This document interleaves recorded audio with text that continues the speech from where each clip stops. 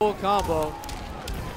Getting the spit going on, baiting out the canary And cry. look at the health bar dissipate as those 2 plasma spits, that damage over time stacking with each one is atrocious. Such a demoralizing character, man. He touches you once and you feel the after effects of all of his combos even after he's pushed you full screen away. Coach Steve doing a great job of connecting in all these strange situations, getting as many spits as he can on. And connecting the back 3, but here we go. PR Raw getting something going, hitting the low into the full screen Banshee Scream. And cross up, keeps it in front. Full combo punish this time, the down 1 into the blood NATO. Dexstar's out and active, push block. Nice stuff, but tries to jump through. No, sir, that shield is still very much active. Great reaction right there, and the whiff punish on the jump in is Coach Steve. Meter burn back 3, which disallows the opportunity to air escape. Yes. Adds a damage boost, and Coach Steve follows with the meter burn forward 3 to ensure a kill. PR Raw gets that jump, gets the first hit, and that bar awarded to him, as you can see on the bottom left of your screen. Here we go. Is this a different drop? person? A little late on the punishes, Coach Steve. PR Balrog very lucky to escape that without getting caught into a loop. Gets the jump in, does not commit, push block. And Coach Steve stopping that low starter string from PR Rog with the down 1. Look at the level of respect from these guys right now. That max range back 2. Such excellent knowledge of the spacing of where his moves are is Coach Steve. Dexstar is now active. Great wake up from PR Balrog using the invincibility on that cartwheel to get to the other side, but that Dexstar trace shot a little too strong on the tracking. He's going to catch Canary on the backside. All right, PR Rog decides to push block, doesn't want to deal with any more of this. Steve giving him a push block of his own. Keeping it safe. Ooh, the jump so back. Yeah, so active. That level 3 Canary Cry into the mix-up. Which side was that on? No one knows. But PR Balrog can make a hit confirm when he sees it. Oh yes, he's an execution monster. Not dropping that back 3. And Coach Steve barely getting that first bar. Still has a little tiny chunk from his first one. And PR Rog needs to get rid of this as fast as he can. And the right idea there with the meter burn roll by PR Rog, trying to make his way in. Quick entry level, but that EX spit so active from Atrocitus and 0 recovery frames. Able to just keep it going with that damage over time. So slick out there, still stacking. Oh, the jump in from PR Rog connects, not only connects, but gives him a great stage positioning right here. Coach Steve with his back up in the corner. The spit is so active and recovers so quickly. It's so hard to find the gaps in there, but PR Rog does with the Canary drop. And great air escape there from Coach Steve, going straight up, avoiding the background, the bounce of that back 3, excuse me, into the mix again. Has an additional 2 bars, but is electing not to spend it. Tosses up, plus frames, same side, and Coach Steve forced the clash as he was facing near death. Let's see how these guys are going to use their bar. Coach Steve decides to put two bars on the board, gets 25% back, and PR Rog down to almost nothing. Literally less than 15% of his health left. One throw should do it at this point. And the Canary Cry from full screen. Punish, that was beautiful. Doesn't have meter to convert, which Black Canary does so much damage. Could have killed. Keeping it safe with the low push block. Oh, tries to down 2, but just out of range. Coming down to the wire, the Canary drop push block from Coach Steve.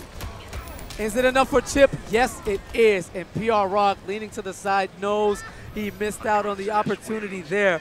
A smile in the dream. Yes, chip damage does kill in this game. And he has to get used to that and remember those mechanics as the punch walk punches him down 0-2. Coach Steve with the slide laugh. Coach Steve knew it too. All right, down 2 into Dexstar. Dexstar is out. Here's where it gets a little tricky. Wow, you don't want to be in the air when Dexstar is out. Very uncharacteristic by Coach Steve. They're going for the raw mix, but when you have Dexstar to ensure safety in that situation, PR Rog would have no meter for a meter burn back 3, so it was basically free. Coach Steve getting opened up by these regular strings of Canary. PR Rog putting it down to Clinic, and Coach Steve fighting back. Raw Canary drop, same side. Coach Steve looking for the cross up. Oh, the delay wake up by Coach Steve really throws PR Rog off his game, off his timing. Such a great asset that every character has access to. And great throw tech there from Steve. He's going to follow it up with that back 2. Such a great advancing mid, that backward sword. And a punish there after that errant cartwheel smash. Acid spits out. Dexstar's live.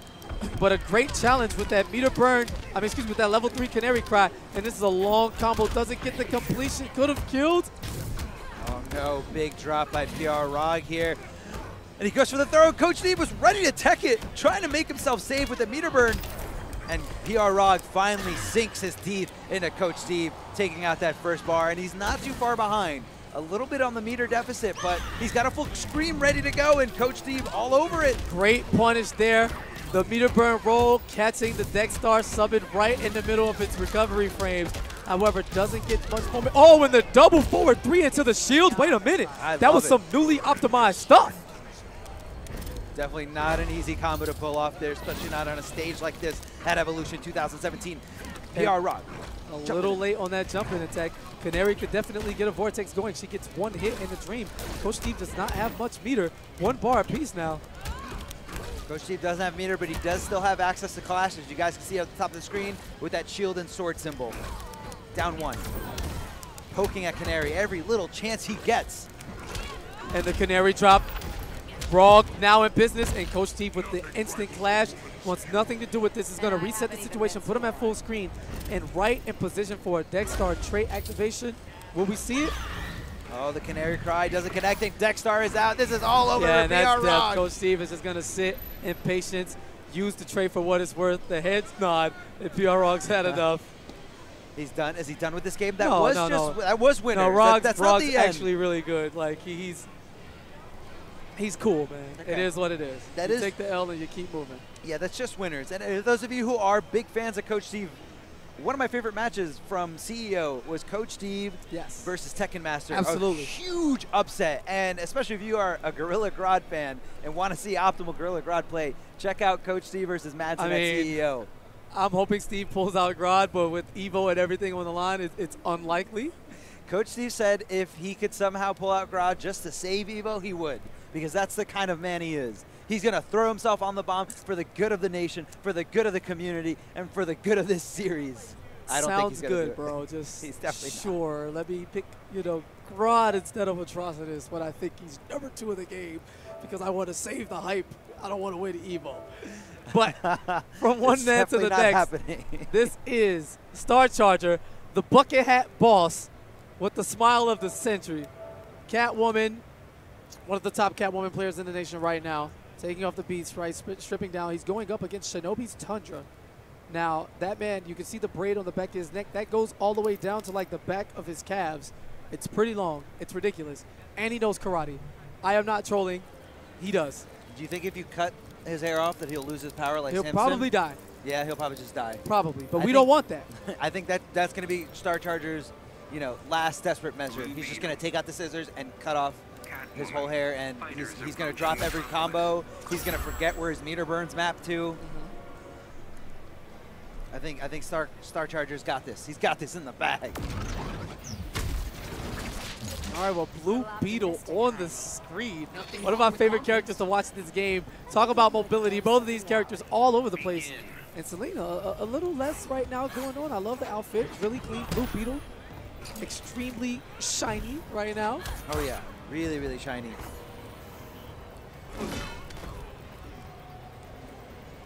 So, Catwoman, I think her best tool is that jump in 2. That jump in 2 has such an amazing range. Really lets her get in when someone's trying to zone her out. Sadly, yes. Batman's gonna kill me. Begin.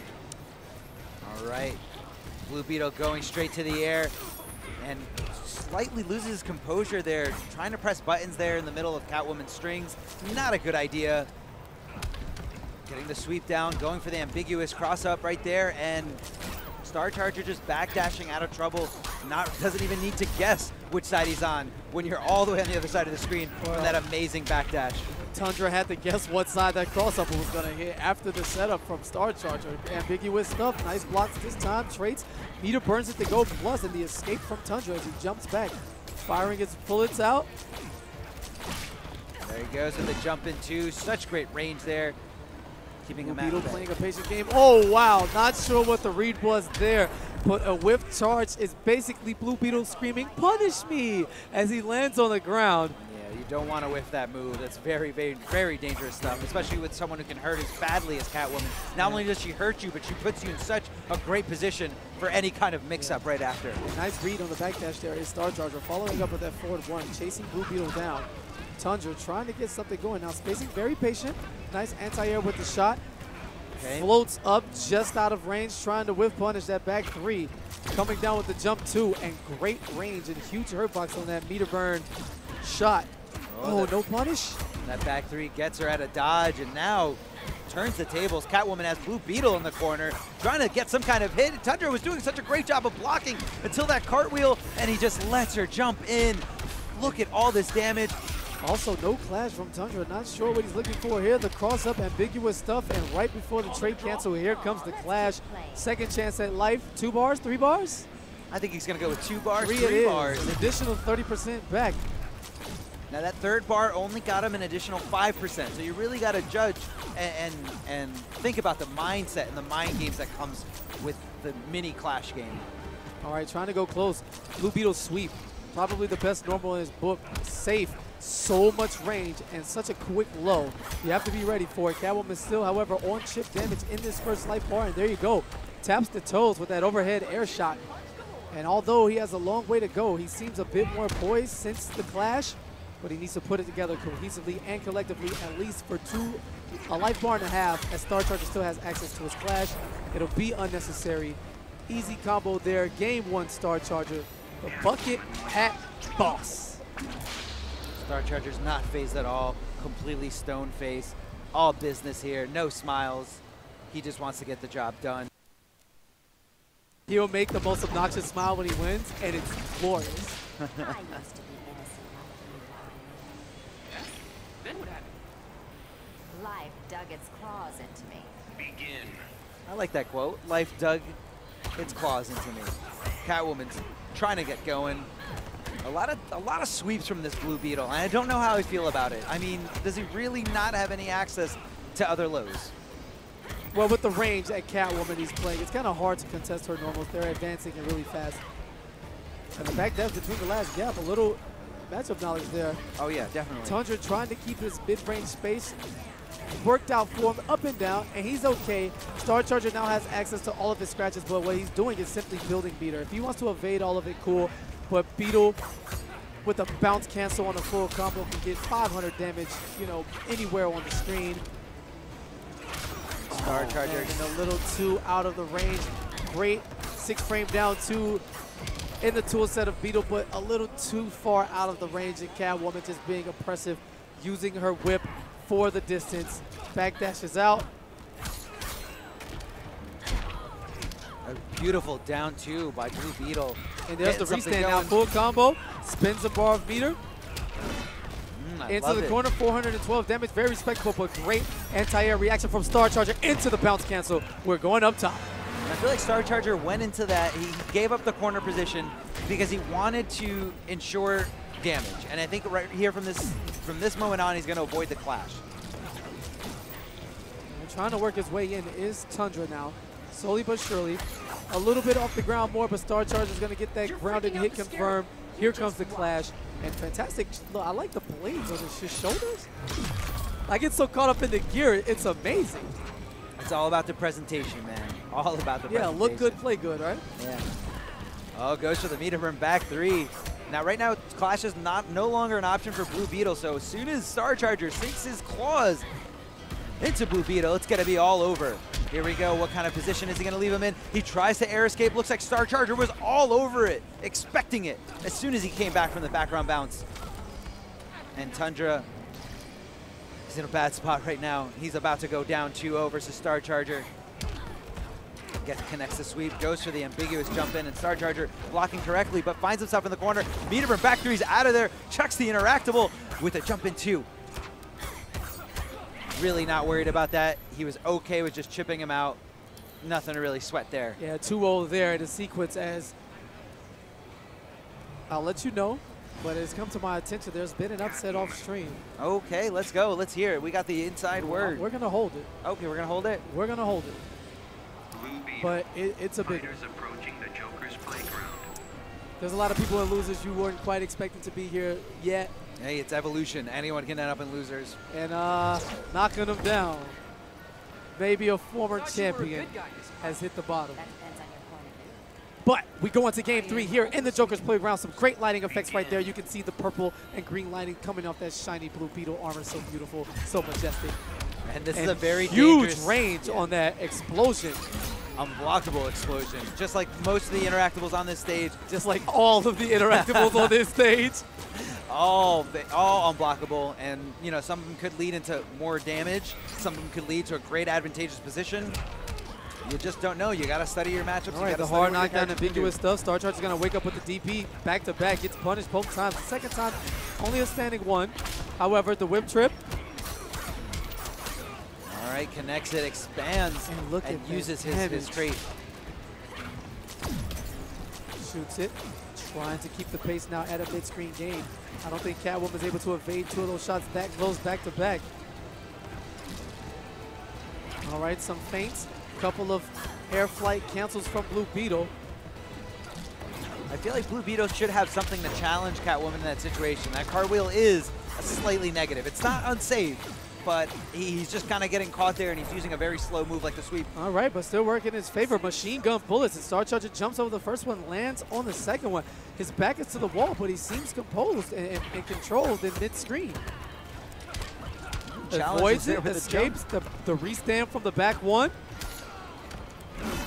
And the wake-up shield bash, everything going right now for Tundra. Still a very close match. The Star Charger very much alive and in it, but a different sequence from what we've seen in those first 2 games. Oh, trying to grab there, trying to do something there, and Catwoman connecting with the cartwheel, still in control, and a beautiful whiff, but he misses the punish. So fortunate that that 4-1 went over him, laying flat out on the ground. He could have got blown up for so much more. Plus frames, but uses the armor on the meter burn interactable to escape. Back to the corner we go, however. He's had strong defense so far. There's the throw tech. Spins a bar to get a little pushback now. Evades it. Star Charger taking his time. Nice backdash. And the sweep safe. Great blocks And by interrupts Tundra. it. Right on point. He's going to allow Star Charger to clash. Stealing this fight. Probably the right thing to do, so you don't have to worry about getting small hits here or there, but he's going to spend 3 bars, 30%. A Blue Beetle B&B may do the job, if not put Star Charger on life support. But again, these bullets taking him down piece by piece, showing signs of life. Is Shinobi Tundra closer? Oh, the whip from... And this is going to be unclashable damage. Air escape puts him in the corner. The whip unblockable, and he is dead. A delayed wake up may have helped him to survive, but Star Charger is going to escape. Nice clutch moments, not faltering, and taking advantage of the interactables at his disposal on the stage. Now, about that upset, as we get into this replay. All right, and here's a replay. As we see Too Easy, you know, getting opened up by Robin here. It's just a precursor, because even though you see Too Easy taking the brute of Toffee Muggs' full combo when he was able to get it going, he is the subject of our update. Too Easy has sent the CEO champion White Boy to losers. That's a big in pools. upset. White Boy was up 2-0, and Too Easy ran it back 3 straight. Atrocitus over Scarecrow. That's very interesting, and that is a huge upset. I mean, but Too Easy, you know, I feel like he wasn't really there in the beginning of MKX, and he really started, you know, showing up to online events. And then after he felt like he was good enough to really make a mark in these offline events, he tried his best to make it to these events. And, you know, continuing here in continuing here in Injustice 2, that is a huge upset and a huge scalp for Too Easy. White Boy, fresh off his win from CEO, and it wasn't even just a win, it was a very dominant. Yeah, White Boy, who was newly signed sponsor, picked up by Renegades, showing up here today in the first event, the biggest tournament of the year so far, has a long road ahead of him coming in losers. Now, we saw Infinity earlier with her Catwoman play. She has made it to the winners final of her pool, and that man is Circa's Forever King, 3rd place at Combo Breaker. Top 8 at CEO, and the obligatory on-stage selfie. with the peace sign. King, just a man who enjoys the moment so much, and he has to take it from all angles. I'm not sure if he's forever king or queen right now. He might be doing a little too much. Wow. And he took a picture off to the side as well. All right, wait a minute. Can we do some regulating here? You have a photographer there to take pictures of you, but no, I have to take my own selfies first. What's up? Hollywood boys in full effect, and Forever King, the happiest man in the building. I like it. He's such a guy. He wears his heart on his sleeve. Highly emotional, extremely cocky, but backs it up. And such a great character that he is. The man has just as much skill as he has personality. And now he has to tweet or something because, you know, he's on the big stage. Oh, yeah, he's on the big stage. Very familiar with this situation. Very familiar with being here, playing under pressure. And we're definitely going to be seeing some Batman from Forever King. I thought you were done with One of the best out there. How else can a girl Optimizing his get your combos, attention? optimizing situations. You know, in Injustice 1 and in Injustice 2. Is this man serious right now? Like, can we not hold up a tournament? He doesn't need a button check. I don't know. I don't know what he's doing. No, I'm teasing. It's fine. It's okay. I was going to have you go there and regulate. No, You're no, okay? it's fine. No? Okay. Everything is fine. We're just having some fun, man. You know, people are personalities and characters. They aren't just drones who come up here and, you know, get on the sticks. Yeah, so we're going to be seeing a lot of batarangs, you know, and Catwoman's just going to try to find her way in. And it's not a hard thing to do when you have that jump into range. It's not a hard thing to do when you have meter burn, cat dash. All right, let's get this show on the road. Winner's final.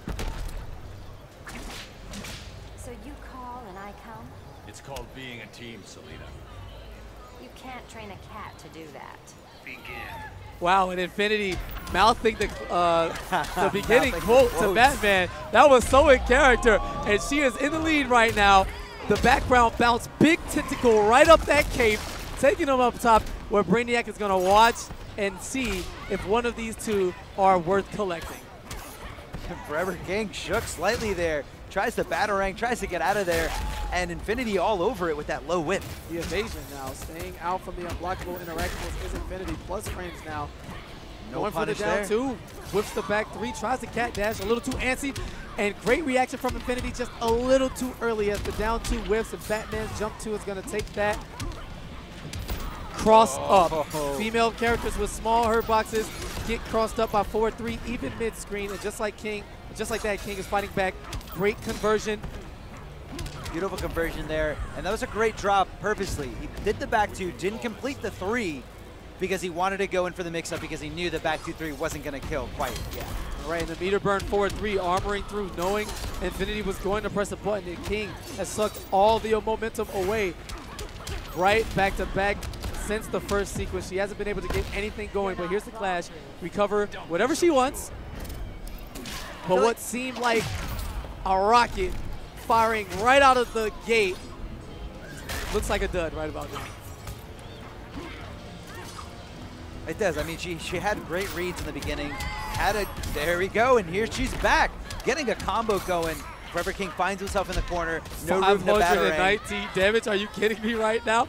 Trying to avoid anything. And no conversion. The whip trip. And she's trying so desperately to get that last hit, but instead gets opened up. Brainiac says hi. He is not convinced. Not worth collecting. And King with the oppression, with punish on the back three. And that's going to be all she wrote? Yes, it is. He took that last little pixel so far and just ran with it. Infinity couldn't even get rid of that first bar. Forever King not sweating it, smiling, having a good time. What are we going to see? Slide out the gate. Infinity getting the first hit by punishing the slide. Forever King connects with that low launcher. Throws out the batarang, slightly whiffs the forward three. And chucks the unblockable interactable that does respawn over and over again, so keep your eyes out for it. 1, 2, 3, lifts up the jump 2, 1, 2, 3 again. Just having fun with the button, just Forever King into the sequence, plus frames. This time blocks it successfully, but with that corner lockdown, the meter burn back three, armoring out is Infinity. Taps him with that whip. Batman a little, let him know. Infinity respecting Forever King a little too much on his wake up. She needs to go in, she needs to get aggressive. Oh, Forever King barely dropping that combo. Not enough gravity there. Not a cross-up, but instead, right on the top of the head is King. Getting his sequences and bunches, one thing leads to the next. Meter burn 4-3, great reaction from King, and the anti-air to follow up. He will not escape this corner. Pressure time, one bat active, keeping it going. Dashes up. Oh, and the combo didn't seem to connect. Not sure if it's because of Catwoman's tiny size, but that combo should normally work as long as your opponent's back is up against the corner. And nice bait there, the back three after the 4-3. Into the meaty whip trip, King blocking his legs, looking for the distance, and the slide conversion.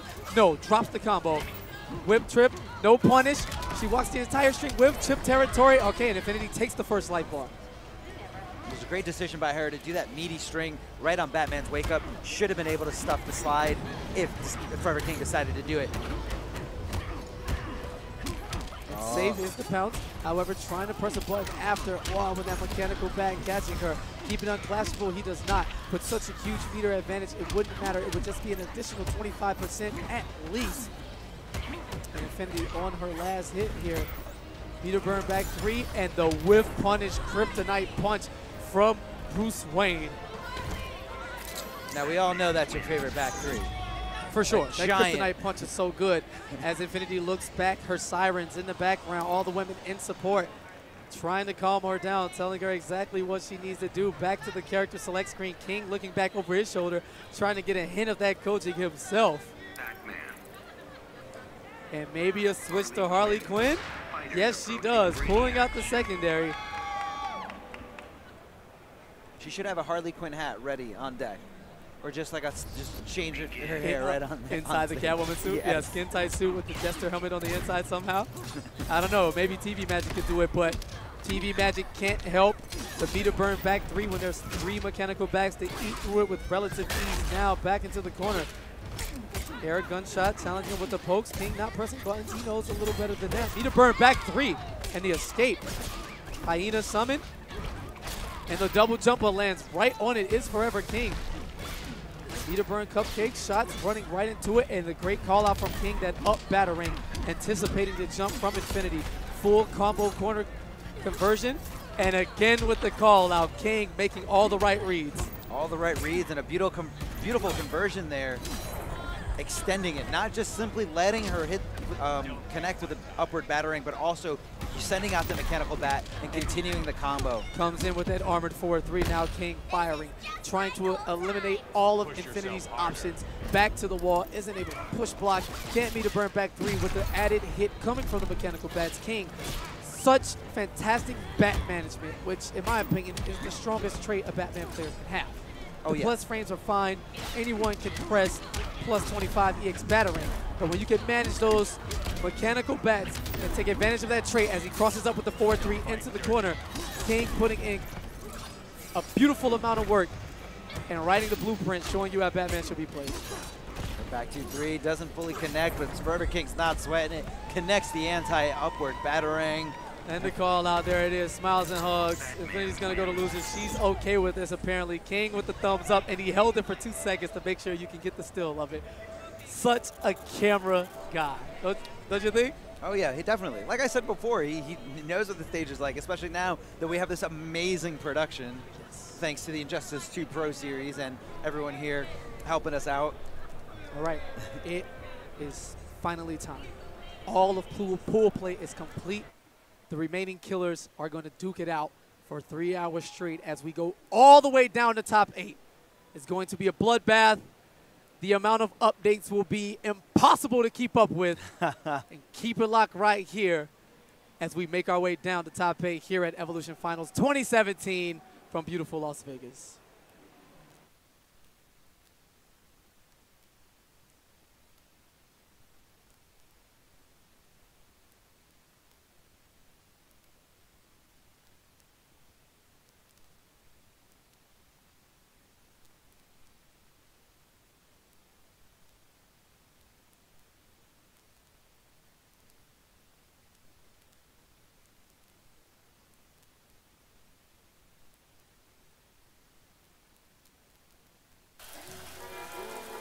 Only you can shower. To smell unique. To smell confident. To smell amazing. You got something Smell like the best you with Axe U Body Wash.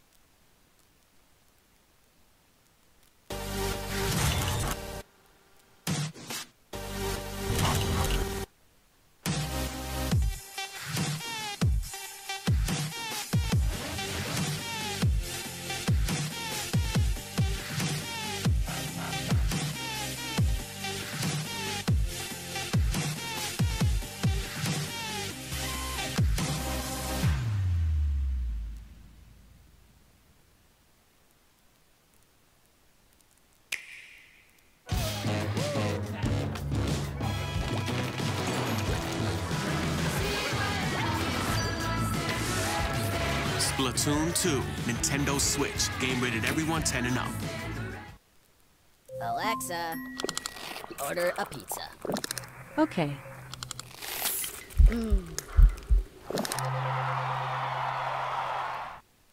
Alexa, order a pizza. Okay.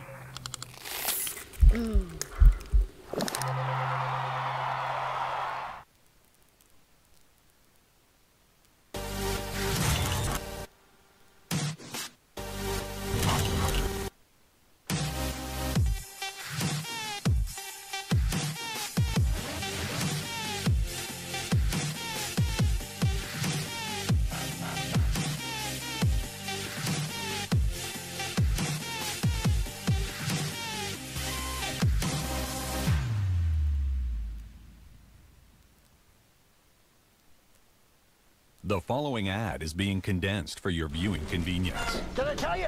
What's that? Switch to Geico, saved a ton of money on car insurance. That's cool. So I guess 15 minutes early could save you 15% or more. Awesome. Save yourself, buddy. He said that summer vacation was making me more dumber. And told everyone I use fake fish. Do you realize that you are ruining everything? Yeah, it's kind of my thing.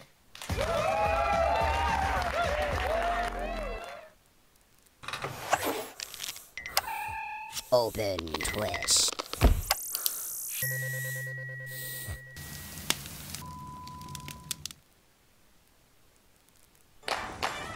My 5 hour energizes my ride. My 5 hour keeps me on my toes. My 5 hour makes me super dad. My 5 hour is my morning wake-up call. What's your 5 hour? What's your 5 hour? What's your 5 hour?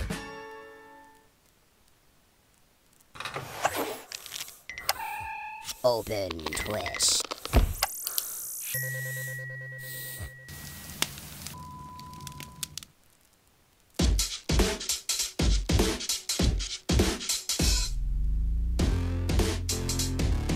Power up with a punch. Introducing new Dunkin' Energy Punch, powered by Monster Energy. America runs on Dunkin'. First, they're sour.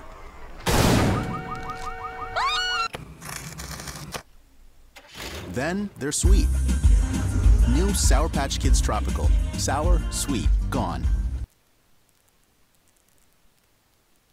Core i7s. Number one, gamers come to us because they want to know how to get the best performance possible out of their games. There are really only two kinds of gaming laptops that I get personally excited about. Meet the MSI GS63 VR. You know, we've got a video with 5 million views that explains the difference between a Core i3, a Core i5, and a Core i7.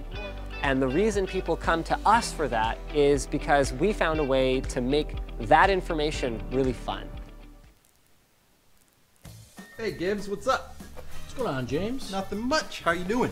I have a dilemma. I think I'm going to switch off the hard hat. Well, what are you going to pick? Well, the pros don't really use toppers. Then you have to go with certifications. Maybe go with certified turtle, possibly. And then, of course, got to stay with the candy corn boost because that's the most important. Well, that's cool, but I'm going to pop out to 7-Eleven, so I'll see you later. And rock the Dominus? Seriously, James? Brisk Watermelon Lemonade is available only at 7-Eleven for a limited time this summer, so get yours now.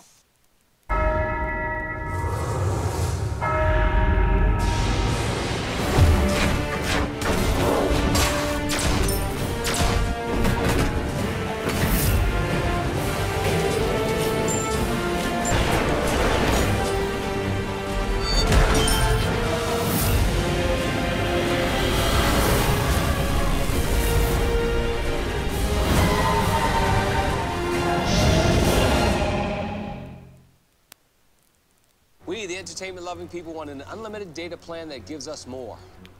We want more than just texting. More than just surfing and shopping. Because sure, we want to use this to call the people we love, like our directors. But mostly, to get the entertainment we love. Switch to AT&T for the only unlimited plan that gives you 60 channels of live television on any screen, all for $70 a month. The following ad is being condensed for your viewing convenience. Can I tell you? What's that? Switch to Geico, saved a ton of money on car insurance. That's cool. So I guess 15 minutes really could save you 15% or more. Awesome. Save yourself, buddy.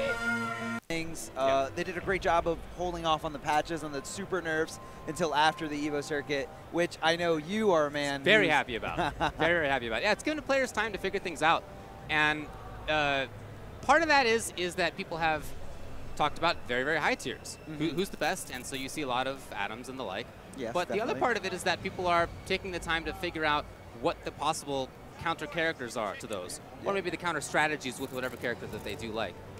So yeah, we've seen a bunch of diversity so far this weekend. We saw diversity at CEO. Oh yeah, Scarecrow taking it, the only Scarecrow we saw. That's right, yeah.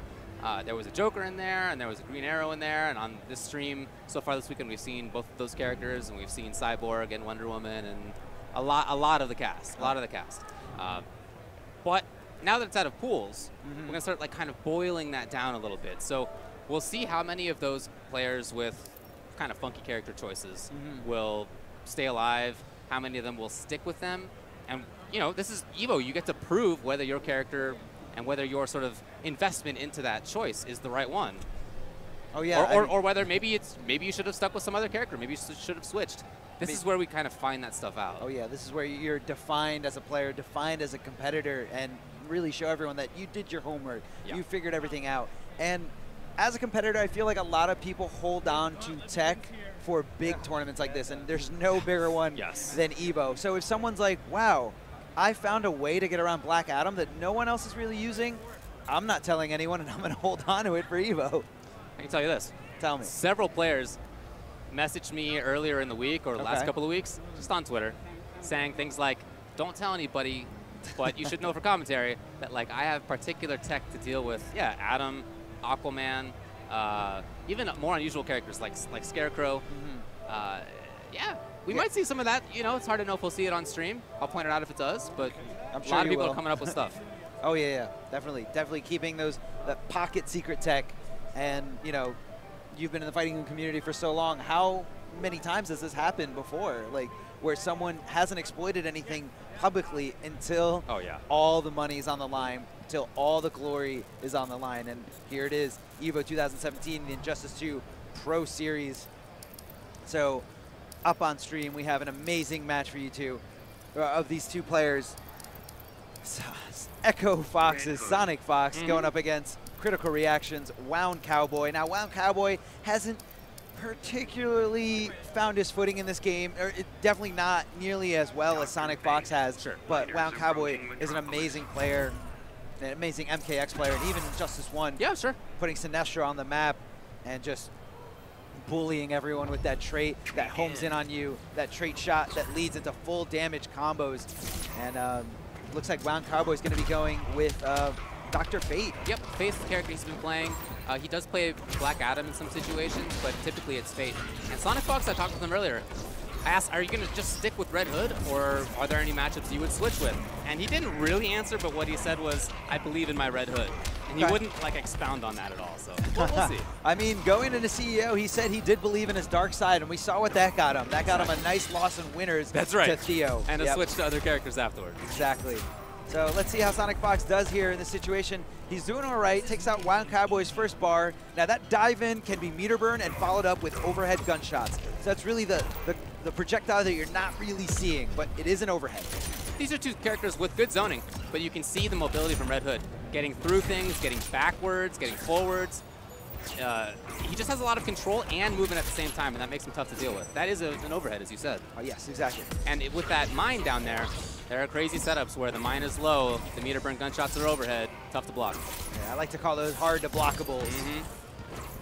Okay, finally takes the life bar. Wow, Cowboy's in a bad situation. He does have 3 bars to expend however he wishes. He can use that for full screen, meter burn, enhanced shots like you see right there. And setting it up with the orb too. Orb, extremely important for controlling space, but you can see how important those mines are too. When the mines are out, they're gonna explode. Yeah, and you have to respect them. Exactly. Doesn't matter if Red Hood gets hit or not, and Sonic Fox taking that first game over Wound Cowboy. A lot of Fates like to do forward 2 into the glyph, right? To just kind of control space. Some characters, many characters can't punish it well, but Red Hood can. That forward lunge, super fast. Checking at the mine, a great decision by Wound Cowboy to jump at it, to get out of dodge and just jump in the air. Okay, goes with the overhead ender. Very different options. Yeah, there's the low. Bringing out both of them just like that. Checking the mine, and Wound Cowboy just in time to block. His trait is active, changes the properties on all his special moves. Woo! Beautiful knowledge. Beautiful punish by Sonic Fox. Normally that projectile would be safe if trait wasn't active, and Sonic Fox was ready, knowing exactly when trait was going to be was no longer going to be active. Ooh, boy. The very fast trait gunshot.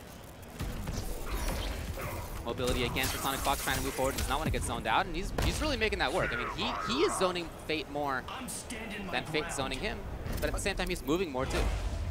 Yeah, Red Hood has that mobility, has that forward lunge. Such a great tool. Again, Glyph wake up. Chip. Oh, escaped. Ah, okay, there it is. And there's the shoulder bash by Wound Cowboy. Finally taking out Sonic Fox's bar. What's he gonna do? He's got to set up a situation here. I want to see more frozen orbs by Wound Cowboy. I feel like he hasn't really been doing that much. Frozen orb is great. It stays there for so long. Right. And there's that mine. Okay, out of the air. Got to set something up for himself, and he let it go. He's saving bar. It does cost meters to make it stay still. Above. Wow. On reaction. Chip is all he wants. That's all he cared about in that instance. Sonic Fox running away with this over Wound Cowboy, going up 2-0. Right out. Cowboy's going to stick with it. Try to get a little stagger there. But yeah, look at that from Sonic Fox. Immediately back in. Trying to move forward, trying to get something. Punishes the landsies. Throws out the mine. And a great check by Wound Cowboy there, but he wasn't ready for that throw. It's Sonic Fox mauling him and just diving in, continuing the relentless pressure right now. Those fireballs from Fate, they're highs once you're about half screen. Yeah. So Sonic Fox has used that to his advantage. Lunging under, rolling under. Really made it tough for Dr. Fate to zone. That's funky. Again, landsies. Wow. Incredible execution by Sonic Fox, leaping in, knowing Dr. Fate, a wake-up attack was not going to stop this situation. So much control for Sonic Fox, so much mobility. And even that damage that Wound Cowboy had to spend a bar for, it was lost right away. Sonic Fox had the mine right there. No, definitely a trade in Sonic Fox's favor. Yeah. Not only in damage, but also in an advantageous frame position. You know, it knocks Dr. Fate off his feet, where Red Hood just kind of stays there standing, ready to move right away. Wow, what a call. Hits him with the overhead. That's it. You know, because in most situations, you're so scared and so conditioned to respect Red Hood's forward advancing low that you're just usually always holding down the ducking position. Yep. So Sonic Fox is ready. The one time he goes for the raw forward three, it connects. It connects and it gets him the super and gets him the clean 3-0 victory. Is lunge back forward 3? I believe so. You think he just probably wanted that? No, he wanted forward 3. No, I don't know, maybe. I don't know. Yeah. So you can head over to Smash.gg and see all the matchups for yourself. This is the start of round 2. So in this kind of further pool, it's not pools play now, it's the next round, but in this funnel that we're going through, Sonic Fox just beating Wound Cowboy, gonna have to play the winner of Jur and Rio. Jur and Rio. Jur from Canada and Rio from New York. He's looking good. Yeah, he is looking good in this game. I mean, even in Injustice 1, he didn't. It was such a strange situation. Rio didn't go to too many tournaments, but the ones he did go to, he usually always made top 8. He's a talented player for sure. Definitely. And guys, we're gonna check out this replay with Forever King going up against Infinity. Forever King using that beautiful mechanical bat to extend his combos, and that cross-up forward 3 just because Catwoman is small enough to fall under it. because of that tiny hitbox. Nice. Pay attention to this. Forward 2 to cancel the mechanical bat, and then he catches him right before he falls, launches the mechanical bat, uses the forward 3 for the bounce, and pay attention to this reset situation. The combo super scaled, so he's gonna purposely drop the combo here, go for the forward 3, and it somehow goes over to the other side. Infinity was not ready to block it. At that level of Batman play, he's such a fun, creative character. Oh yeah. I mean, standing resets are so important in this game. Yeah. You know, not as important, like if you took that in another game, I guess like Street Fighter, where wake-up moves always have invincibility. Yeah. It doesn't Whether really matter. they wake up or not, doesn't matter. Right. Yeah. But in Injustice, in this system, you have to be on the ground for it to be considered a wake-up attack. Right. In Wake-up order attacks get armor as wake-up attacks. It's a special status in the game. Yeah, and exactly. it applies invincibility to a set number of special moves. Not to all, but each character has one or a few invincible options. So moving on to the next one. Big D against DR Gross. Big D with Poison Ivy probably, and then DR Gross. Okay, I had heard that he switched to Black Adam, but here's Lantern. Yeah, here's Green Lantern. I feel like that's usually what we've seen Gross. Yeah, for sure. His go-to character. And these guys are very familiar with each other, both from Florida, and both been training partners since the beginning of MKX. Gross played a strong Lantern in Injustice 1. Oh, yes, he did. I'm really happy that he stuck with the character. It's a character that I don't see very often, it seems so far. But I think there's a lot of strengths in Green Lantern. Oh, definitely. And I feel like they kind of made him a little bit more zoning heavy compared to Injustice 1, but Gross adapted very well to this character and the way he is, taking advantage of his assets. Smart guy, that's for sure. Excellent whip punishing, excellent footsies. Gross was all over that interactable, knew Big D didn't want to be anywhere in the corner. Big D trying to buy some space. He's trying to put out his trait, and he does at a very, very poor time, and Gross ready for it. As soon as Poison Ivy gets hit and her trait is out, the trait goes away completely, and she's got to wait all this time for her to summon it again. Takes a long time, and in the meantime, does not have very strong mix-ups. Some good space control footsies in the mid-range, but other than that, not terribly strong in a lot of ways. That wake-up there was the attempted wake-up command grab, but it's only a high, and if you're in the air, it doesn't want to be there. Okay, there's the range on forward 3. Forward 3 has amazing range. Really throws a lot of people off. Like, you don't realize it's a forward 3 until you get hit by it. Right. And you're just like, why did that reach me? Forward 3 of his own. Ooh! Gross. And Big D all over it with the meter burn back 3. Setup trait? Yes. Yeah, he waited this time, and damage. Trying to get some blocks. See the meter building too, Poison Ivy. Oh, Gross not ready to give up that first bar yet, but Big D successfully takes it out with that trade. And here it is, the trade slowly coming back. Very soon will be accessible by Big D to activate, and it looks like he might do it here. And he does, and it blocks just in time. Gross in a bad spot right here. Good, well, reasonable damage from far away, and again, meter building is legit. Gross is just looking for any kind of trade. Okay, gets the armor on, takes a little bit less damage now.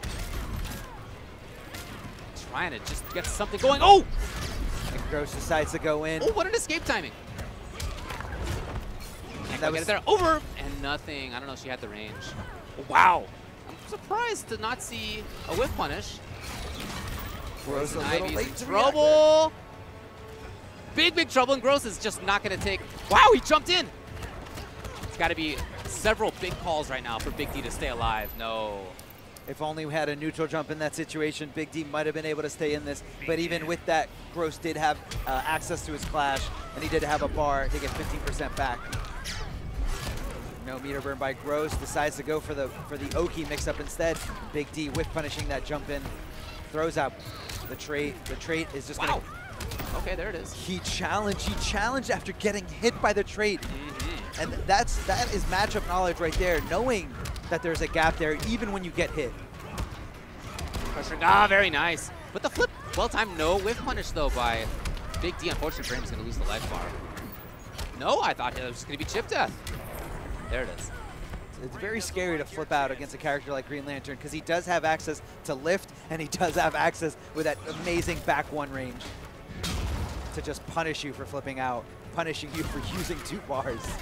Oh, tried to get it a little bit too far away. Here's a whiff punish. Wow, did that get there in time? It seemed like it. There's a lot of delay as you land. Yeah, that was great. That was perfectly timed by Big D. All right, meter burns it as well. See what he gets here. Reset. We might go into chip territory here. No. Gross fights his way out with that back one. Goes into a full combo. Reset. Oh. And just trying to poke, just trying to get the life bar with Big D. And it's not happening quite yet. Oh, what a call! Getting hit by interactables and finally getting rid of that first life bar. Big D's in a pretty bad spot, but he could turn this around. Or he could just prove that he's right and that Poison Ivy is not a good character. Yeah, he does think that. It's a win-win situation. Right, yeah. All right, throws the mud on, throws the armor on. The trade is out, but unfortunately for Big D, he takes the hit and the trade goes away. No options left. Gross going up 2-0. I love the use of the meter burn lantern. Oh, yeah. It pokes across the screen so fast. So quickly. Very, very fast. It knocks you just straight on the ground. Yep. And it can punish a lot of things from very far away. A lot of things in this game that are strong are, quite negative on block. It just rarely comes up as a problem because you're far enough away. But, for example, some of the drills that she was doing, we saw this. Gross punished with the meter burn lantern from full screen. So I guess it could be a problematic matchup for Poison Ivy.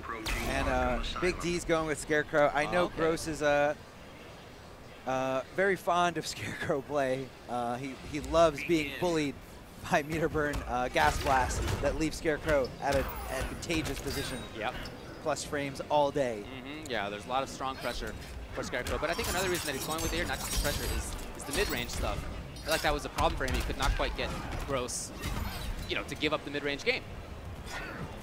Oh, Big D was looking great at the start of this. Wish he went with Scarecrow in the beginning of the set. Right. But hindsight is 20/20. Thought he could get the win with Poison Ivy. And a beautiful walk away from that interactable. Big D, very aware of his surroundings. I really like the style right now. And it's patient too. Yeah, he was out of range, I should say. Safe activation on the trade. Wow, down 2 is pretty good. Even though Gross is getting his combo on, Big D is slightly doing a little bit of damage, and now he has access to a full screen mid. Was not watching his toes. Wow, okay, 2 bars lost. Great block. Not that time. The shimmy Traumatized is almost gone. It is a wake up though, and he tried it, but there's not enough invincibility on it. A little bit, but not enough. He tried it, and it was so desperate.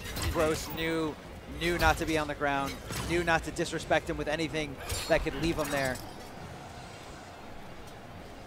Again, this patience from Gross. See him walking backwards a lot. Just hoping to get Scarecrow to overextend. I don't know what that was about. Was he looking for flip again, maybe?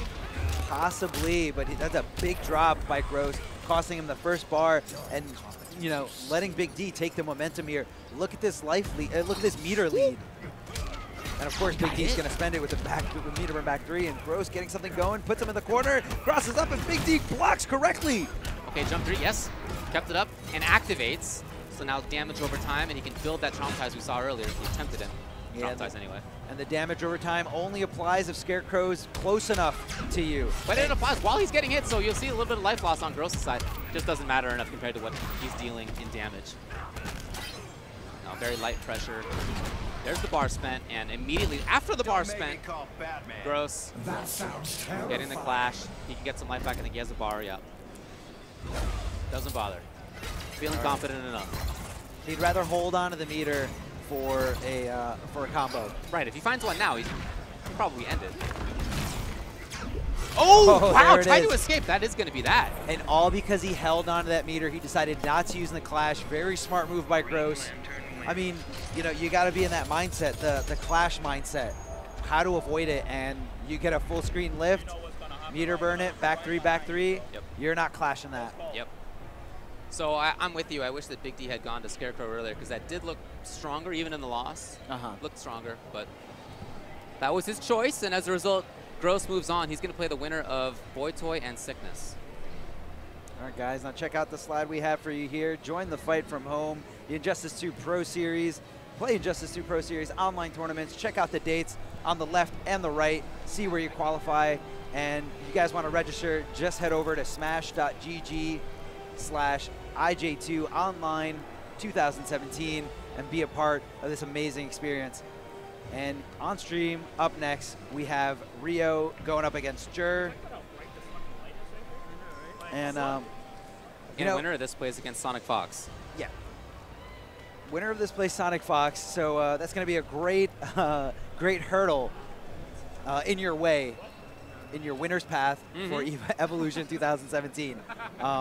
Everybody's path is tough, but in looking through some of the paths, I felt like the path that includes Sonic, you know, Rio, a few other players, that seemed particularly tough to me. But I asked Sonic about it, and again, he said he was feeling confident. Confident, and he believes in his red hood. Well, Theo is in that path. I mean, we're talking about making it up to the top 8. Theo's in that path. I believe Silver Eye's in that path. Tough one. Silver Eye, you know, didn't quite get those top 8s, but he was getting those, you know, just outside of it. Yeah. And he did gather up enough points to get, you know, to qualify. And I think everything's going to be all right. Jur usually going with Black Adam, and Rio has been playing a lot of Catwoman. Catwoman looking like a very strong character right now.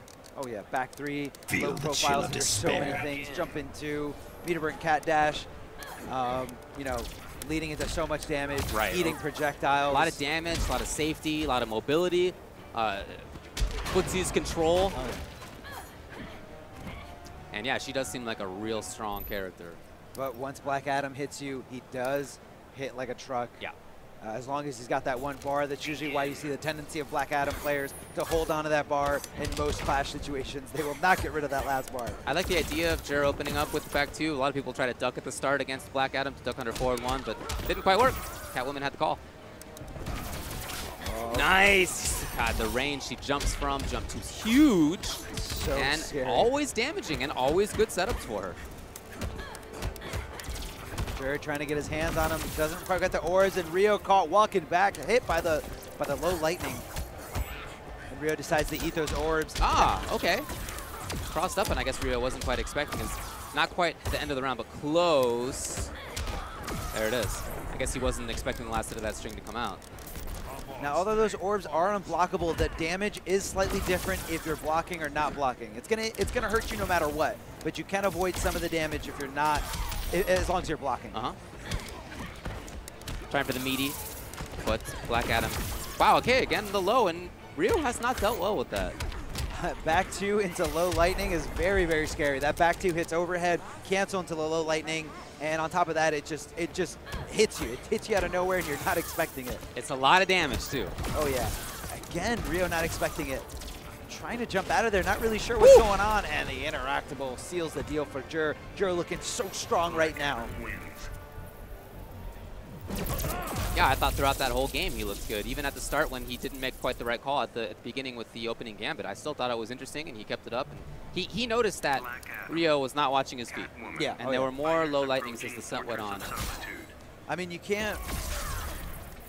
In this game, even when you're walking back, if something's active, it doesn't lock you in there. So movement is very important, but you can't move if you're ducking. So Rio would just kind of utilize that movement, utilize that motion, and Jur took advantage of it. Yeah. There's again the low. The low lightning, Rio not reacting to it is very dangerous too. And it's also interesting because in the beginning of that last game, Rio punished Jur so bad for throwing out that lightning, and Jur didn't care. Ooh, the call was there. He knew that was not going to be a true meaty. He had some time to get the Meterburn 3 activated. There it was. But speaking of Meterburn 3, one of the best right there coming out. And now Catwoman with the meaty attempts. Oh, nice. Not enough hits of armor there. Rio going right through it. Cool, I love the stagger. Oh, and here's going to be a big combo. A very smart call by Rio to clash right there in that situation. It's going to be a ton of damage. And look, instead he has a lot of meter. He can sell what he wants. Gets 25 back. He's not too far behind here. He's just got to get rid of this first bar and get rid of that clash to really even up the tides right now. Connects with the low into the Meterburn Cat Dash. Great hit confirmed by Rio, showing everyone why he's one of the best out there. God, that range is crazy. That range is crazy. The dive kick, Rio ready to challenge, and Jur jumping over and getting hit by that overhead jump off the wall kick that Catwoman has. Ah, okay, the grab. There's been a lot of patience in that kind of scenario so far. Neutral jump on wake up. Neutral jump on wake up is such a strong tool in these games. really leads to a lot of damage. That was very tricky. Cross up or not. Was that the secret stuff? I've never seen that set up before. No. And it's so tough to avoid this, right? He has the mobility. He has the trait active. That's that. What do you do? Got to hit him, but even if you do, there's a lot of work left to be done. Yeah, Rio, I think right there at the end, he was looking to connect some kind of jump in two.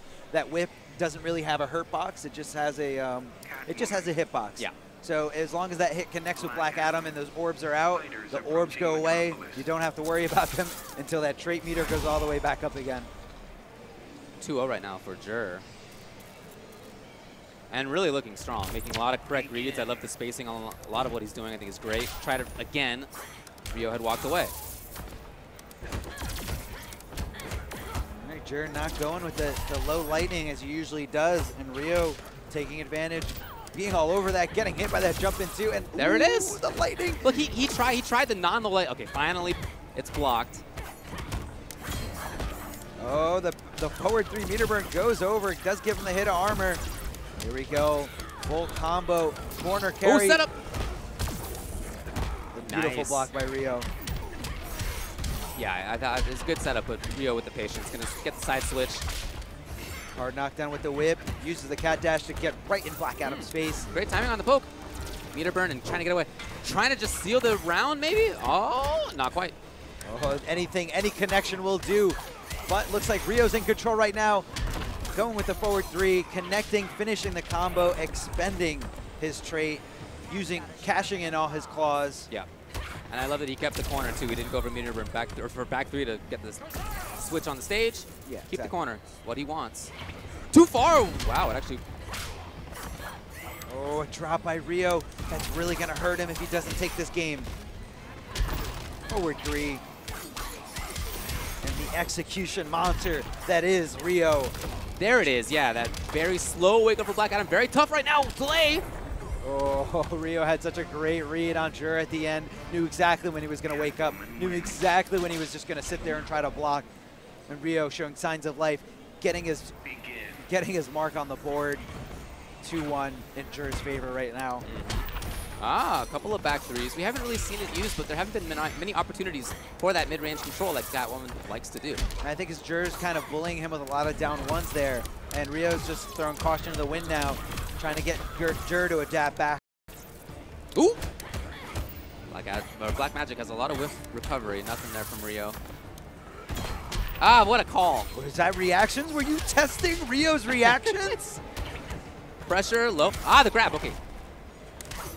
And right back in there. Does not want to let Adam go. He's seen a lot of wake-up activity from Jur. Neutral jump, trying to escape otherwise. All right, the cartwheel. Really? Jur challenging with that low lightning. Oh, it's there, but she hits him first. She hits him first. The orb goes away, just like I said a few games ago. All right. Can keep it up. Trying to do so right now. Out of the air, look at this. Yeah, Jur finally just saying, okay, it's too tough to take that last little pixel. I'm just going to finally get the wager. Jur, yeah, no, he was looking for that down 1 into trait cancel, and Rio was all over it. Such a great read, so calculated. Oh, he stays on top. Stays on top again. Look at this evasion. That last little pixel, finally it melts off. He evaded 2 rounds of orbs, having absolutely no health left in that first bar. Oh, he just went in.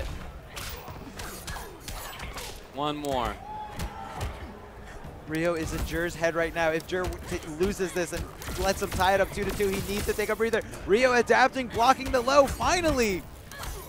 Rio going for chip damage at this point. Yeah. Nice stuff. He really, really should not hit rematch. He was in such control in the first 2 games. Rio brought it back. What an amazing set we're seeing right now. And to have that kind of evasive play for as long as he did, that for Rio, that makes you feel like a boss. Oh, right? That makes you feel like you have control.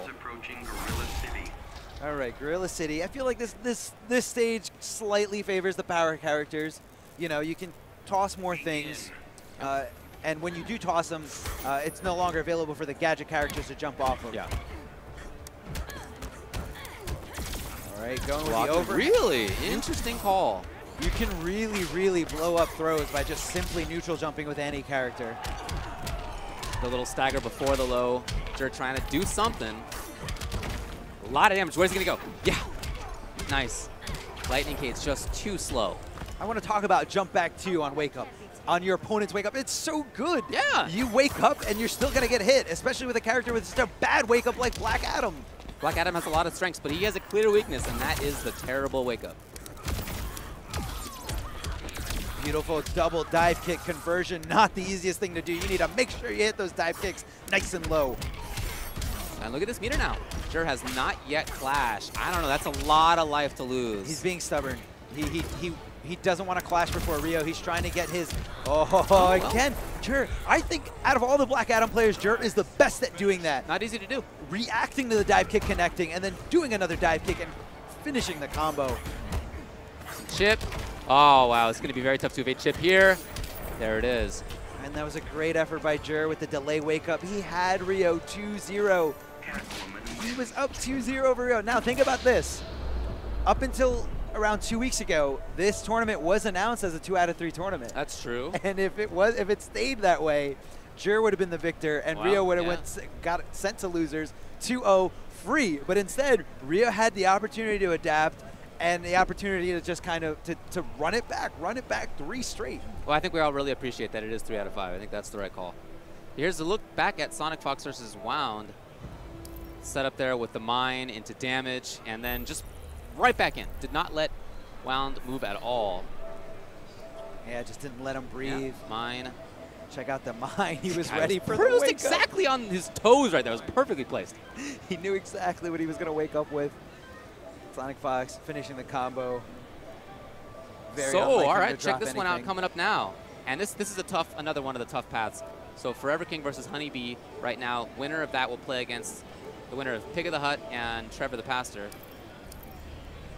But yeah, Forever King and Honeybee. I heard that all Flash mains, all of the like top level Flash mains, made it out of their pools and winners. They did. But you know, it just kind of Flash has its problems, and I will agree. Yeah. I will agree with that. And I guess most Flash players aren't adapting to the delay wake up. But it's kind of like how in the last season of Street Fighter 4, they added the delay wake up mechanic. And yeah, sure, some like set play characters did complain about it, but as the game progressed, people found ways to identify a delay wake up and then exploit that. Because when you do delay wake up in this game, you don't have access to your wake up attack. So I think Flash players just need to kind of find something, you know, lab it up a little bit more. I'm not trying to upplay Flash. I'm definitely not. Sure, yeah, fine. But I'm with you. I feel like he has some strengths. I think he has some clear weaknesses too. And looks like Honeybee is going to be going with Aquaman. May not be Flash. I asked him earlier, are you going to run Flash the whole day? And he said yes, with the exception of facing an Aquaman. He would play Aquaman. But here he is against Batman, and we'll see if Aquaman is the final call. Maybe he thinks it's a clear counter pick. I mean, I feel like in Injustice 1, that's definitely true. Yeah. But they did a good job of balancing out that matchup, and it's really, Batman can hold his own. Okay, no, he's going Flash. Flash it is. I like it. Why did he troll me with Aquaman? Why? Pretty sick outfit as well. I asked him, what's the deal with Flash? Like, you know, you just like the character a lot. He said he really likes the character. He feels comfortable with the playstyle. It's the playstyle he wants to play, and he wants to make it work. All right, he's got to watch out for this mechanical bats. He can send him out at any point, even if he is recovering from an animation, which is what's so good about mechanical bats. Yeah. And Honeybee is not really building as much bar as Forever King. No. He is, but he is building some, and slowly he's getting Forever King into the corner. So I guess this is kind of one of those weird stalemate situations where there's not a clear reason to stop doing what you're doing. Yeah, well, Honeybee is a veteran. He's an Injustice 1 legacy player, so he knows and he understands the mechanical bat game. Oh, he's over it! And I don't think either one expected him to be. Beautiful down 2, but unfortunately doesn't get the trade confirmation. Tried to get underneath. He did, but not enough to touch Batman. Out of the air. All right, now, what's the setup? Goes for the low. Great block by Forever King. And Honeybee getting opened up by that low. Batman players do say that Batman has no mix-up initially. Well, he has that low, but yeah, if you have the bats involved, of course, it's a different story. And Forever King sealing the deal. You're grinding gears, Barry. Batman is so versatile. He has such screen control, as you can see with these, with mechanical bats, but then the pressure as well. Very strong pressure potential once he has those going for him. He doesn't yet, though. Great Oh, he block just by activates it, and he got the hit. So fast. That backdash took a million years to recover. Lots of harassment going on in the corner. Stance cancels. Still pressing. And Forever King is doing a lot of blocking, but there's also a lot of chip damage. But that's definitely not what Honeybee wants. He wants to hit. He wants to connect. Jump and two. And he gets a down very two. overzealous Forever King jumping in. Oh, he wanted the low. I love the idea of it. And then jump two there, but the escape.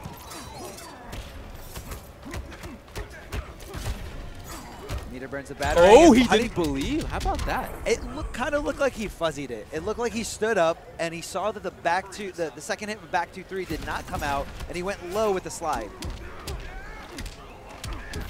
So Forever King tried something, didn't quite work out. But other than that, he's had a lot of control in this match. Both players Honeybee getting that bar. To build meter.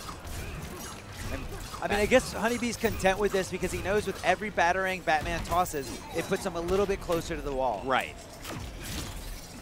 Oh, is he in? Not quite. What a punish on the Landsy. Been a while since we fought. Let's see what Honeybee gets here. 3 and 3. Wow. All right. Forever King content, believes he can build meter, and he can, but currently in the corner. It's got to be a few mix-ups right now for Honeybee. Is he on the verge of a... Oh, whip punish? Is he on the verge of a comeback? He's got one bar. He can cancel, did a lot of damage, and Forever King puts a stop to it. Never again, Bruce. Yeah, I think this is not just really about getting life back. It's about getting out of that situation. Bats up. Ooh. Beautiful block by Honeybee. Goes into the running stance. Pressuring the low. Okay, starts it off. Now he's got big one. And there's already been clash, so all this is going to be in there. 2 bars there for Batman, but probably too late. Got one more bar. What's the mix-up? Where's he going? Overhead. There it is! With the comeback. Absolutely insane. The comeback factor, the clutch factor. This is Honeybee, the man that's been on a non-stop campaign about how bad his character is, taking down Forever King in that first very grueling match. That was one match. That was one, yeah. Forever King not playing games anymore. Decides to go in, but he drops his combo. Oh, really put up the wall.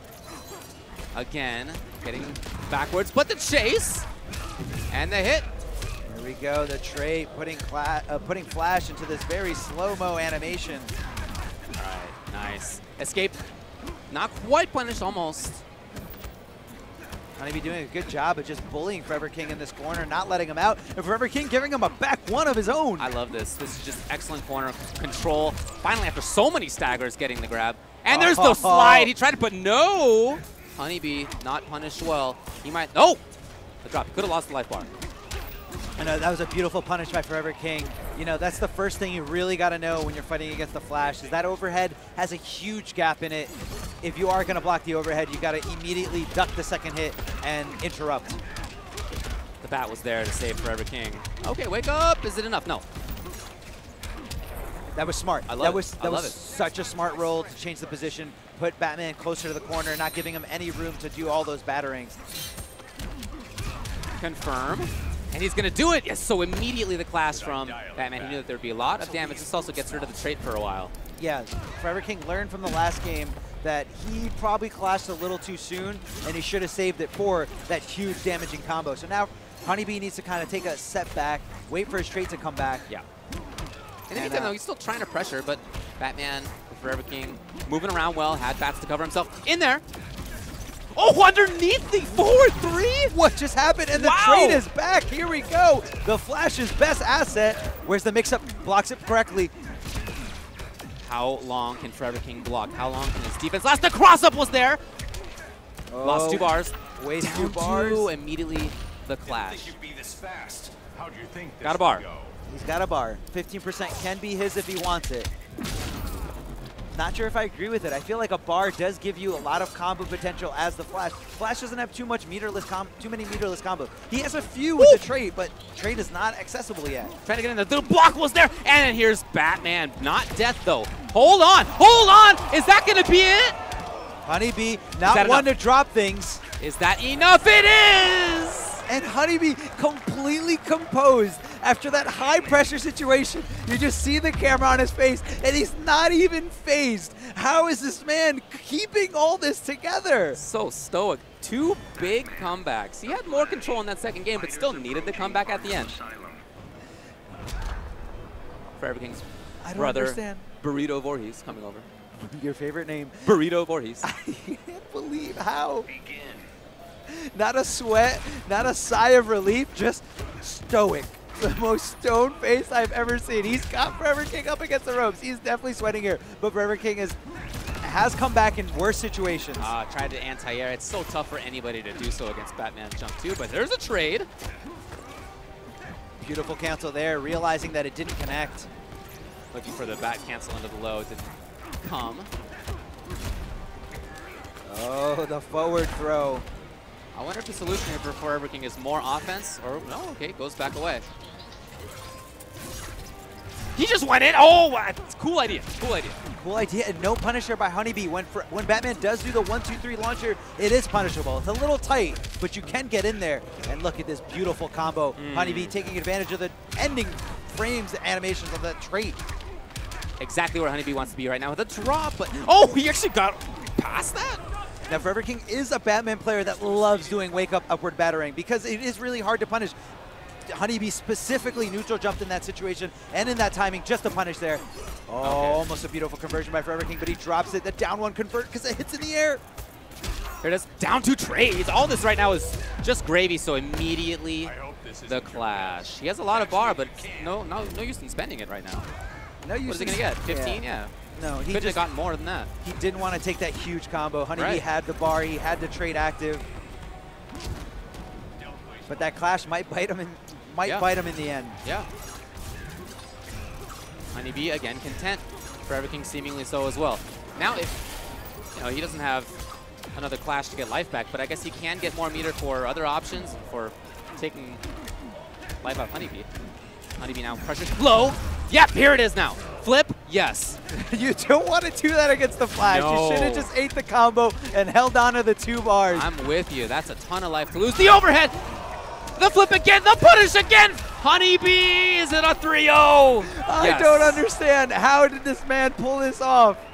Flash, of all characters, taking out Forever King. Not just taking him out, beating him 3-0. Wow. And 2 of those matches are so... He had such a crazy life deficit, and he just kept his composure. You know how hard it is not to crack under mechanical bat pressure, jump into pressure?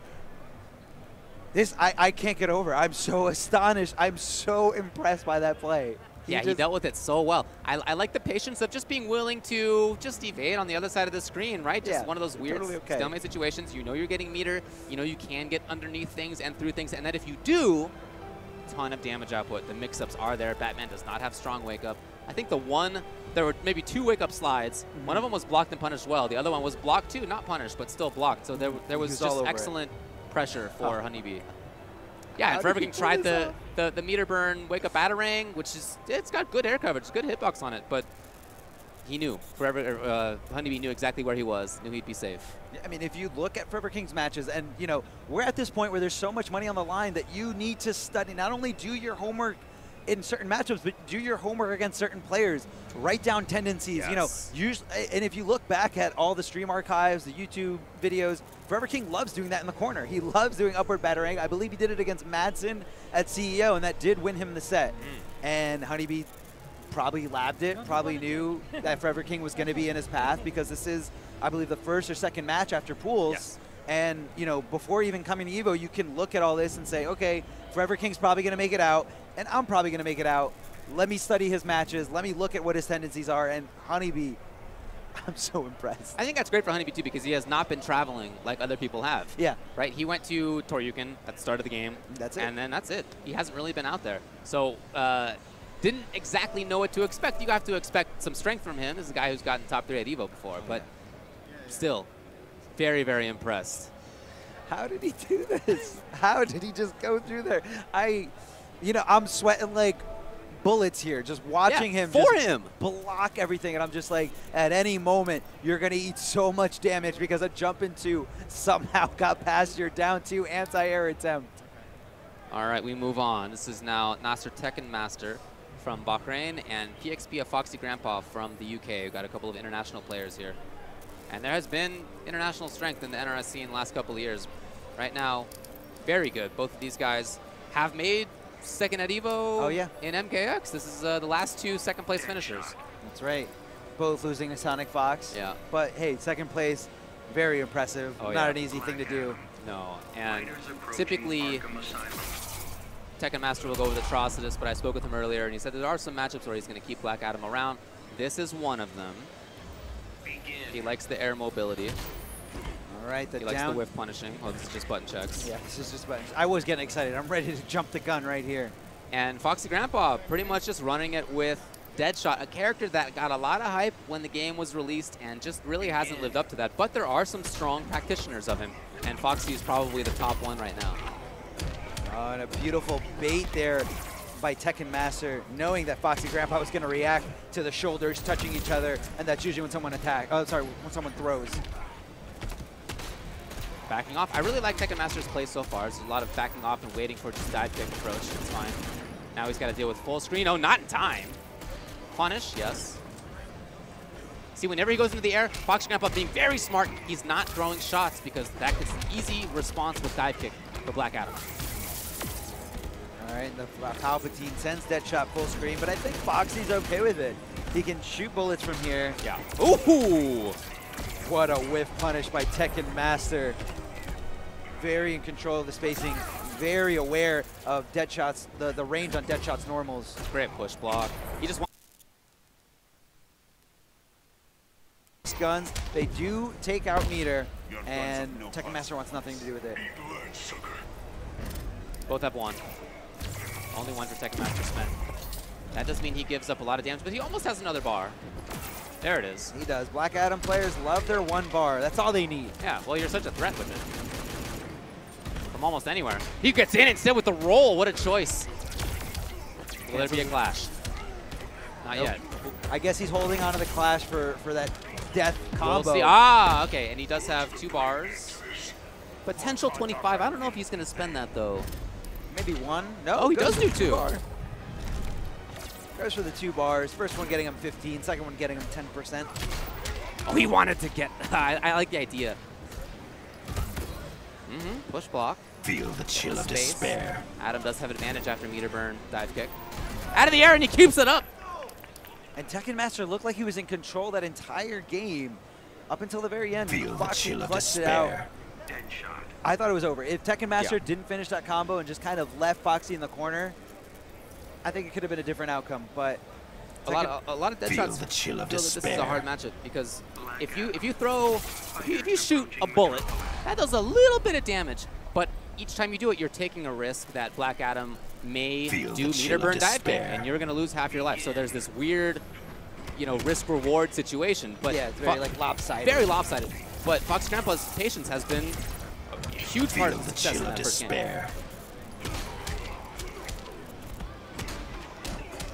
There we go, Tekken Master doing such a great job of utilizing his knowledge for spacing there.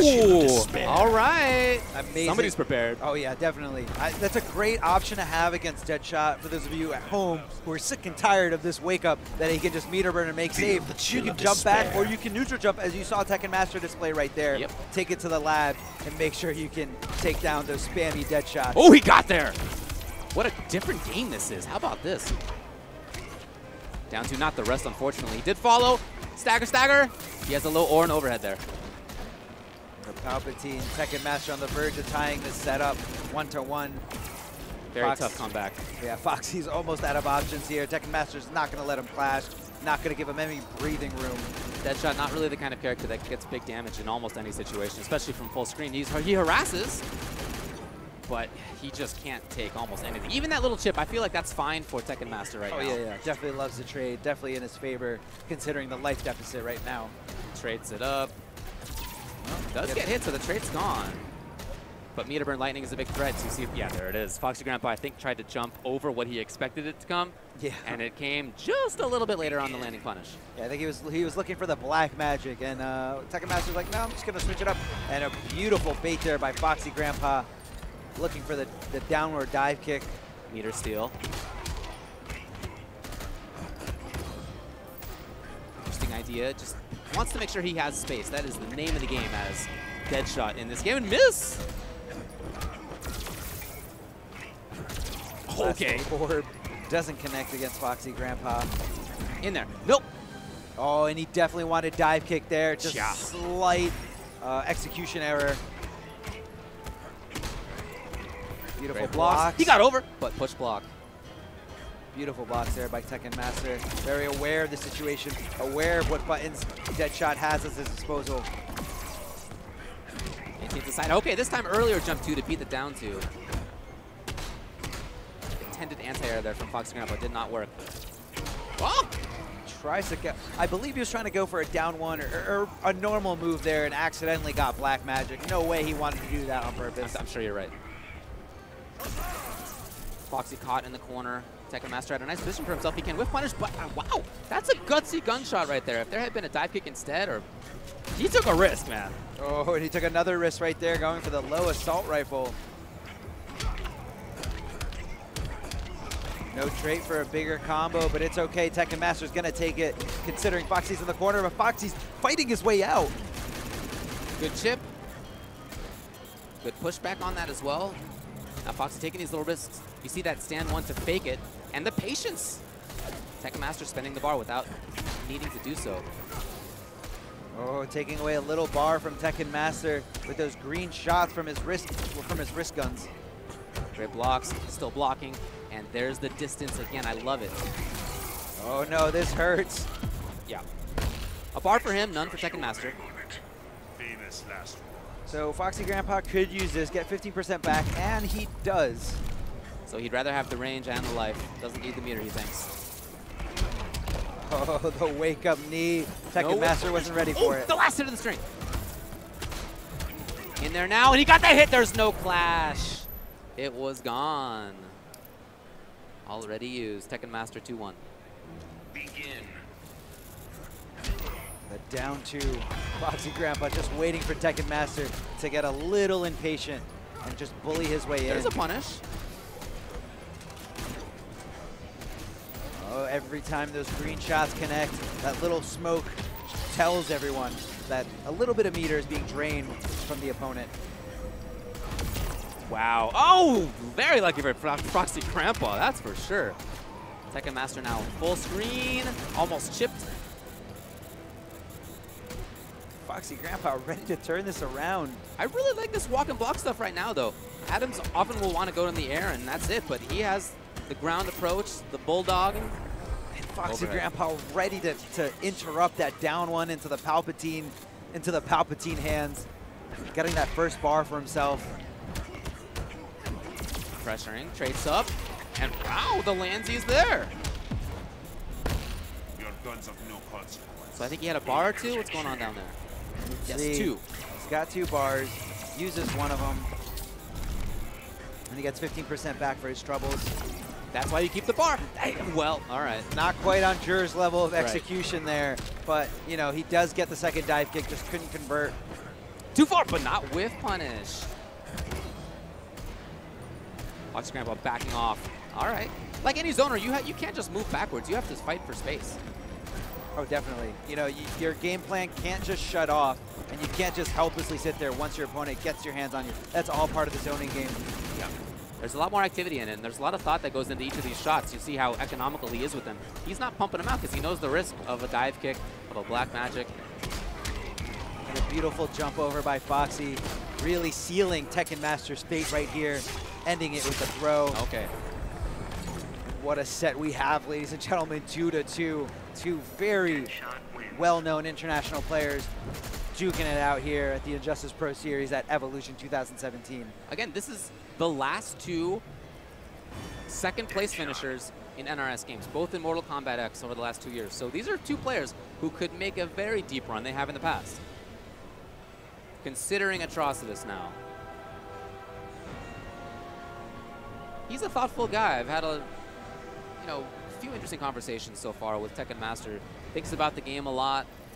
You know, most of his preparation for tournaments like this is just thinking about it. He doesn't have the local scene in Bahrain. There's a few players there and his brother, but he doesn't have a strong local scene to really grind matchups out. Instead, a lot of it is just considering, you know, working on ideas, testing things in training mode. You could even say that about Foxy Grandpa as well. You know, I mean, he definitely has more players. There is a UK scene, yeah. There's a UK scene, but it's not going to be as strong as it is out here in the States, right, in multiple regions. But, you know, Foxy Grandpa, very calculated player, does his homework, labs it up. And Tekken Master going with Atrocitus, I feel like he was like slightly straying away from Atrocitus because everyone's just talking about how big of a potato Atrocitus is and how, you know, Tekken Master was going at it with against Honeybee and Biohazard on Twitter about whose character is dumber. But Tekken Master throws that all away and goes with Atrocitus. Well, it's got to be this or nothing because this is the last game of the set. He does block in time. Good awareness. No dive kick for Atrocitus there. Right, yeah.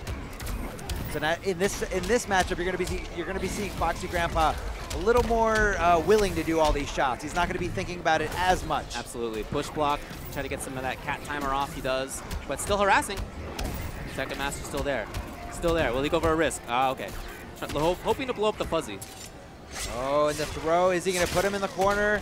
No, he doesn't. He just backs him up mid-screen. Ooh, big bet. Well, maybe not so big. I don't know. I guess I assumed there was something better that could come than a single shot. Down 2, and then a stand 1 into Dexstar. Dexstar is out, ready to bully you. Keep your feet on the ground if you don't want to get full comboed. Just let the cat do the work. That big boy was just hanging out there. Now it's match point for Tekken Master. He's in. No, push block immediately. Oh. Good block by Foxy Grandpa. Tekken Master wasn't quick enough to punish that whiff air attack. Okay, he does take a risk. Out of the corner. This is gigantic now. Foxy not only getting close to the round, there it's going to be the round, but he has the entire stage to walk backwards and control as Atrocitus tries to get in. If Atrocitus gets that breathing room, connects with anything, he's definitely going to cancel with Dexstar here at the end. The string into Dexstar. Now Atrocitus can really implement his zoning abilities. Oh, nice! He's okay with clashing. Again, the cat doing the work. Oh, goes for the puddle, but doesn't matter. He knew the only consequence was just one single little shot. Right, that doesn't seem that effective. I feel like there's meter burns or something he could be doing. Willy threes. Oh, out of the air! That was beautifully timed. Foxy Grandpa waited for Tekken Master to do the forward 3 animation. Such great detail. Coming down right to the end. He takes the risk! Woo! Knee. Punish. But does the punish matter? Push blocks immediately. No bar now. Atrocitus has almost all of the bar. He's about to get it. Whiff punish is there, and okay, as much life as he wants back. So he's got options here. 15, 25, 30, or 33% back. He goes 2 bars, 25%. That's definitely a good bargain. Yeah, and he did not believe Foxy Grandpa would spend the bar. He expected Foxy to seal it. Whiff punish! This is huge now! He drops the combo. Terrible news for him. Stagger's there. Oh, thrown out of the startup. In trouble is Tekken Master. Meter burn guns coming in. Can he get there in time? Can he punish it? He does! He got a 3 in! He does! Tekken Master with the clutch situation there at the end. It came down to the wire. What a nail biter on the edge of my seat. I cannot contain myself. How did he do it? You have to have such poise and focus. He kept it all composed at the end. I thought it was all over. I couldn't breathe. I thought Tekken Master was done. I thought he was going to losers, but instead he clutches it out. He rolled in there with that meter burn roll into like the little hole between rifle and the meter burn, and he blocked. And wow. And then even after that, there was still a weird scramble. That could have still gone either way. Definitely. I mean, each player was just looking for their first hit, for anything. They just wanted something there. And I can't believe Foxy Grandpa made that adjustment. I love the block on the down 1 and then the throw before the blood puddle comes out from Foxy. And then I love him saving the bar on the clash because meter burn rifle, very strong. He was close to chip kill, right? Yeah. I think those were all good decisions. It's just that the decision by Tekken Master to roll in, to block, and then to know exactly when to finally strike, that was all perfect. Perfectly executed. Tekken Master showing everyone at home why he's considered to be one of the best in the NRS scene. Yep, all right, so he moves on. He will play the winner of Pig of the Hut and Trevor the Pastor. Again, check out smash.gg. Click on and EVO 2017, then Injustice, and you can see everything that's going on for now. We're going to take a short break. We'll be back in just a bit.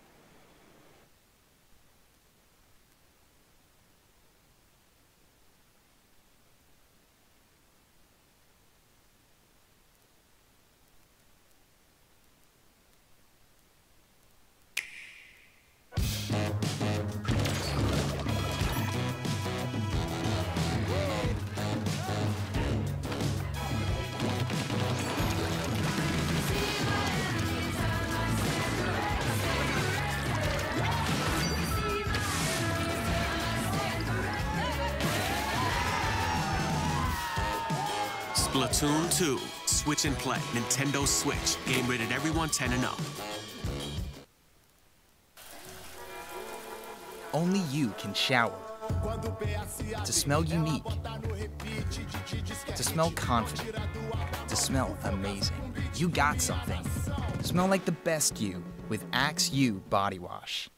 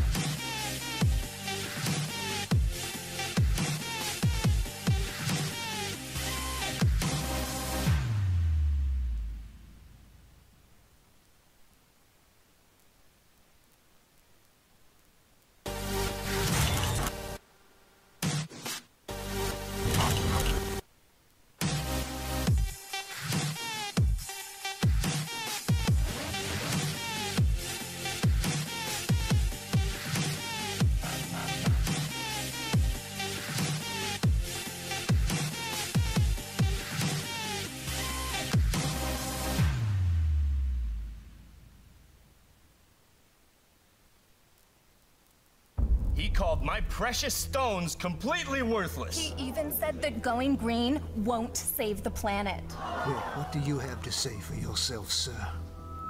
You're welcome.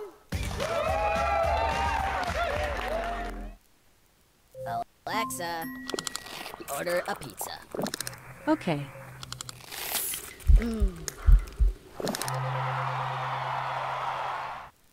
Alexa, order a pizza. Okay.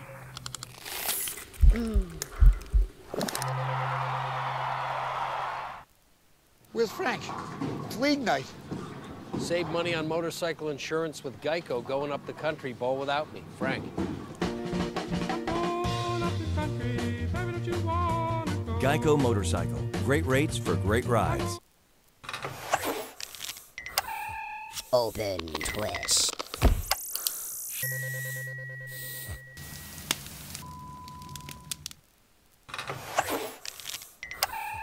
Open twist.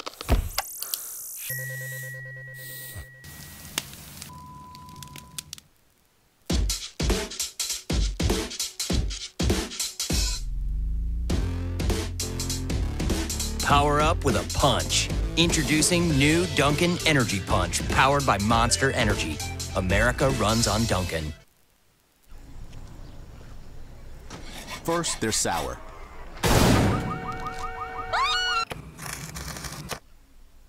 Then, they're sweet.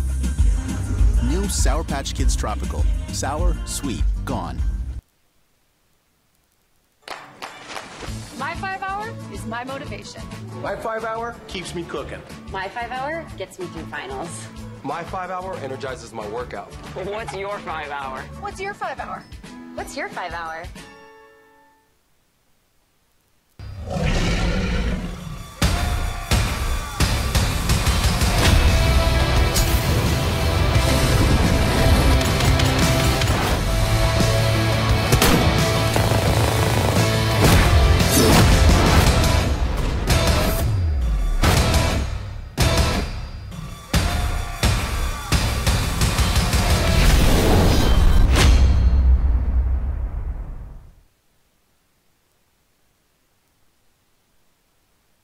If you don't want to build the computer yourself, you can go to NCX, CyberPower, iBuyPower, AVA Direct, a whole list of other ones as well. There's quite a few different PC makers that spend a lot of time and energy into making sure that the pre-configured products that they have are properly pre-configured. And the competition is fierce, so they're going to have systems that are well tailored for your needs.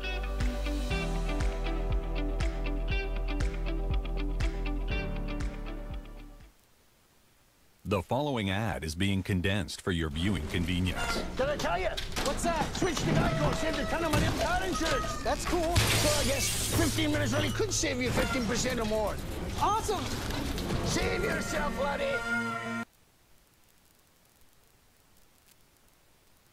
Indulge moisture-deprived hair with nourishing care. Whole Blends by Garnier. Nourishing hair care. Infused with avocado oil and shea butter extracts. Restores and moisturizes for naturally beautiful, nourished hair. Garnier Whole Blends, avocado oil, and shea butter.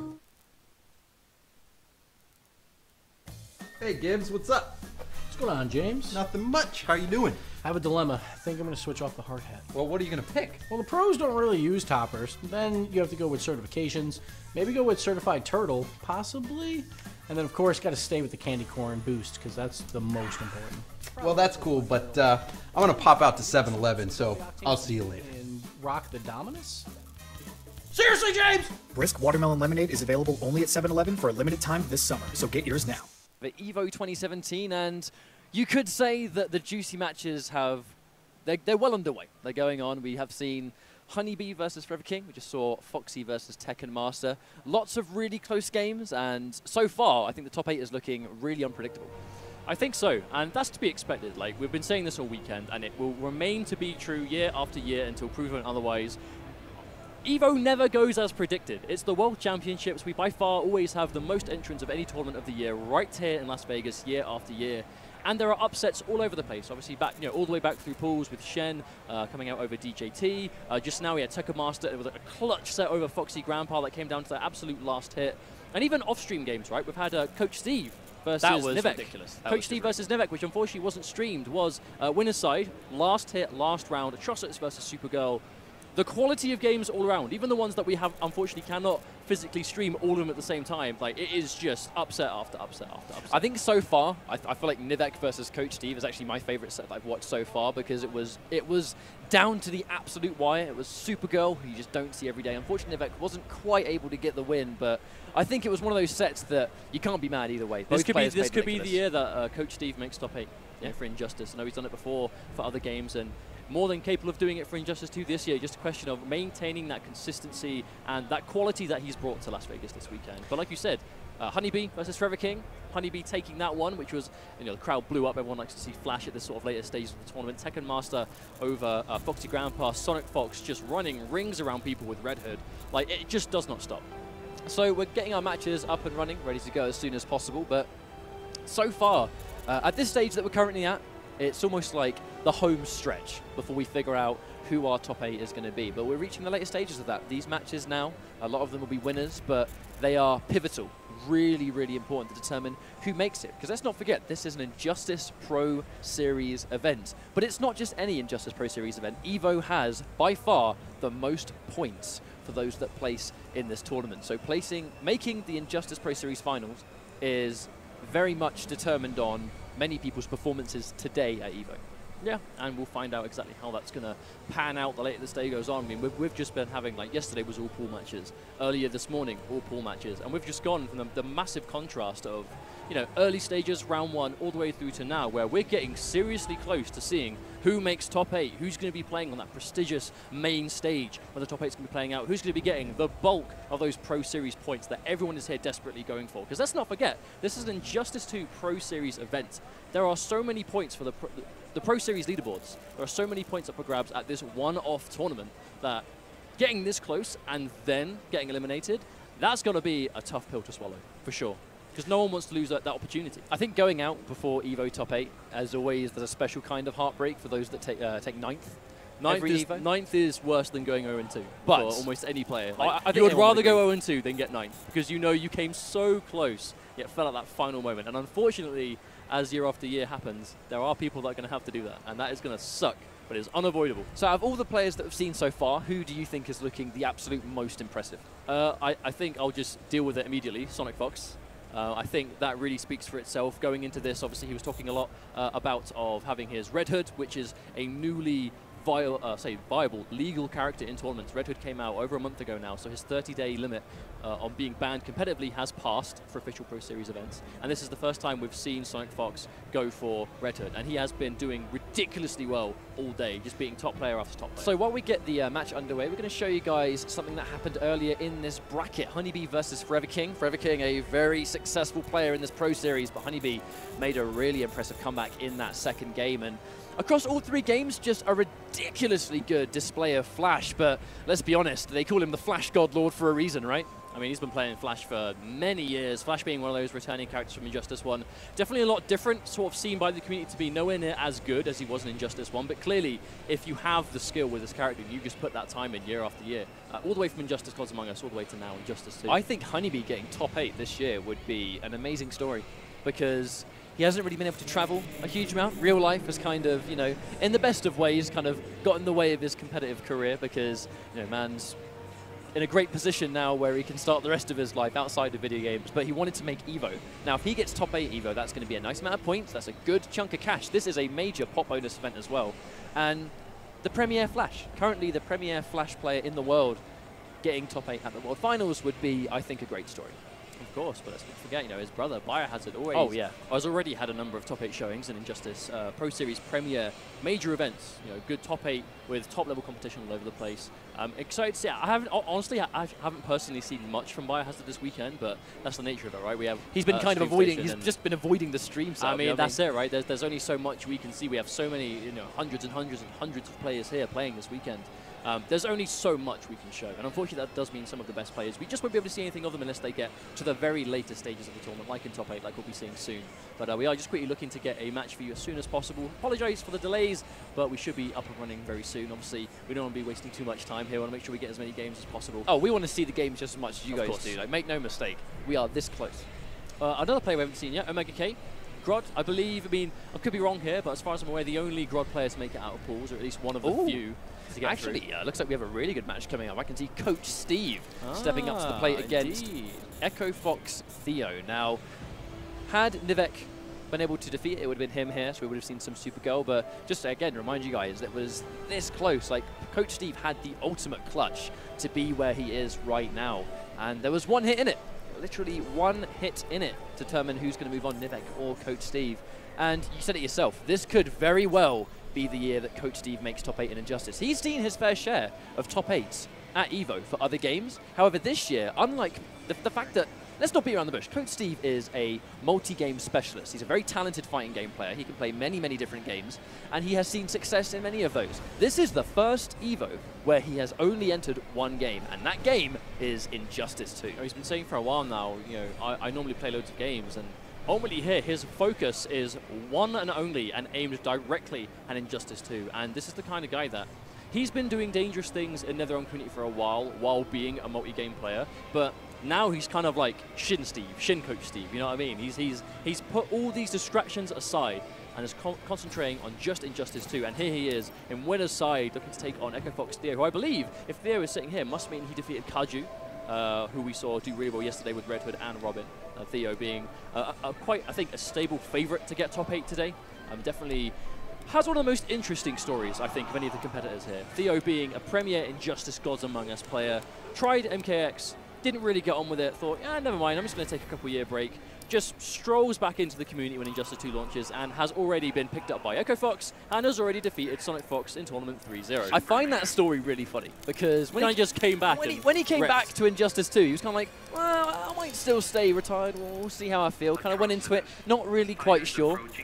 Did really well at his first major, is already sponsored and has done what many people cannot do, which is defeat Sonic Fox in tournaments. So he's kind of had quite an impressive return, you could say, but this is looking to be a really good match. Superman versus Atrocitus, a matchup we're all very familiar with, but the thing about Coach Steve is that he started with Gorilla Grodd, and Gorilla Grodd, as many people will know by now, is not the greatest character in the game. He has got some real dirt and some real setup potential, good damage, a good sequence-based character, but he does have some shortcomings that can be exploited, and I think Coach Steve has made the transition to Atrocitus, who does actually fit him like a glove. Like, but he has did all the so setups. a while ago. Exactly, So yeah. he's had more than enough time to concentrate on Atrocitus. So it looks like Joker's Playground is going to be the first sort of stage of the series, and all the interactables on this stage are completely unblockable. So they're going to have to be very careful. The first one going with Coach Steve, we have now a bar apiece. Both of these characters can get a serious amount of mileage out of that super meter. And Coach Steve already showing that knowledge. I love that. That sort of like knockdown setup to have the shield on the Oki situation. Coach Steve already showing the knowledge.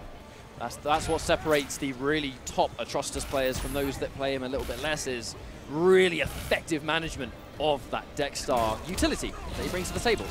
Catches him with the back two already. Here comes Coach Steve. The down two into breath. He's going to get a nice little tick damage afterwards into a guaranteed trait. And now here comes the pressure.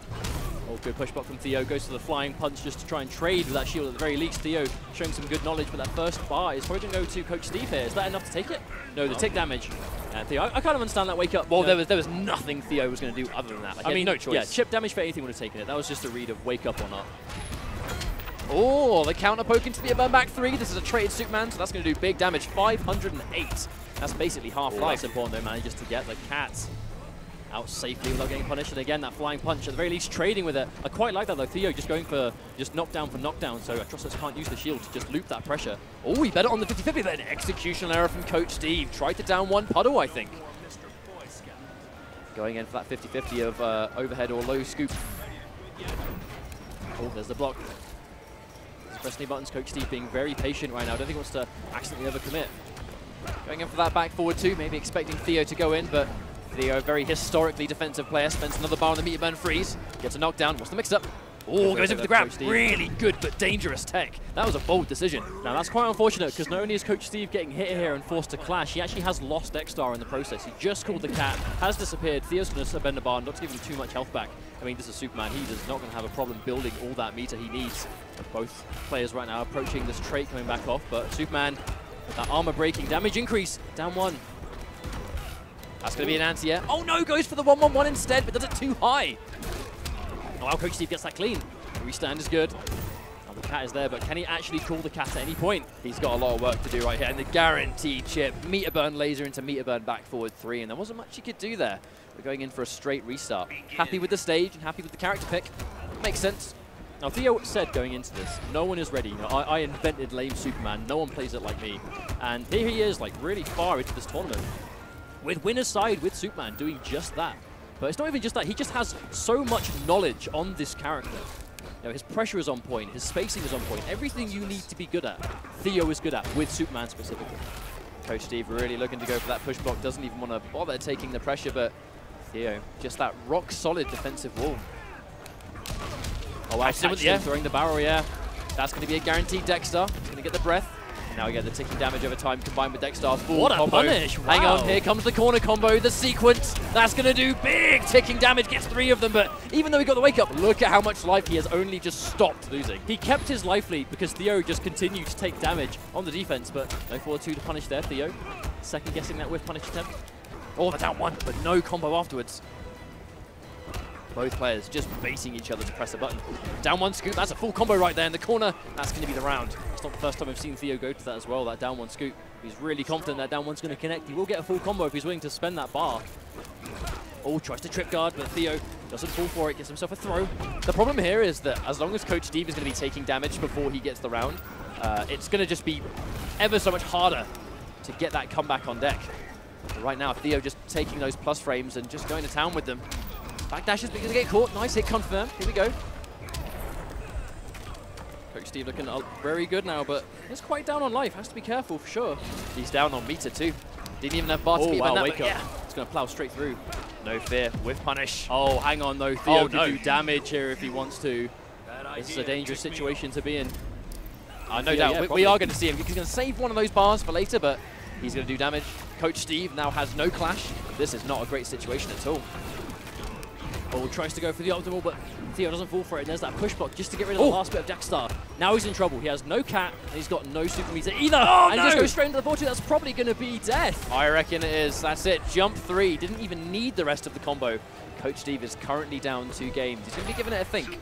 I definitely wouldn't say that a character change is warranted. I think it's just a matter of assessing what's going on. Doesn't really seem hugely like a stage thing. Doesn't really seem like a matchup thing. It's just Theo making really good calls. This is just Theo playing like Theo, though. He is sort of regarded to be the strongest Superman player, probably next to Slayer. There's probably the two of them right now, and this is kind of why they just... It's a character that if you're playing solid and you're playing sort of quote-unquote perfect, it's very hard to break into them. It's going to be one of those strengths of Superman's wake-up attack like that, is that he's actually airborne for a really long time, so a grounded punish is almost not possible. Oh, right in the face. Oh, and he tries to anti-air, but he eats a full combo for his troubles. That's always a heartbreaker. Oh, barrel, that is unblockable. Oh, tries to combo from it, I think. I mean, if Coach Steve went for it, I'm inclined to think it works. Yeah, he definitely would have gone for it for a reason, I think. Ah, enforcing plus frames off the meter burn, but Theo a little bit too far away for it to count, I think. Clean jump, that's a full combo. But he did just use his bar on that forward 3 that didn't connect, so he's not going to get maximum damage. Another good wake-up coming out from Theo. Oh, this shimmy baiting the grab into a neutral jump punch. Theo is on match point. Oh, press the button again. Here comes Theo with all of that bar to work with as well. Coach Steve consistently low on bar compared to him. Oh, no. This is a tough situation to be in for Coach Steve. No bar. The trait is just about to run out, and Theo has 4 bars and his own trait sort of ready to go. Theo can be as patient as he wants here. There's the air laser, meter burn just to establish range. He's got 1 more bar to go if he wants to, but a nice last-minute block, but Coach Steve is still in a very bad position. He's got access to Dexter, but at this range, it's such a risk to call it. There's the meter burn, eye laser too, just to get that pressure continued. Now he's got him cornered as well. Coach Steve is running out of options. Oh, no! Forced to clash, but again, Theo can hurt him here. He's not going to take him down to Magic Pixel, but he's going to get very low if he wants to do it, and he is. No reason not to. Well, he can just play that full screen game. The man says, I invented lame. Superman whiffs the back forward 3, but at this stage, I don't think it matters too much. He's going to get the round on this. Does get corner positioning, but at this stage, Coach Steve cannot even get touched. All right, now, if we see a comeback here, it's going to have to be done the old-fashioned way. No bar, no trait. Theo, lots of life to go through. Go straight through. Oh, nice. Didn't commit the down one, though. Could have got a lift off that. Maybe just wasn't 100% confident it was going to work. He's got to watch out for that wake-up again. If Theo does back forward 3, he doesn't do it. Spends bar on push block. Oh, it whiffs. He doesn't get to meter burn it.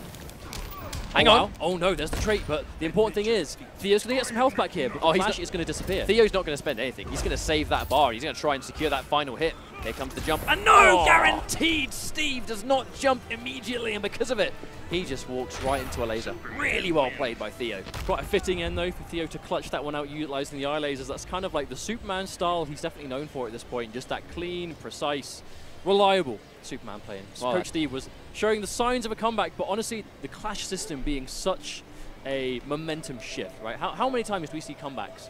Even back in MKX, it was just, always a momentum thing if you made a full comeback. It was get a hit, okie, okie, okie, okie, that kind of thing. And then in comes the clash. So if your opponent is making a comeback on you and you still have your clash because you've used it well and you're reserving it, you can kind of set things back to neutral, or you can get that life back and get that full screen space again. So I think the clash is really good at just, if you have a lead, just holding onto it.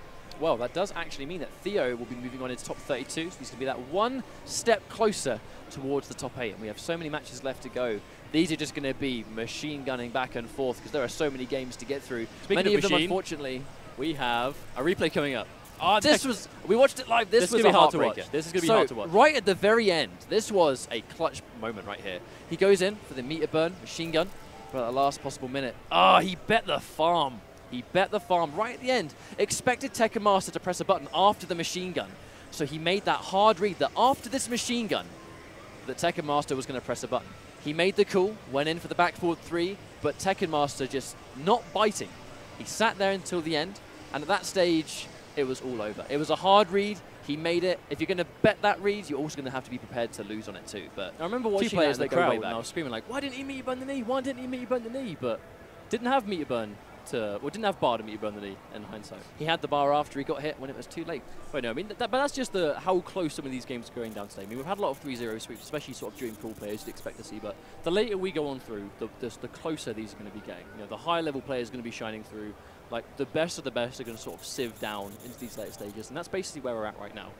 We're getting our next match underway as soon as we can. We have so much going on off stream just to make sure we can get through this, because let's not forget, this is a one-day tournament, basically. Yeah, this is from this point on, the tournament finishes today. We're going to have our world champion tonight. We're going to know who's going to be the best player in the world, who will be Injustice 2's first ever EVO champion, which basically makes you the world champion.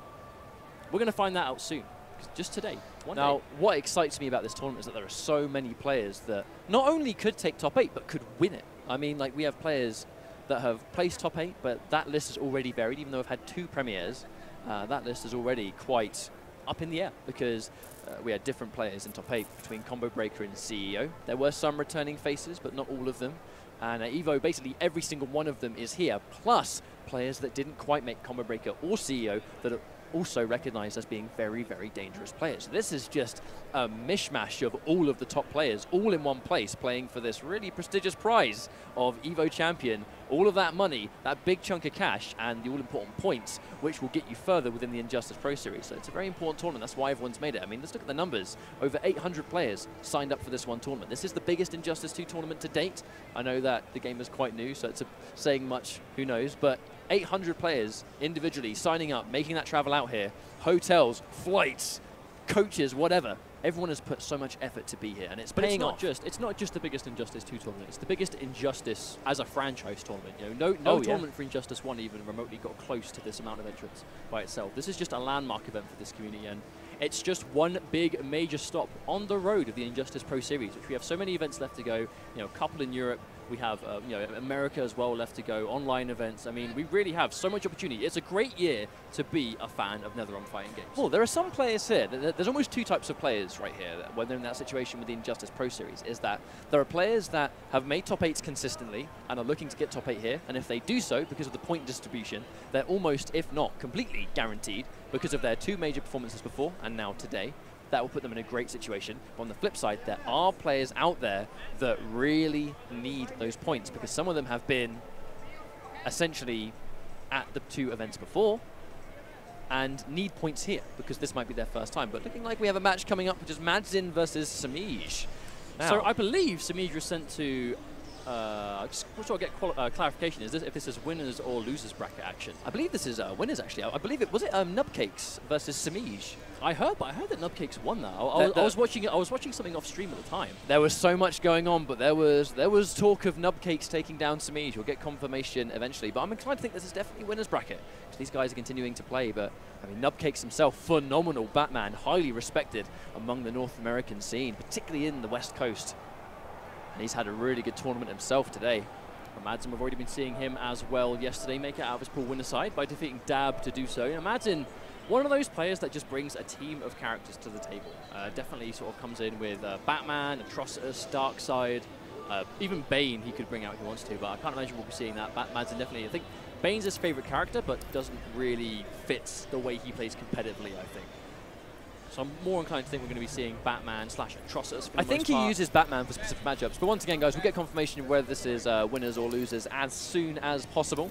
But both these players definitely have what it takes to be in the winners bracket. So I definitely wouldn't be surprised if it was winners. But if it was losers, I'd definitely like to see who came off here. But we'll soon find out. Let me consult the bracket we've got here. And the old bracket.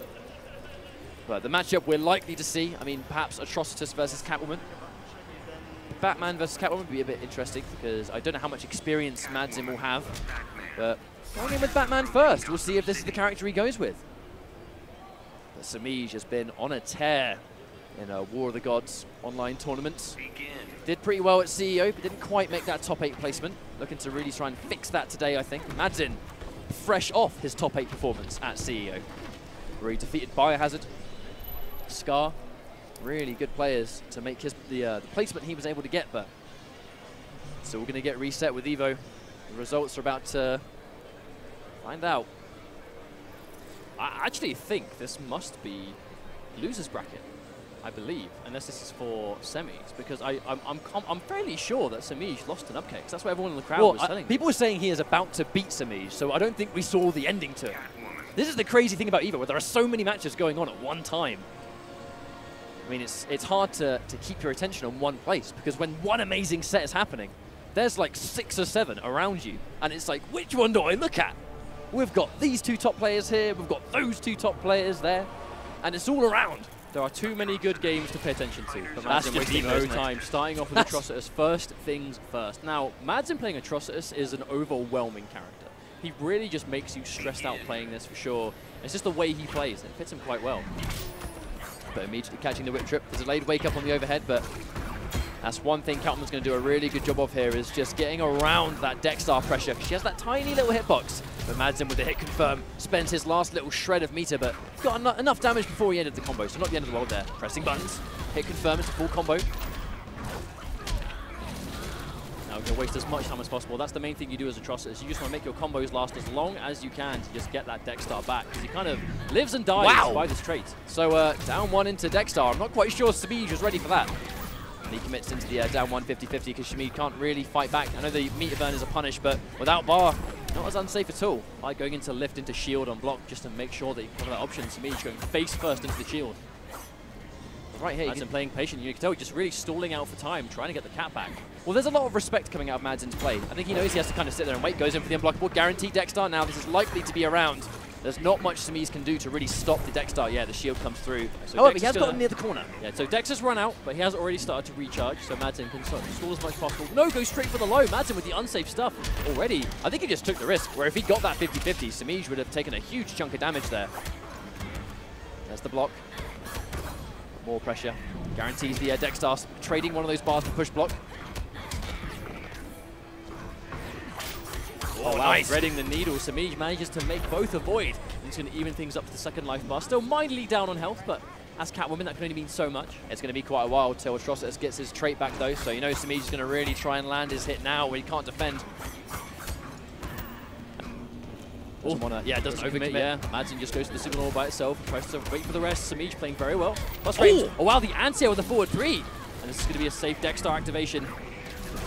And then here comes Madsen going in for the plus frames into shield. Samij has to really hold this. Goes in for the push block to use up some of it, but really nice defense. Plus frames, nice block on the overhead, and a good fuzzy on the forward 3. Down one's going to recover in time 2. Samij just pressing all the right buttons, not making himself too unsafe. Madsen, again, trying to wait for this cat to come back. Oh, no. Connects the low, but Samij isn't ready for it. I think quite ready for it to hit that distance, but no. Meter burn back 3 to blow through completely, evening the life bar up out of nowhere. Now Madsen didn't go in for the clash. He's confident he can use this bar to make that comeback. He's got 4 of them. And that was a really good call from Samij. There's still no clash from Madsen. Oh, what? No. No, he was able to block. It actually didn't work. He was able to block because the projectile actually connected. That's going to be really unfortunate for Madsen. Catches the jump. Hang on, no clash. This is last minute. Oh, no, the low profile on the standing 1. Samij with that round. That was too close to call at the very end, but that typical Catwoman low profiling under the standing 1. It was a risky decision for Madsen to not go for clash there. He was guaranteed 30% health back if he wanted to get it for free, but he just chose not to do it, to hold on for the super. Use the super. I mean, use the super after calling the orb. So even if the orb hit, it wasn't going to combo. I don't know, maybe it was to catch a jump, but unfortunately, I think a decision like that can be really, really tilting. Madsen's really sitting there, collecting himself, thinking about it. But I think taking the time out to think about this match is really important, because that was. Well, also, you got to imagine what's on the line, because I mean, unfortunately, I can't seem to see it on the bracket. We're still trying to find out whether this is a winners match or losers match, because that could completely change how they want to play this. Now, Madsen's gone for Bane. He's gone for a character switch. Atrocitus was doing the job, but maybe just feels like Samij might be riding that momentum a little bit too hard. Maybe trying to reset the scenario a little bit. Surprised to see Madsen go for Bane. Doesn't really pick the character too much in competitive these days. Indeed, but must be confident in it, but already getting opened up and a big life lead for Samij. Goes in for Venom, but yeah, that jump back. I mean, this is going to be a typical story. I think the jump back 2 is such an amazing tool in this matchup. Venom already cooled down, only getting caught on the debuff of the level 1. Madsen just throwing himself away right now and basically giving a free life bar away. Samij is capitalizing on this perfectly. Yeah, unfortunately, this is on the verge of being a completely free game so far. Yeah, the jump back again. I mean, there's not much risk involved right there. You kind of force him to do dash in uppercut, but that in itself is really unsafe. Wake up, neutral jump. Samij just has all the answers. Clearly ready for this matchup. Have I humbled you yet? Now, I mean, he's going to get health back right here, but with the amount of damage that Catwoman's been able to output, it's not going to mean a huge amount. This is a bit of a tall order, unfortunately. We'll see if he can do it. But Samij, even with no bar, Catwoman does have access to that meter's damage. No, I'm not sure if that was an executional error. And here come the 50-50s. Let's go for the raw command grab. Isn't going to connect, but at this point, the comeback's going to be difficult because part of Bane is taking a hit every time he armors through, and the lower health he gets, the less likely he's able to do that. Now, it's quite safe to assume that Madsen's going to lose this game. That's an unsafe move, unfortunately, but what does he do next? I'm inclined to think, sure. Definitely swap away from Bane. I'd be very surprised to see him stick with this now. Samij is more than ready for this. I mean, at this point, I mean, there's very little he can do. Madsen kind of just stalling out there. I think just trying to think about it. Samij looking very comfortable. I mean, we said at the start, Samij almost like the dark horse at this tournament because he hasn't kind of had a breakout major win in Injustice 2 sort of offline yet. He does tremendously well online at the moment. But there's one this tournament. could be the one tournament since launch. Offline, major event, Injustice Pro Series. EVO 2017, could he make top 8? If there's one tournament where you have that performance that really cements you in the offline world of Injustice 2, it's going to be this one. However, he's 2 games up on Madsen. Madsen made a really bad decision at the end of that first game, and it cost him dearly. Unfortunately, went to Bane. It just didn't work out, and Samij is riding a 2 straight game momentum. That's going to be really hard to take away from him, I think. Indeed. No, not even a whip on a shift attempt there for Madsen. Isn't quite ready for it. At this point, I think Samij is just too prepared. This is looking really good for Samij at the moment. Got him in near the corner as well, and this is Catwoman's favorite place. There we go, we see a full combo coming out from Madsen. Has just built 1 bar, going to get the cat. Saw him do a lot of work with this before, but can do the same thing now. Oh, there's the anti-air. Now the push block. We actually saw Madsen go for the blood drain there, the damage over time, but push block actually gets rid of it. Oh, preemptive up breath. I think maybe predicted a jump too, but Samij not being too predictable. Oh, and he catches him. That's match point for Samij on the verge of moving on very comfortably in the winner's bracket. He commits in 50-50, but Samij, I'm inclined to think that he has really fast reactions, so he's probably fuzzying that. I can't be tamed. Already we can see he's going to win this clash if he wants to. Samij not spending anything, trying to hold on to it as long as he can. Wow, that punish reaction with a cat dash. Samij just letting him do that at all. That was an expensive defense. Again, a really good block from Samij. It's going to be risky to go for those once more because look at the fact that Samij has a bar of meter. That's going to be a meter burn back 3 punish. Pressing buttons. There's a big hit confirmed coming from Madsen. I mean, this is Atrocitus. He can make comebacks. Trying to stall as much time here. Down 1 into punch float. Samij, wake up. Yes, he does. No reason not to. Has very little health left. Any damage he can take here is like free damage for what could be the final round of the cat dash. Wow, Samij reactions cannot be tested. He is proving time and time again that he knows how to do that. Looks like it could be the beginning of the end. The issue is he's going to go into this round with no deck start. It's going to be a while before he recharges it. And Samij with those 3 ticks. That's a full combo, but going into the second round, Samij is going to have access to that clash if he needs it. All draws him for the forward 2, but the trip's going to do it. No clash available for Madsen. This could be it. There we go. No clash opportunity. And Madsen gets taken down by Samij, who's going to be moving on over him. So, fortunately, Madsen's going to drop down here. But still very much a good set all around. Samij, do I see Nivek and Omega? We'll talk about that match later, that potential matchup. But right there, I think what we just saw was... Wait, hang on a minute. Wait a minute. In the background. I see them too, Musa. We'll get to it. We'll get to it. I see them too, but we'll calm down. Finish your analysis. I feel like what happened there was Madsen, that was such a heartbreaking first game that Madsen, I think he failed to recover from that. We all know that Madsen is an emotional player, and I think that's one really important thing I want to voice here. Those that watch Madsen online, and they don't quite... I feel like a lot of people don't quite understand the guy, right? Where he really is like passion personified. And he feels the game. He's into the game. He loves these franchises. He loves the community. He loves the scene. He is an energetic guy, which is why you see some of the biggest pop-offs in fighting games coming from Madsen. Because it's just... It means a lot to him, and he is a passionate player. But now, on the flip side, when he made that bad decision at the final game, I feel like it must have really been grating him. And you can tell in his gameplay that it was a different Madsen on the second and third game, because I think it was still eating away at him, and I think he just failed to recover. But Samij, cool as a cucumber and staying super composed, and he deserves to move on. Oh, of course, Samij playing out of his mind. I have no doubt we'll see him getting through. I predict he's going to be making top 8. He's one of my predictions by far. Catwoman's a great character, and it is! All right, what is this matchup we're about to see? Okay, so it's going to be PND Omega K from the UK and Aris Nivek from Greece. So these are 2 long-time European players. Omega K, one of the PND boys, so I'm going to try my hardest not to be biased here, even though it's a combination thing, right? Because he's one of the teammates, one of the PND lot, and he also is the premier Gorilla Grodd going right now. So, Grodd being one of the most exciting characters to watch by far in this entire game, versus Nivek, who is a long-time player, big Raiden enthusiast from MK, very successful Greek player. I'd actually say Nivek is probably Greece's most successful fighting game player across the board, and is now bringing Supergirl Omega K. He's going for the tech. Oh! Oh, damn! No. He tried. He tried. He promised us. He went, guys, if I get it, I'm gonna do this. He goes, if I'm on stream, I'm gonna try and land the perfect balance. Unfortunately, that could be foreshadowing. But the matchup could that be a taste of things to come? The matchup where is he going to go for swag and drop it? And he is playing Grodd. That's the right character to make that mistake. So the matchup we're definitely about to see is going to be Supergirl versus Gorilla Grodd.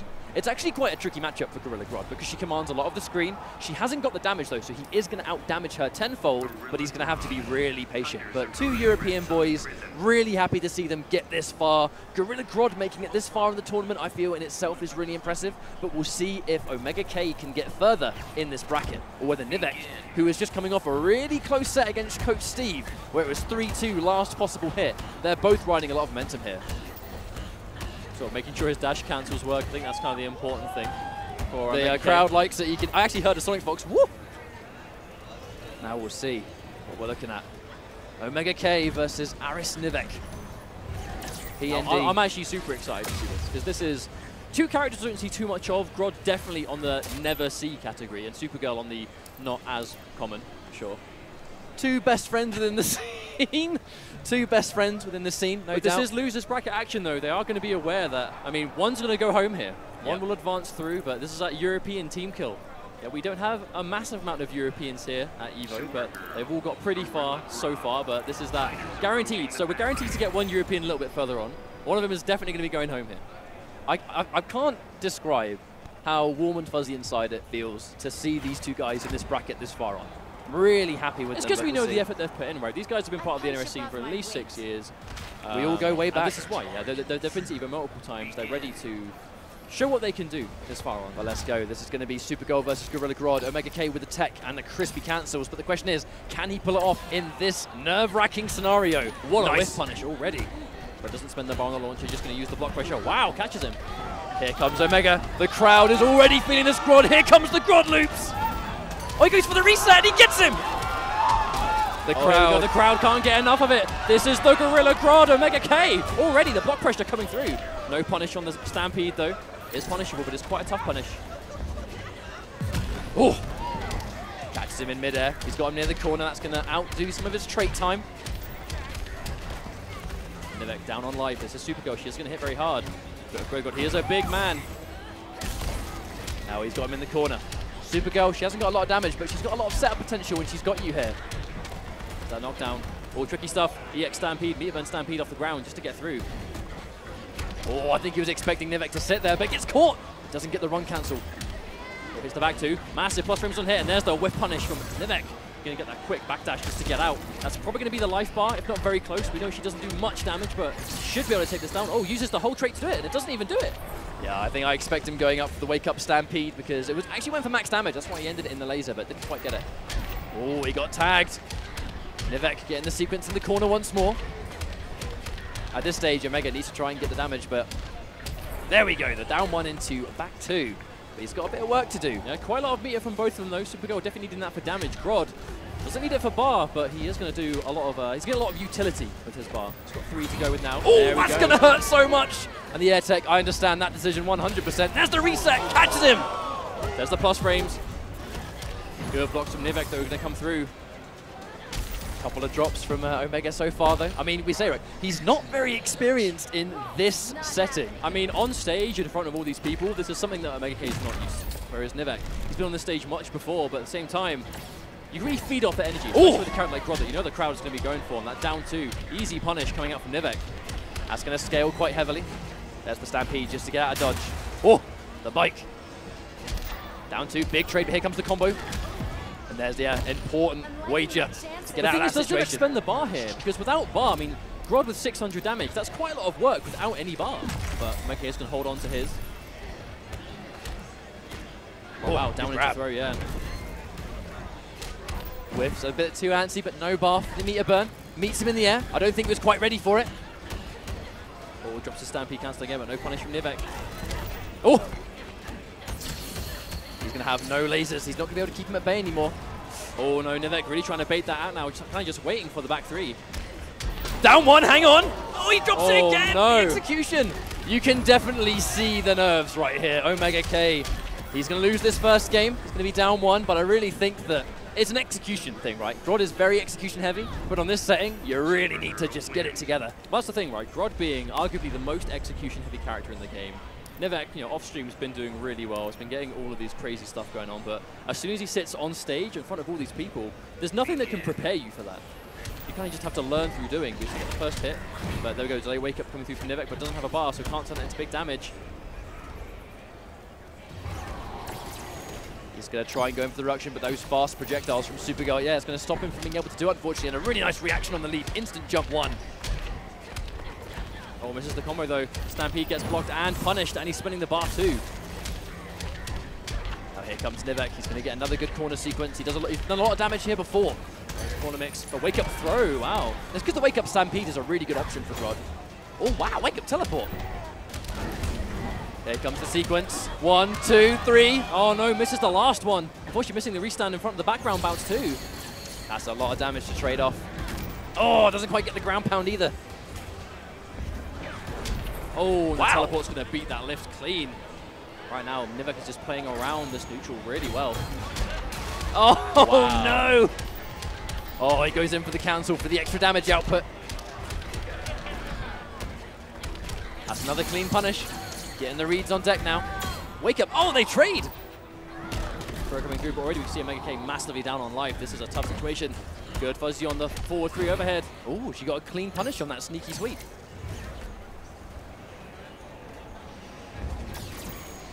Yeah, this is one of the issues in this matchup, is that Supergirl really does actually command a lot. Yeah, too far away. That normally combos, but doesn't quite combo at the absolute max distance. And that's looking to be a second game right here. I know he's going to get the leap, but I mean, literally 10 points of health remaining. Yeah. That is barely anything at all. She can just breathe on him right now, and that's going to do it. Oh, going to knock her out of the air. Here comes Omega K. Oh, the block! Oh, the block on the low. Very clutch stuff. And Omega, unfortunately, is currently down 2 games. I think the big thing here is just execution. We're finding Omega K, he's getting a good amount of openings to just take damage. He's just going for absolute optimal, but unfortunately dropping it. So if you drop combos with Grodd, you lose the setup, and that is the thing you need with Grodd. You need that restand, you need those plus frames, and dropping those is a huge disaster. Goes in for the unblockable. It's the start, but again, immediately challenged. Like, Nivek is consistently just ready for the leap. A big thing about this matchup, though, is Grodd's traits. The projectile immunity he can give himself works against her Ice Breath, works against her trait lasers, but because she can shoot them so fast, it's actually really difficult for him to get the projectile immunity activated against her, unless she has no trait whatsoever. He's going to get him in the corner once again, quite a common theme, but this time goes in for the restand. Here comes the run cancels. A little bit too, and again, a bit antsy on the meter band back 3. Hasn't worked the entire set. He's managed to get out the corner, but it's not going to be enough at this stage. Nivek is on match point versus Omega K. 2 European guys, they've got this far, but one of them has to go home. That one gets blocked. Long range, but never got the patience. Gets opened up by that again. He's going to get set up here. Oh, the grab reset. Here we go. Oh, no. Drops it again. That's actually one of the elements. She's got a little hitbox. Some of the combos actually a little bit weird against small hitbox characters. Supergirl definitely being one of them. Unfortunately, taking more damage here. He gets the reset into the... Wow, I don't even know where that connected. At this point, I think Nivek just looking a little bit stronger, to say the least. Just really just consistently playing well in that neutral. Going to tie the Clash 2 to denying him that health back. And that's another whip punish, but he has access to the fully charged lasers. And unfortunately, it's looking really bleak for Omega, who's on the verge of elimination. Gets caught one more time, and he's got such little life left. He's going to get a full combo here, but again, drops the down one. I feel this might be telling everything. Now this is, again, we find ourselves in the same situation, 50 points of health left, and that's it. I actually didn't even know she could do that yet. I didn't even know. I have never even seen that move before. But here comes Omega. Oh, 5, 6. Oh, no, she's little. She's final loop. She's too small. Oh, the whiff. Oh, the delay wake up. Down one is good, though. Here comes the cancels. Oh, hang on. Up. Here comes Omega. Oh, the wager. I mean, it's so hard to call, but he tried to go for the loop in the corner, but she is too little. That 2 bars, he still has so much work. If he gets hit by anything here, he's done. Oh, no! Oh, and that's going to be it. Omega K falls to Nivek from Greece. I think we're happy we saw Grodd, but definitely you can see how that main stage nerves with such an execution-heavy character can really sort of get too much if you're not used to that pressure. But, you know, fingers crossed Mega K can use this experience, you know, being at EVO today. He got pretty far, you know, props making it out of pools and getting this far with Grodd, winning a few matches off stream, but ultimately, I think his nerves just got the better of him. But I think he was actually expecting that. Like, he's definitely a player that you can sort of see the execution sort of dwindle when he gets nervous playing, and that's definitely one of those cases. But Nivek on the flip side, playing absolutely solid as a rock, clean execution, good decision-making, fast reactions to punish the leap, and, you know, just to name a few things. But that was a really good series. I'm really proud those guys got the way they did, but we're going to go into more matches within EVO 2017. We're going to go to a quick break while we set them up. Don't go anywhere.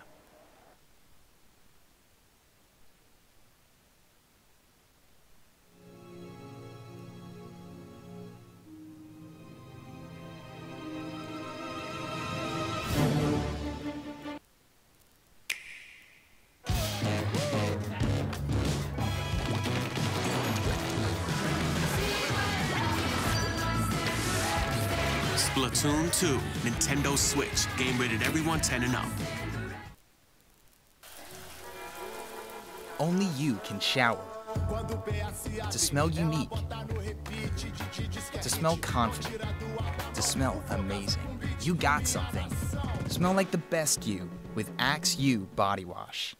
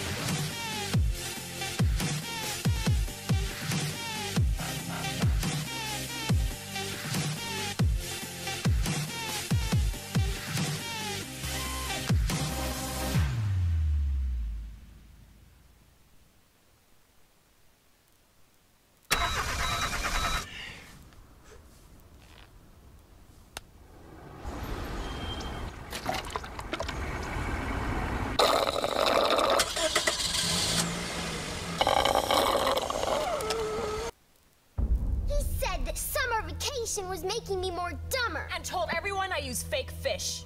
Do you realize that you are ruining everything? Yeah, it's kind of my thing.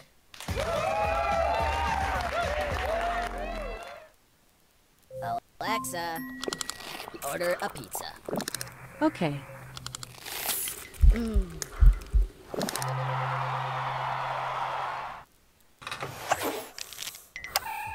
Open twist.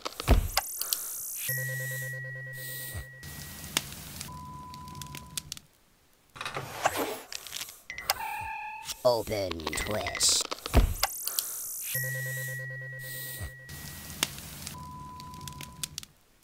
Alexa, order a pizza. Okay.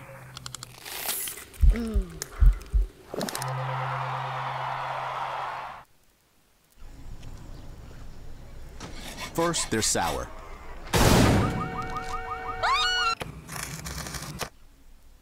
Then, they're sweet. New Sour Patch Kids Tropical. Sour, sweet, gone. My 5 hour energizes my ride. My 5 hour keeps me on my toes. My 5 hour makes me super dad. My 5 hour is my morning wake-up call. What's your 5 hour? What's your 5 hour? What's your 5 hour?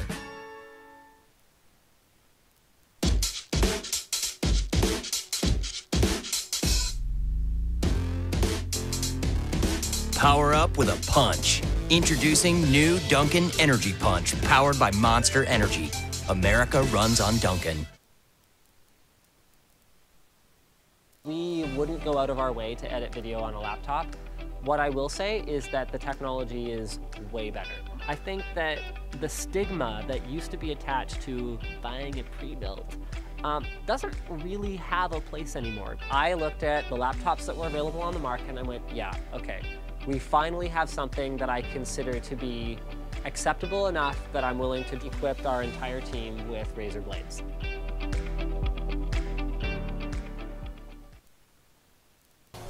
Hey Gibbs. What's up, man? Getting some games in after all that casting? Yeah, I'm in close overtime trying to hit that grand champ. Can you do me a favor though? Yeah, what's up? This personal space issue, can you please move over there? Okay. Just trying to win a game here. 2, can you actually grab me some more Brisk of watermelon lemonade? They're only at 7-Eleven, very limited, and I'm almost out. Yeah, I was gonna go there anyway. Thanks, dude. Can you actually grab all of them for me? James! Grab all of them! James, I'm serious! Brisk watermelon lemonade is available only at 7-Eleven for a limited time this summer, so get yours now.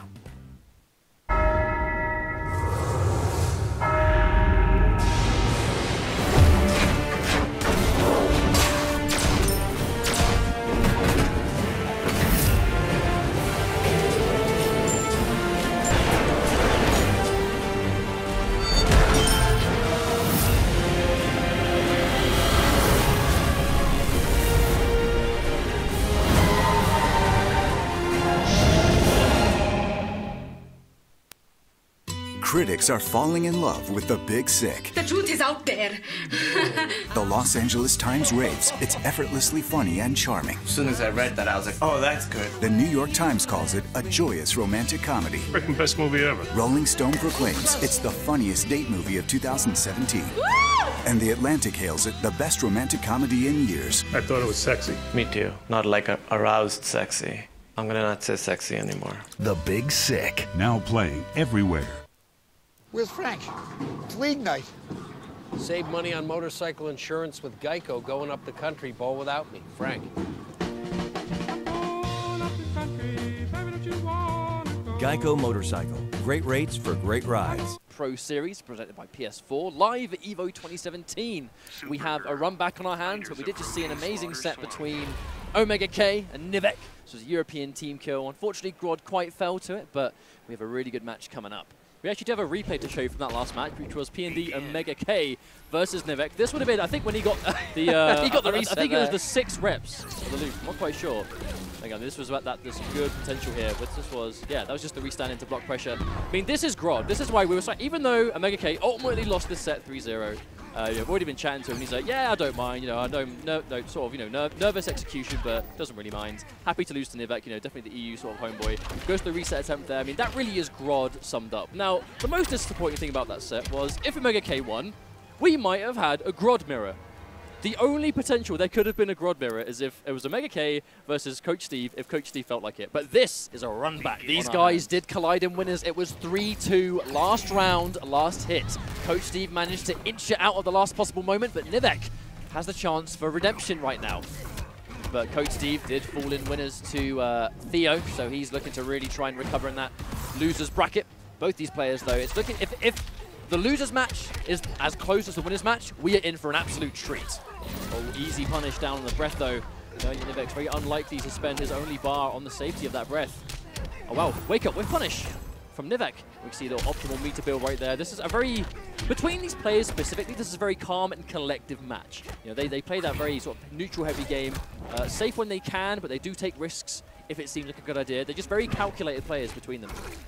Dangerous thing right here, though, that Nivek is now kind of near the corner. This is where you don't want to be against Rossos, but going in, making it a safer approach, spending all of his trait to do it, but there, catches the punish. And this combo is going to take quite a while. Dextar's going to be over half by the end of this, but the air tech to get around. There's the 50-50, overhead or low. Oh, delay wake up once again. Basically saw Nivek doing that all the time in their off-stream match. Going for maximum delay wake up to waste as much of that trait time as he can with his Rossos. Is that going to be chip damage? Not quite enough. Not quite. Specs left. Oh, wow. And Coach Steve going to get a big hit. Going to take this first life bar away. Is it enough? Yes, it is. The last minute. He's going to regenerate a nice amount of lasers, but this is a dangerous range for Atrocitus to be at. Wow. I think he actually took the round on purpose, so he's now going into the round with Dextar. Oh, but the truck. Unblockable truck from the swamp. Kind of makes you think, how did that get there in the first place? I suppose it's not important. Meter burn roll to get in against Nivek, who has loads of bar to work with. And a character like Supergirl can do great things with this. Least of all, damage. Oh no. Almost thought he was going to drop that, but no, he did not. Now he's got Coach Steve near the corner. This is danger territory. Supergirl, she hasn't got damage, but she's got a lot of hard knockdown setups here. And one thing to look into is that Nivek has a full trait stocked, which makes his low options a little bit safer. Now hit confirms. Coach Steve wasn't ready for it to hit, I don't think. Oh wow, there's the air-to-air. Nivek's been on point with those all day. But good defense coming out from Coach Steve, being patient. So he really wants to get an opportunity to call the cat, but that could have been it. He's built a huge amount of bar in this defensive sequence as well. Oh, there's the breath to go through the meter burn back 3. And yeah, no doubt at all that we saw a clash there. Almost makes you wonder that, you know, Nivek had the option to go for unclashable damage, but to be honest, maybe he just wants to get that clash out of him, but that could be a safe cat. This is, oh no, not safe at all. However, he's now not going to have any lasers, which means Coach Steve has this uncontested Dexstar sequence. There's the splat into, no doubt, one more into grab, but good tech. And now here comes Nivek. He's got 1 bar of meter. Oh, the last minute cross up! This might be enough. This is going to be enough to get him low. It's not going to be enough to kill for sure, but he's going to take him towards the corner. No, he's not. Mid-screen Oki. Delay wake up. Good block from Coach Steve. But the trait gets spent or gets hit by the last hit of it. It's in danger. Didn't have enough trait charge to go for the laser. Oh, Nivek might be in trouble here. And there's the clash. Now, this is going to be good for Nivek because he got rid of Dexstar. The cat is going to be out of play. But is Nivek going to have any eye laser, or is that going to sort of reset the cooldown as well? We'll soon find out. Yeah, he's got one. And now it's available. He spends it immediately. Coach Steve just needs 1 hit, though. He's got a bar to meter burn his blood lift. Nivek will be careful here, because if he goes for the cat and he has the eye laser stocked, he can actually stop him from calling it. Coach Steve's going to be very careful, but no. Whoa! I don't know what happened there. Nivek just playing chicken. There's the whiff. Oh, and that was a very long game 1, but I think that's a taste of things to come. Both these guys playing at that slow pace, happy to do so. This is how it went down in their winners match. Nivek, though, off to a good start. He did win the first game in winners, though. Coach Steve brought it back. Run into grab. Here comes Nivek, hungry. There's the punish. Up, yeah. Coach Steve going to it. Doesn't get a full combo, though. You cannot afford to drop combos as Supergirl when you already don't do very much damage at all. And there we go, a nice punish, down 1 into lift. And we're talking about damage. Welcome to Atrocitus. That's what he does best. There's that 50-50. He's got him near the corner. He's going to get a few reps right here. Good damage on the combo. He's going to get 4. And just look at the damage over time effect. Really important for Atrocitus. Wow, nice optimization just to get that sort of corner repositioning. Drops it though, not quite sure. There's the grab. There's the overhead. Oh, max damage. Oh, wakes up with the truck. Oh, hang on, is that going to do enough? Ooh, yes, only just. He's near the corner though, which is not a great situation to be in, but Coach Steve, he has half of Dexstar left. There's the teleport. First time I've seen that in a set. Good catch. Him out. Not quite close enough to get the maximum amount of follow-up. Any damage Nivek gets here is going to be constellation damage before he inevitably loses that first life bar. Did a little bit, but Coach Steve definitely still in it. I like how he didn't rush to go to the lift too. Coach Steve wanted to wait for a time that it just seemed like not the obvious thing to do. Clean jump in for Nivek though. Oh, he got hit anyway! He gets chased down anyway. That is not great for Coach Steve. Goes into his clash. That was a very unfortunate sequence for Steve. I don't think he was ready to get hit by that. They both spend nothing, which makes a lot of sense here, but... Oh no! Full combo incoming! And there's also going to give time for Nivek to charge up that trait, get some more lasers. Corner carry. Oh, tricky stuff! Oh. There's the shimmy bait on the throw. That's going to do a huge chunk of damage. Opts not to end the combo, goes for the setup instead. A nice tech. But Coach Steve has a lot of work to do here. That's going to do a huge chunk of chip. He's got access to Dexstar, but he has to get the hit first. He bets the farm, and that's 2-0 up. And he's going to a player select. Now, when he's been on the back foot before, we did see him go for Grodd, but clearly, Grodd is a matchup that Nivek is knowledgeable in. Last time we saw him go to Grodd, it was versus Tekken Master for that one, almost like that rank match style, right? Yeah, that one game situation. He had 1 game left to take. Tekken Master had put himself into Black Adam at the time, and it was enough.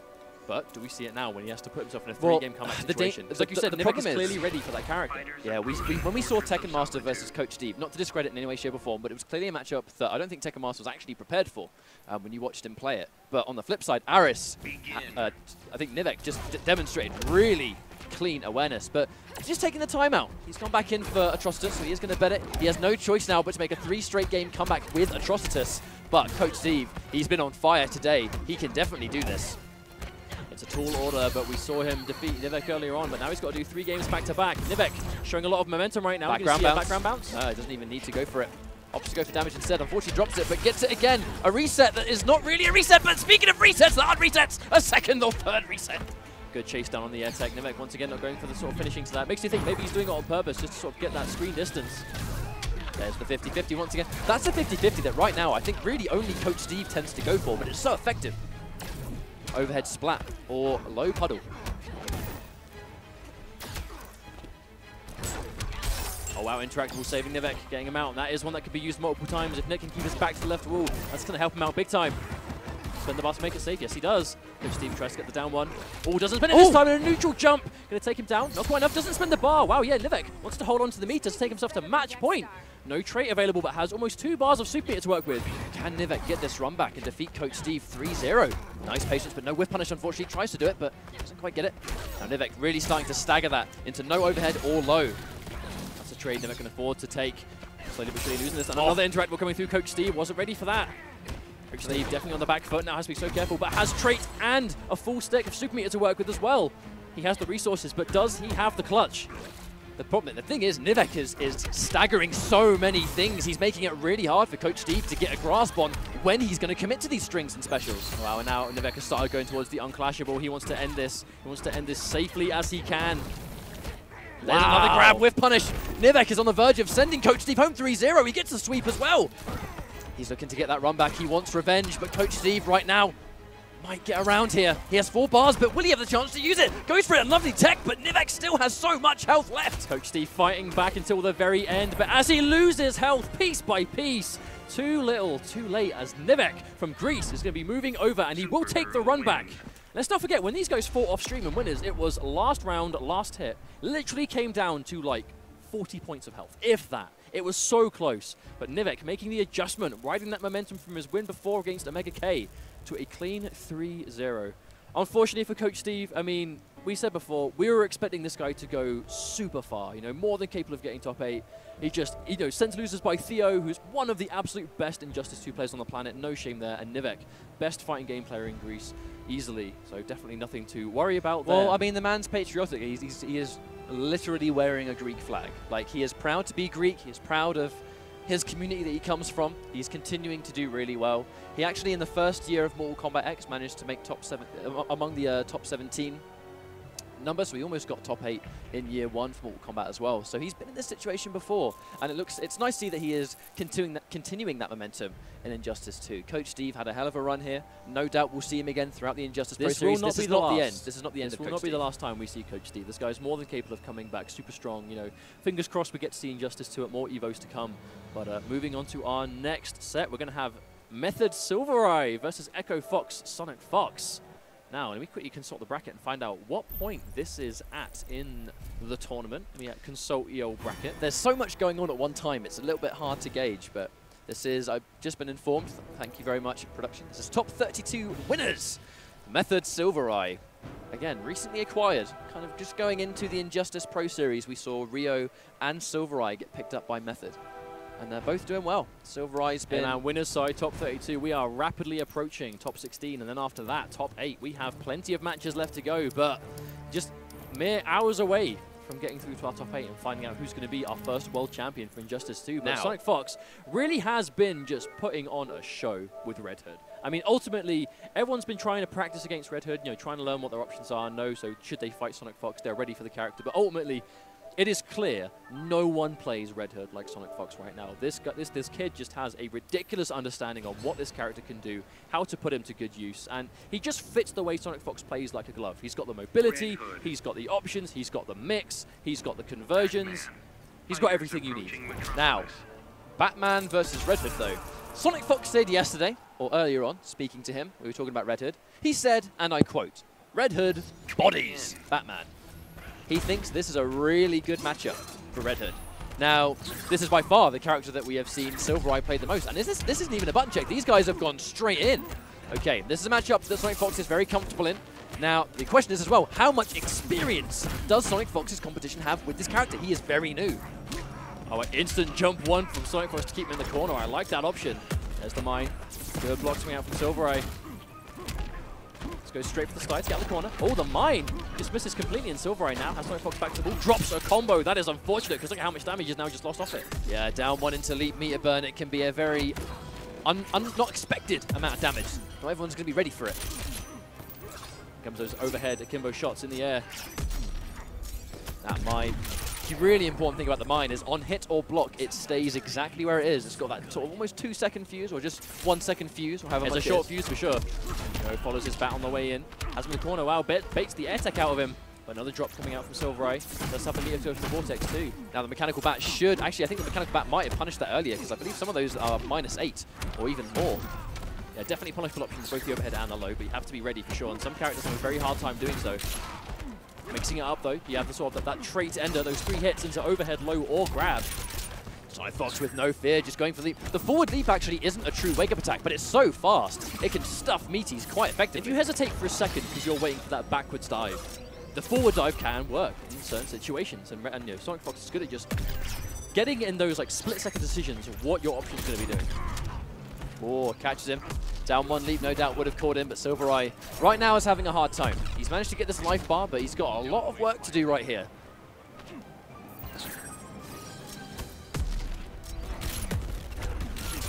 Here comes the hit, but the chip damage is going to be getting very dangerous the further this match goes on now.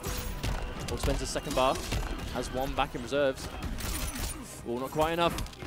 Does manage to catch the leap, but at this stage, even a sneeze will take him out. Sonic Fox, again, I mean, why not, right? Just keep going for it. If you catch it, he's going to get chipped out. Had a clash as well. Even if he did get hit, he had the option to get some health back. Sonic Fox playing super good already. Silvereye looking strong, looking a little bit unfamiliar in certain places, but that's to be expected. One of the important elements that Sonic Fox has not actually been given access to a stage that Red Hood gets the unblockable resets. So no doubt we're seeing Silvereye go for a rematch, because it is going to be a stage Red Hood can't be as effective on. Oh, Silvereye didn't quite have the bar there. All hard to blockable, low mine into overhead jump in. Big damage on that air grab just to finish it. Knocks him into the mine. If you get caught jumping, that will go for it in the mine. Just, you have to respect it. Such a dangerous, present-setting move. Oh. Sonic Fox looking about as dominant as I think we were expecting with Red Hood so far. He's come prepared. Oh, wow, there's that Meteman 4-3 to get through. He's going to spend the second bar. No, he isn't. Oh, there's a delay wake-up coming out from Sonic Fox 2. There's that anti-cross-up down 2. Wonderful conversion from Sonic Fox 2. Goes in for that low just for the knockdown. Catches him with the down one before he gets the plus frames. That's going to be a start, but just that push block. But when Red Hood push blocks, that's basically a free mine. Now, Batman does have an answer for mine in sort of just more grappling hook, but that can be dangerous. Obviously, if you're in range of that forward dive, you are going to get punished. You are going to take a lot of guaranteed life. It's going to add up very quickly. And there we go, the mechanical bats letting loose once again. Silvereye again taking that first life bar, but has lost a lot of his second in the process. That's the running theme. Sonic Fox dominantly takes the first life bar, and Silvereye tends to wake up a little bit, but he takes so much damage in the process that it's a tall order every single time he does it. And right now, I feel that that's actually a matchup changer. We need to see more grappling hooks, because that's going to challenge the mine from distance. On that wake up, 197 damage. Does so much damage by itself into Meter Burn Shuriken. And 2-0 already for Sonic Fox. This is what we were expecting to see to a degree, you know, sort of just dominance, comfort, and just being ready. You know, this kid is clearly prepared for this tournament. And we find himself winner side top 32, 2-0 up on Silvereye, looking very confident. Now, some people were a little bit concerned that Sonic Fox had spent so much time preparing for Red Hood and not really doing amazingly well or even entering at all some of the online tournaments leading up to EVO because Red Hood wasn't legal, so he didn't really bother. Now, a lot of people are like, well, he's not really been competitively tested with Red Hood. Is he going to be ready? Clearly, right now, this guy is more than ready. He's arguably more ready than everyone else. Well, speaking of Silvereye, could have got a punish on the low, didn't quite get it. Wasn't quite ready to capitalize off that mechanical bat either. Oh, armor break. Nice hit confirm. This could be a full combo for Sonic Fox. What's the ender? Full screen. Just a lovely setup. Send him full screen, go for the mine, leap in, get those plus frames. Just like that, Sonic Fox is on the verge of a very, very fast 3-0 on Silvereye. Bear in mind, guys, this is the top 32. Very important match. Sonic Fox wins this, he will be one step closer to that top 8. Just piece by piece, just chipping away this life, even on block and hit. Just working so much damage coming through. Not a maximum combo though from Silvereye. That is unfortunate. Oh, down into dive, Sonic Fox. He just wants to take this damage down. Nice low mine into anticipation on the jump in. Full combo, but again, it shades what we've seen before, where he does manage to get the life bar, but he takes so much damage in the process because Sonic Fox is just all over him. All goes to the parry, but Sonic Fox just jumps out and that gets baited completely into the transition. At this point, I think it is too late. Sonic Fox is going to be moving on 3-0 unless Silver Eye can make something magical happen right now. Only got 51 HP left and yeah, catches it on the reposition, but I think full screen, this is exactly where Red Hood wants to be. There's the Mia Ben roll. Silver Eye looking to make something happen, but good blocks from Sonic Fox. Hit by the last minute cross up, but no! Tries to commits a bit too hard. And that's we're just running a story where Silver Eye does not like hugs, especially when he's just been eliminated. Sonic Fox is the complete opposite. Man likes his hugs. We just noticed right there when the unstoppable force meets an immovable object scenario. Well, that was winners action though. So top 32 winners. We see Sonic Fox moving on once again. I do believe it's actually Honeybee stepping up to the stage once now. Honeybee having a very good tournament so far with that Flash. The Flash God Lord making it through EVO 2017. God Lord? But I think, you know, the question has been answered. You know, is Sonic Fox's Red Hood ready for EVO this year? And the answer is a resounding yes. Absolutely. I do believe, Honeybee versus Gross. This is going to be a good one. You know what? It's almost like we're at the stage of the tournament that we're getting the best players versus the best players. How about that? It's almost like that is that. Ooh, I've just been informed. This is a top 8 qualifier. Gross defeated Tekken Master, which is a really important result for him. It's been a bit of a bloodbath so far. You know, we had Samij eliminating Madsen earlier on. We saw Omega K eliminated by Nivek. We saw Coach Steve eliminated by Nivek. And this is now winners action. Tekken Master sent to losers. Well, speaking of from Gross. It was Gross that beat him. I actually do believe we have a replay now from the Nivek Coach Steve match where Nivek, I don't know what happened here, because when these guys played in winners off stream, we had the pleasure of seeing that set. It was as close as it gets. Literally one hit in it between the two of them. Yet in this streamed match between the two, in losers, Nivek played like a completely different beast. Like completely shook it up, and unfortunately Coach Steve did fall down 3-0 in this run back. But Nivek just Supergirl looking good. Are we going to see Nivek maybe make top 8? Just to prevent stating the obvious as well, guys, the uppercut whiff after a stun, that is actually to build a little bit of meter as well. That's why you would see the uppercut, because in between the freeze, actually it's so plus hit, you have enough time to go for the uppercut. And then just go for your next move. Well, so you might think to yourself, you know, doing just whiffing a special builds such a little bit amount of bar. What's the point? But then you have a character like Supergirl that without bar, she is harmless. So here we go, Flash versus Green Lantern. It's going to be a matchup that I think Honeybee is actually going to be quite experienced in this matchup because he has defeated Rebello before, who's another really Honeybee is going into this with a lot of momentum. Obviously, we saw him defeat Forever King in the winner's side. I'm just trying to look through who we have now. So Honeybee would have beat Star Charger to get here. It would have been Sonic Fox over Silver Eye.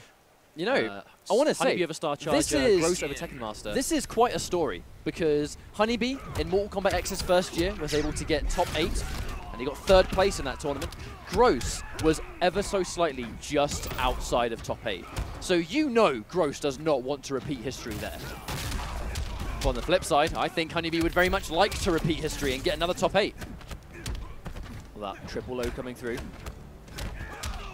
That back one, nice confirmed coming out from Gross. Looked a little bit awkward to get it, but Sky playing Green Lantern once or twice, definitely ready for it. Gross is definitely, I think, very much the premier. It's quite an interesting match because it's the premier Flash versus the premier Green Lantern right now. Two absolute masters of their characters. Wake Up cleanly beat by Honeybee. Doesn't get a full combo for it though. There's that backdash, immediately with the knowledge, but down 2 to check him. Now it's going to scale quite heavily, but Gross is going to get good setup off this.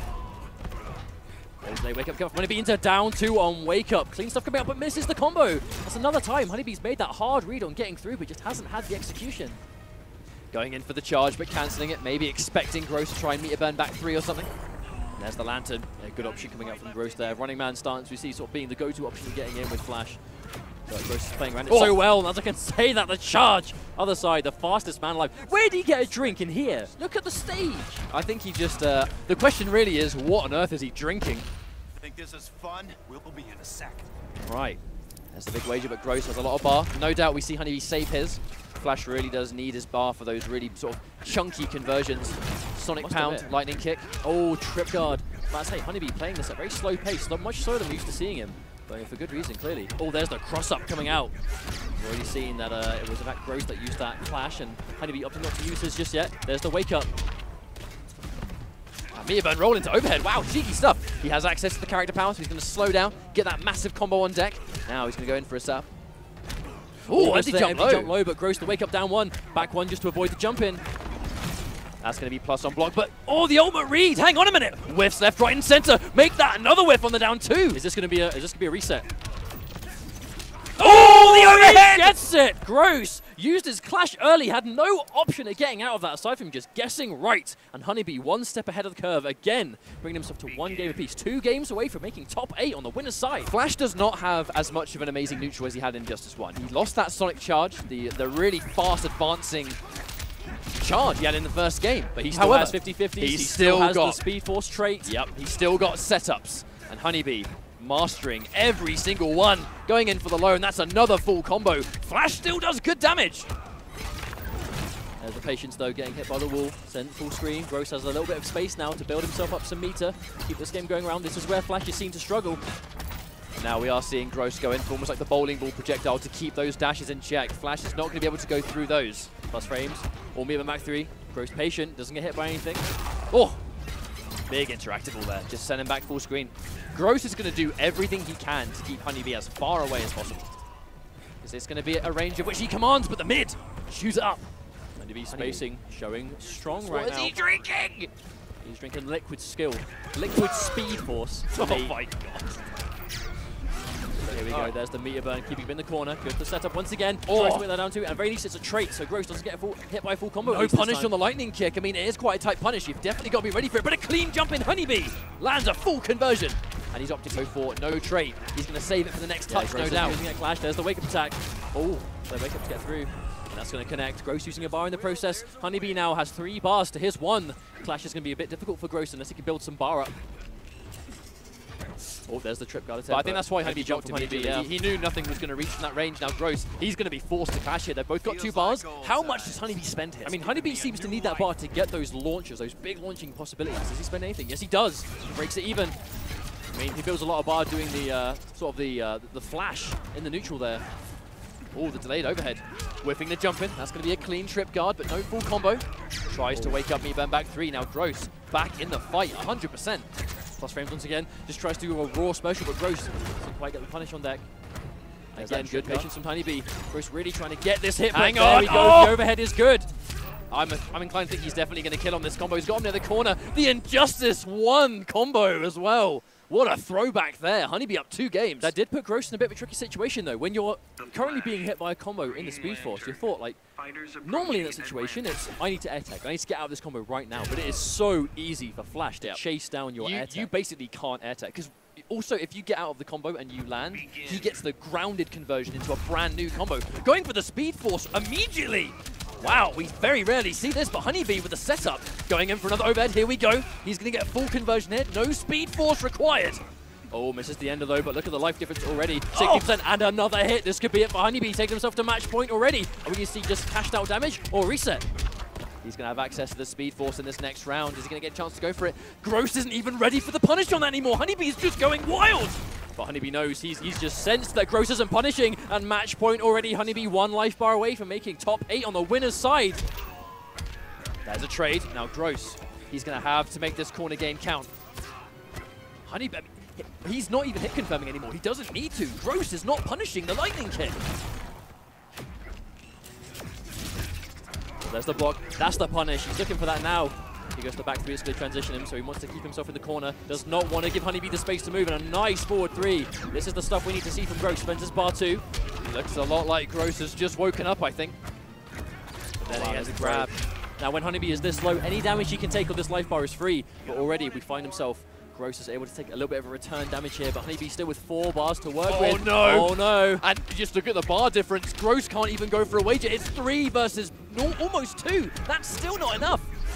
I reckon we'll see him try and clash if he gets hit one more time because he'll have no choice. But he just spent all of it, the unblockable. Here comes Honeybee. He has access to Speed Force. There's a reset situation. Meteor rolls towards him. Tricky stuff, but a nice throw tech coming out from Gross. Gets the trip guard too. Gross, air tech gets him out of it though. Honeybee still kept safe. Another bomb comes through, but Gross is too far away for it to work this time. Now Gross gets no bed, but a lovely block. Honeybee with the anti-air, the back 3. Gets another back 3, and Honeybee manages to go for top 8 for the first year of Injustice at EVO, and he repeats history. The Flash God Lord makes his return. Injustice 2, EVO 2017. After an up and down success levels in MKX, Definitely a strong player, but, you know, obviously he had really good at year 1 in the game. Going straight back into his comfort zone, the game he loves the most, Injustice, he comes back with the Flash. The boy's back in town. Indeed, the Flash, he comes back, and winner's side top 8 with this character. I mean, what a fitting story for Honey. There's no getting around the fact that the Flash is not the man he once was in Injustice 2. He is you've got to work a lot harder with the Flash. He's still clearly is top 8 Evo material character. Clearly capable of placing well in major world-class events, especially if you are the best Flash player in the world. And by the way, guys, if you're just watching and you're new to tournaments, yes, the comeback guy on YouTube did just get top 8 Evo. So how about that? Oh yeah, that's a good point. The best comeback you will ever see. How about Evo top 8, my son? That is wonderful. The question is, will we see a comeback like that at Evo with Flash? We'll find out with top 8 later on, but we are moving on to the next game, which I believe is going to be... Oh, this is another good one. We have Theo. Let me have a look at this bracket right now. We have Theo coming up versus Burrito Voorhees, so now, King Jr. This is a really important match for these guys, obviously, but more importantly as well, whoever wins this match will move on to face Sonic Fox, and I believe that's actually a top 8 match. Whoever fights Sonic Fox after this. All right, yeah, so this is going to be Echo Fox Theo. Echo Fox Theo versus Burrito Voorhees. Winner of this will fight Sonic Fox, and the winner of that match will qualify for top 8, which means, think about it this way, only one of Theo and Sonic Fox can make winner's side top 8 today. Only one of the same path. They are in the same path. But, I mean, could that mean one of them doesn't even make top 8? If they get sent down to losers and have a particularly tough opponent, that could happen. Whether it will happen remains to be seen, but Theo, I mean, I haven't seen Burrito Voorhees play yet so far this tournament, but clearly he is here very far along, doing incredibly well for himself. Plays a lot of characters. Yes. So that's the big one. I mean, also just for those that may recognize him, yes, Burrito Voorhees used to be Forever King Jr., but as some players do like to almost like sort of rename themselves, we see that quite often. Hey man, he does not need the name of his brother to be a recognized player. Oh, you know, 100%. This guy, he's been playing for a while. You know, he's a very young man as well, is Burrito Voorhees. He's been around for a few years now, but very young when he first started competing. And the longer we go on, the better he becomes. And, you know, looking to be a serious threat already, as we are very, very far into this bracket now. But winner's side, Evo 2017, for Injustice 2. This is going to be a good match. Obviously, knows he plays Black Adam as well, plays Bane too, but I can't imagine we'll be seeing Bane here versus Superman. Most likely going to be Black Adam. I think it's a safe bet. We're getting really far down this bracket. If you can play a fantastic character, then you better make sure you're playing that character. But you know, some of these matches coming up we've had, you know, some of them might have already happened off stream, but we'll have to find out what's happening to them soon. But you know, we've got good ones like Slayer versus Scar. You know, that's Rogue versus Echo Fox. I feel like that was actually played a while ago. I saw that on Twitter. Biohazard, Hayate, Too Easy versus Nubcakes, Dragon versus Illusions. All winner side action. Now, we're going to see who makes it on in this winner's bracket. It's Echo Fox Theo. It's going to be a BXA Burrito Voorhees. Now, I'm actually quite interested to see how Burrito Voorhees plays this, because we know Theo is very slow, very calculated, but within reason. He knows when he can get aggressive. He knows when to go in and mix up and rush down. Nice reactions for that down one. That's sort of a Theo special punish. That down one on the Black Adam forward one, just to capitalize into forward 2-3. Now, even when you drop your combo on the end of that background bounce, it's still a hard knockdown. So if you do the background bounce late in the combo and you don't quite get it, it doesn't really matter. You're still going to get set up. Forward one with punish. Opting to actually spend no meter here. He wants to keep it meterless. Good call, I think. Yeah, saving it on the meter bend dive kick, but it doesn't work out. The forward 2 with punish. Theo, crisp reactions. Solid life bar though already. Theo looking as good as we expected him to. Still has that trait loaded. Question is, what can he do with that? At the same time, Burrito Voorhees has those orbs. Theo's been playing around them very well so far. Nice clean B&B, easy stuff coming out from Theo. 430 damage, respectable, just to keep this life lead heavy. But just look, it's just the patient and confident walking back. It's a range that Theo really wants to establish. Unfortunately, tries to go for another internet dive kick, does a little bit of an execution error. Gets a forward 3 by mistake. That is good data for Theo, seeing that he's dropping combos. But with the patience, Theo, he's not pressing anything. He has no interest in putting himself at a bad situation unnecessarily. He is happy to sit there and do nothing and wait for you to make the mistake. Oh, no bar, tries to go for the forward 1-2, but they're just sitting there and blocking. Nice amount of damage, but it goes for a third forward 1-2, doesn't get it. But the down one into Shocker doesn't matter too much. He's going to get the round anyway. He has got Theo where he wants him, though. So if he can keep him in this corner, it's going to be a great situation. Gets the jump kick, but doesn't, unfortunately, misses the dive kick. And he's managed to fight his way out the corner. He's going to get damaged, but this is where Theo wants to be. After a very shaky start, Burrito Voorhees managing to even things out a bit, though. This is looking good for him. Has that bar to spend. Trying to whiff, like he's just trying to bait with those dive kicks at this point. I think he is. Oh, clean punish. Yeah, regular dive kick. Very unsafe on block. Oh, Airtex, and there's the reset from Theo. He has the bar to launch, and the background right where he needs it. Wonderful play by Theo, and how important it can be to have that stage awareness on what interactables you can use. Right, so Theo up 1 game already. Still 3 out of 5 territory. It will be 3 out of 5 throughout, but we always have the potential for long sets here, especially this far down the line. On the flip side, though, we have seen some really dominant performances recently. We saw Nivek 3-0 versus Coach Steve. We just saw Honeybee 3-0 versus Gross. The later we get, I mean, the tensions run high. Now he's going back in for Black Adam. Atlantis, though, we're going for a stage change. Nah, it looks like it's not the one with all the unblockables. We are going to the secondaries. This one's a little bit more neutral, I think. A little bit less interactable heavy. There's that forward 2-3 trait, down 1 breath. A very typical block string. See a lot of Superman players go for that. Cold anticipation on the dive kick. Theo jumps back, trying to make it miss.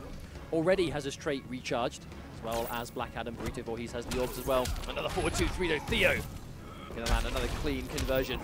Sitting on basically 2 bars of meter, so even after he takes that chip damage of that down back 3, I mean, it really is some of the highest chip damage in the game for a single projectile. Oh, indeed, but a nice hit from Burrito, but cannot capitalize. I think he was quite ready, and again, tries to, but actually gets punished for it, Theo. Oh, wow, that's the BM laser to follow up. Now, this is still another really good scenario for Theo. Catching another whiff forward 1-2. It's so risky to whiff buttons against this player because he will punish you every time. Theo's spacing is just impeccable, and clearly so. Like, always ready to just sit out of that sort of sweet spot where, you know, you sort of have to say to yourself, am I in range of forward 1, am I not? You stick it out, and just as quickly as you can press that button, Theo is ready to whiff punish. With a jump back, with just standing still, with a down 1, always ready. And that's kind of Black Adam's main go-to normal in the neutral, and Theo is just shutting it down completely. There's the interrupt on down 1 breather, so that's a little bit of knowledge right there, but it might be a little bit too late at this stage. Gets another launch, and even though we see Burrito Voorhees at 4 bars of meter, he could flash if he wants, but I think at this stage he may as well rather just take the damage. Oh no! And that's why Theo, that's the standard finish for Black Adam to go for orbs into meter burn roll, and Theo already ready to punish that as well. Theo not letting anything get past him. Unfortunately, oh, the black magic whiffs, and the back forward 3 going straight under it. Here comes Forever King, lightning fast in there to coach his little brother.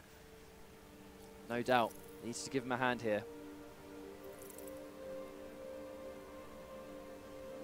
So, what is the choice here? I know he plays a bunch of characters, I know he plays Scarecrow, I know he plays Bane, but whatever he picks now, he's going to be locked into for the rest of this set, guaranteed. You can't really pick Bane against Superman. That's one of the problems. There's not only the damage and the zoning, but a big part of it is the fact that Superman trait negates armor, which means essentially Bane can't get going, because if Superman breaks armor, then Bane can't establish his main tool. Superman. Are you going to see him stick to Black Adam? This is it, make or break. Remember, it's still in winner side action though, so these guys do have a little bit of breathing space to get set down to losers, but obviously the amount of games you have to win from losers is insane. Fighters approaching the Batcave. Actually, just, I believe there's actually, after pools, there is a no coaching rule, which means that Forever King just got booted off the old stage. And that does mean you're on your own. Fighting games are 1v1, and today that much is guaranteed. Not even help from your friends. You need to be ready with as much as you can possibly manage going into it. Well, there we go. He actually manages to get a good hit, but Theo did take the first hit, so he has himself 2 bars already thanks to the damage he just took. But already, Burrito Voorhees has that life advantage. Gonna keep it. There's the whiff punish we're looking for. Goes into the meatless black magic. We're going to see that damage start to add up. Set up 2. Oh, the wake up, Theo. I think he tried to go for a cross-up dive kick, but fumbled the input. He got a neutral jump medium, and I don't think that's what he wanted.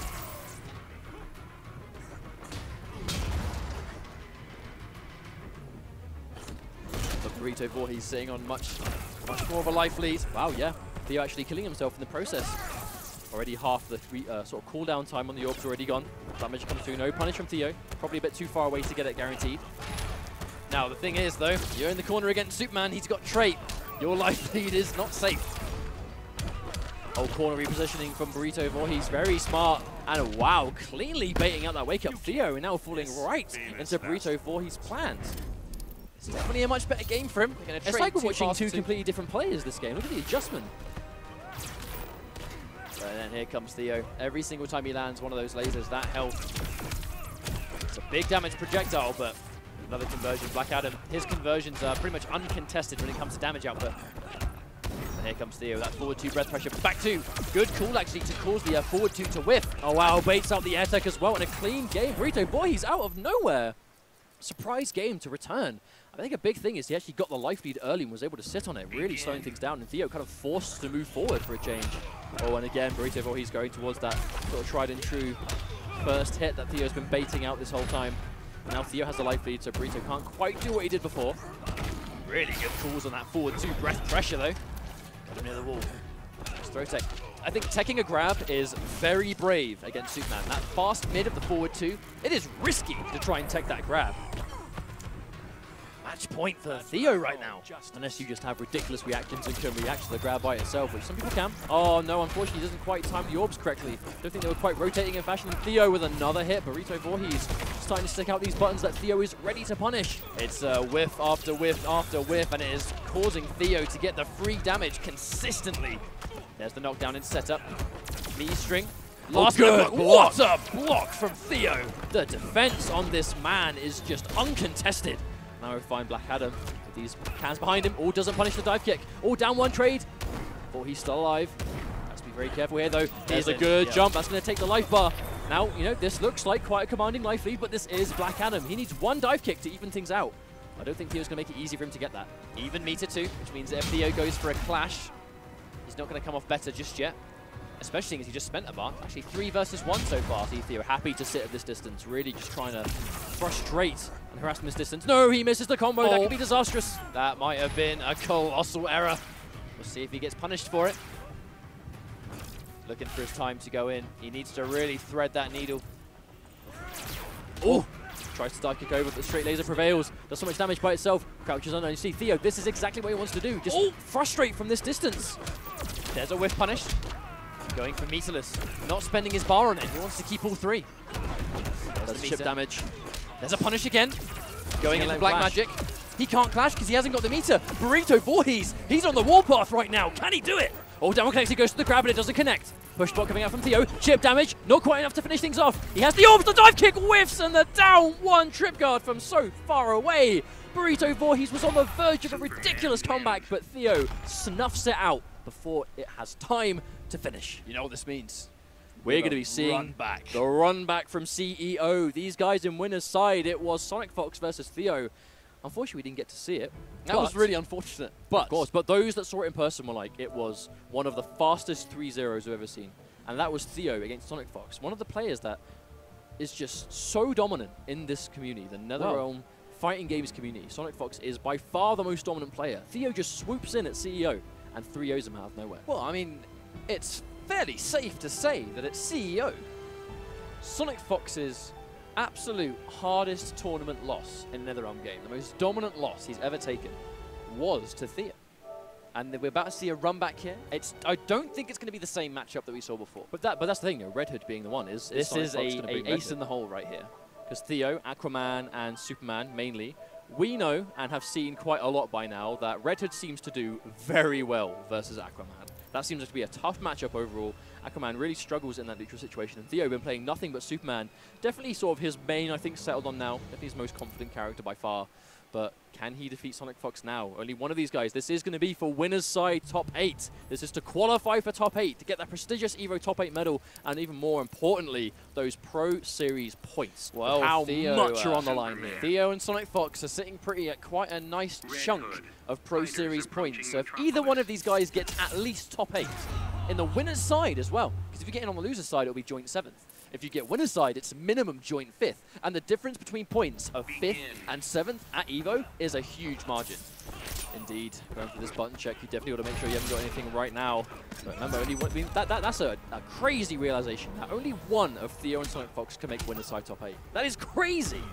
But that is unavoidable now. They're about to play for it. They've shaken on it. They're ready. It is time to zone in. One will go through to top 8 winners. One will drop down to losers where they have to win another match to qualify.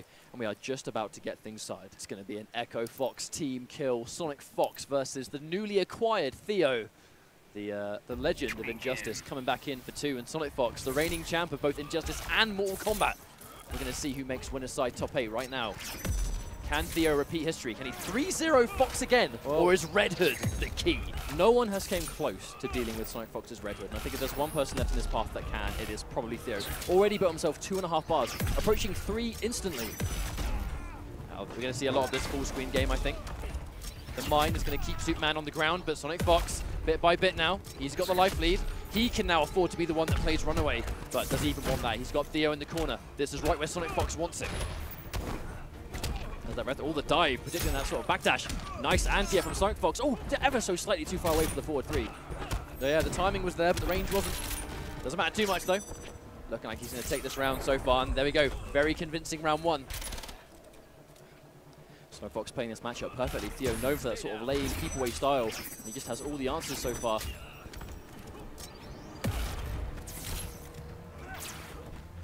Yeah, this is a pace we're not used to seeing Sonic Fox play. Ooh, but he full caught him combo out of the conversion air. too. Theo's going to take the opportunity to get a bunch of free health back with this clash, but he's going to lose the clash now. So Sonic Fox has all this life bar left to not worry about the clash. I wonder if that dive into Meter Burn full combo was actually a punish on the air laser. He did it immediately. Tries to interrupt, but Theo's spinning the bar, but aware. Sonic Fox ready for him to activate trait into down 1 of his own. Oh wow, no confirm from Theo. That is uncharacteristic. Showing signs of being flustered right now. Oh, wow. Mysterious hitbox. Oh, Red Hood's trait. He's got that mix-up of grab, overhead, or low at the very end. Theo going for the sweeping laser a lot, but unfortunately just sort of getting knocked out of it before he can connect. Now, there's a lot of work to do here. Sonic Fox sitting on 4 bars of meter as well. That is plenty enough for Red Hood to kill you quite easily. Oh, mine hitbox doing a lot of damage by itself too. Instant bullets. Red Hood, he's got regular projectiles, but he's also got almost like an element of hit scan, instant gunshots, and there we go. Game 1. Let's go to Sonic Fox. Yeah, quite a slow-paced game, but that's the speed he needs to play at for sure, guaranteed. Let's not forget, this is a crucial match. This is for winner's side top 8 to get that breathing space, knowing you've accomplished that goal that every fighting game player wants. Everyone wants to make top 8 Evo. Everyone wants to see themselves on that main stage. These guys are so close to being able to do it. Especially for a new game, right? Injustice 2, both these players are putting so much effort to be here. There's another anti-air, very clean anti-air, down 2 into mine, will be a full combo. And it's going to put Sonic Fox to that effective range that he wants to be, but Theo with a clean pickup. You see it? This is his ender. Theo playing a lot shaky than we're used to seeing for some reason. There we go. He knew the mine was going to connect. Good awareness. And the upwards. TV. Oh. Good fuzzy on the low, and Sonic Fox ready to get the punish too. Sonic Fox is just playing out of his mind. Catches that 2 on the way down. Hard knockdown. What's the mix-up? Oh wow, yeah, just a down 1 for Oki. Going to connect Theo. Doing quite a lot of damage, more than he did manage to last time, but not quite enough just yet. There's a clean backdash. Not a true block string, but so far doesn't matter too much. Sonic Fox, the repositioning down 2 once again. That's going to be a splat into another mine. A wonderful prediction on the up shuriken too. Look at this pressure coming out. There's the trait. Ends it early. Oh no, Theo catches him in between. And the air tags to get away from the refreeze. That was a good call. He's got him out of danger. He's going to get all of that free damage. And once again, yet to take a single life bar off Sonic Fox in this second game. Wow, just look at the prediction. Sonic Fox, the low mine, and he gets a full combo off it. Sonic Fox, one step ahead all the time. Well, when Red Hood throws the mine, what do? You see the mine, you jump, you get hit by the shuriken. You stay on the ground, he goes for the leap, and it's a free way in. Sonic Fox with the knowledge already, this character, you'd think he's been here since launch. I mean, that's just Sonic Fox's ability to pick up these new characters and get used to them very fast, but clean punish there. Oh wow, staggers it too. Look at the pressure coming up from Sonic Fox already. Well, don't forget, guys, if Sonic Fox wins this game, he's going to move on into top 8 winner's side. And his Red Hood's looking really unstoppable so far. That is going to be a big ask for anyone in his path in the bracket. Theo, well, yeah, the akimbo gunshots connect in the air. A corner pressure, tries to anti-air, but Theo manages to sneak through an air dash. And again, that dive being a wonderful answer for that breath. Theo just hasn't found an answer for it yet. Has 4 bars to work with those. That's a lot of damage. Traitor's popped, but look at the life difference already. So yeah, Sonic Fox, that gunshot going to do a lot to just keep this life lead strong. If there's one thing Red Hood has, it's variety. He's got different projectiles all going in different directions, but he doesn't have, it's not just a regular projectile that flies around. He's got an instant check on that gunshot. It's not a go-to option, but at the last round, it's a really good option. That's going to open up for Theo, though. Gets the air dash and another air tech. Yeah, Sonic Fox just using his meter perfectly right now. Hasn't got anything left now, but clearly hasn't been eating it so far. Again, just look at the meter. Theo is consistently low on meter. He's got 2 now, but getting checked out of the air. You know, Theo just doesn't want to sit there and hold the dive because you don't want to let Sonic Fox in. You want to keep him away. This is a bit of a tall order for Theo. No, Sonic Fox, he has no interest in going anywhere near him. Really just happy to play this keep away game. Theo forced to come in. And the dive comes through again. 170 damage. Well, you haven't got this much left. That is a big amount to deal with. He manages to get the laser, but does he have the health left to take this life? The problem is he's eating projectiles after projectiles, and it's not a scenario that you're able to clash. He's got 4 bars, but he's not able to get anything off it. Theo, he's on the verge of getting sent to losers by Sonic Fox, looking to make this a 3-0, breezing his way into top 8. And that's a dive, that's going to do it! More than enough damage! And Sonic Fox manages to secure himself another winner's top 8 placing at another Evo.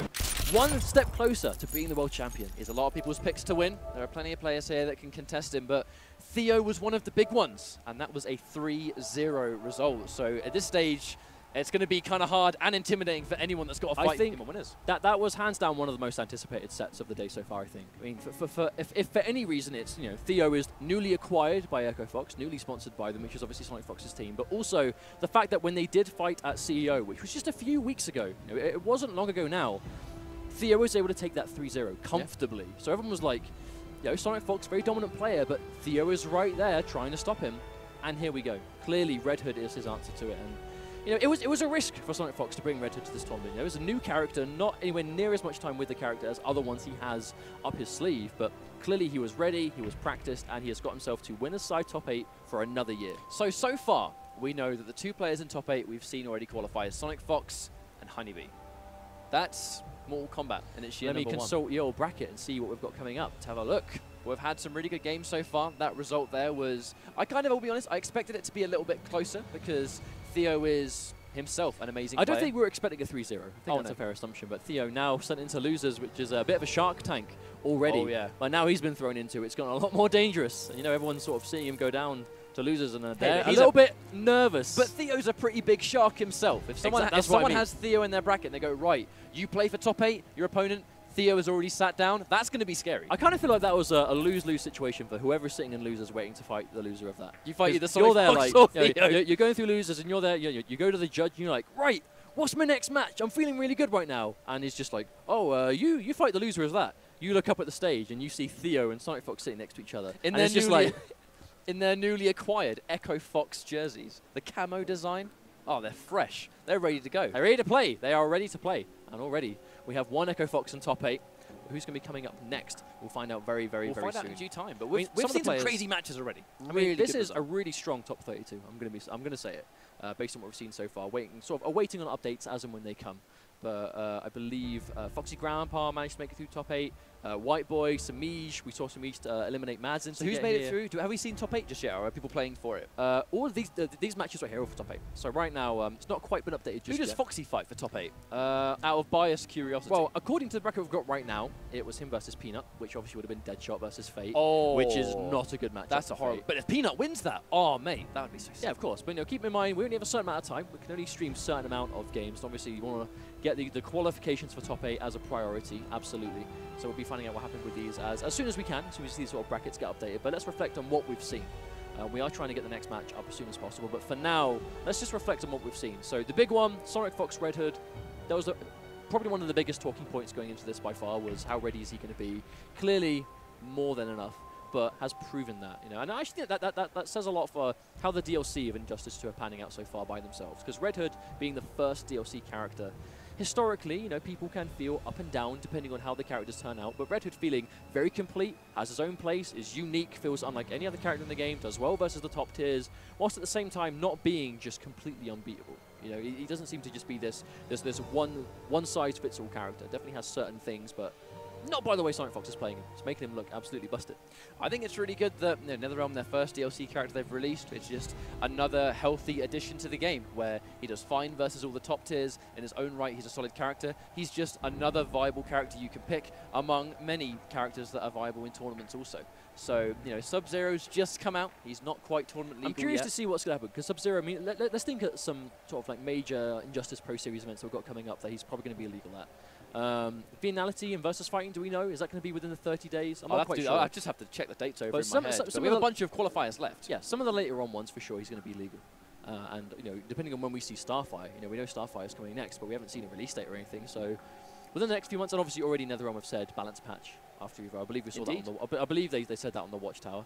But that does mean that we are going to have, as a community, to adjust to certain things after Evo and get ready for it. But, I for one, welcome it. I think it's going to be really refreshing for the game just to see things shake up a little bit. Yeah, it's going to shake things up some. It's going to give us some, well, no doubt we always see some characters get adjusted in different ways. Some of the top tiers may get sort of adjusted a bit, or more importantly, it seems to now be that characters that are considered quite weak will just get a few enhancements so they can kind of compete, sort of take the divide and make it just a little bit smaller. It's what happened at the end of Mortal Kombat X, where the final version of Mortal Kombat X was very much, you could say, the most balanced the game ever was. And it was because the divide between top and bottom was nowhere near as far as it had been in previous iterations. But I tell you who I'm really excited to see, Honeybee.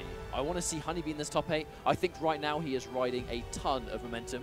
And the big thing is that he's not been able to travel. He has not been in a situation where he's been able to go, right, especially let's go to all these qualifiers. Yeah, because Bio's been going everywhere. They've not been traveling together. It's been a change. Bio, I'm sure he misses traveling with his brother, because any brother would when you compete with, siblings. It's a great feeling knowing that you've got that person that you can always interact with, and you train together. You're constantly talking about the game. You're discussing things, and you're just mentally and physically with the game preparing, for the next tournament, because you've got that constant conversation. It's very useful when you've got two brothers that do that. But at the start of Injustice 2, Bio and Honeybee haven't really had the chance to do that, because Honeybee has not been able to travel due to real-life commitments, and Bio's been kind of going it solo. Bio has seen his fair share. I believe he got 9th at CEO. He got top 8 at Combo Breaker. Haven't quite seen how he's done in this tournament, but he's been doing really well in the Pro Series. And now Honeybee has finally been able to travel, and he's got himself a top 8. Well, I think the biggest sort of diverse thing between them, though, is because Honeybee doesn't really have as much time as Biohazard to play at the moment. We've seen Biohazard with the Bane and Harley Quinn, sort of the pair by themselves, sort of, or the pair together, I should say. Spreading it equally, right? Yeah, to sort of spread out and be as prepared as possible for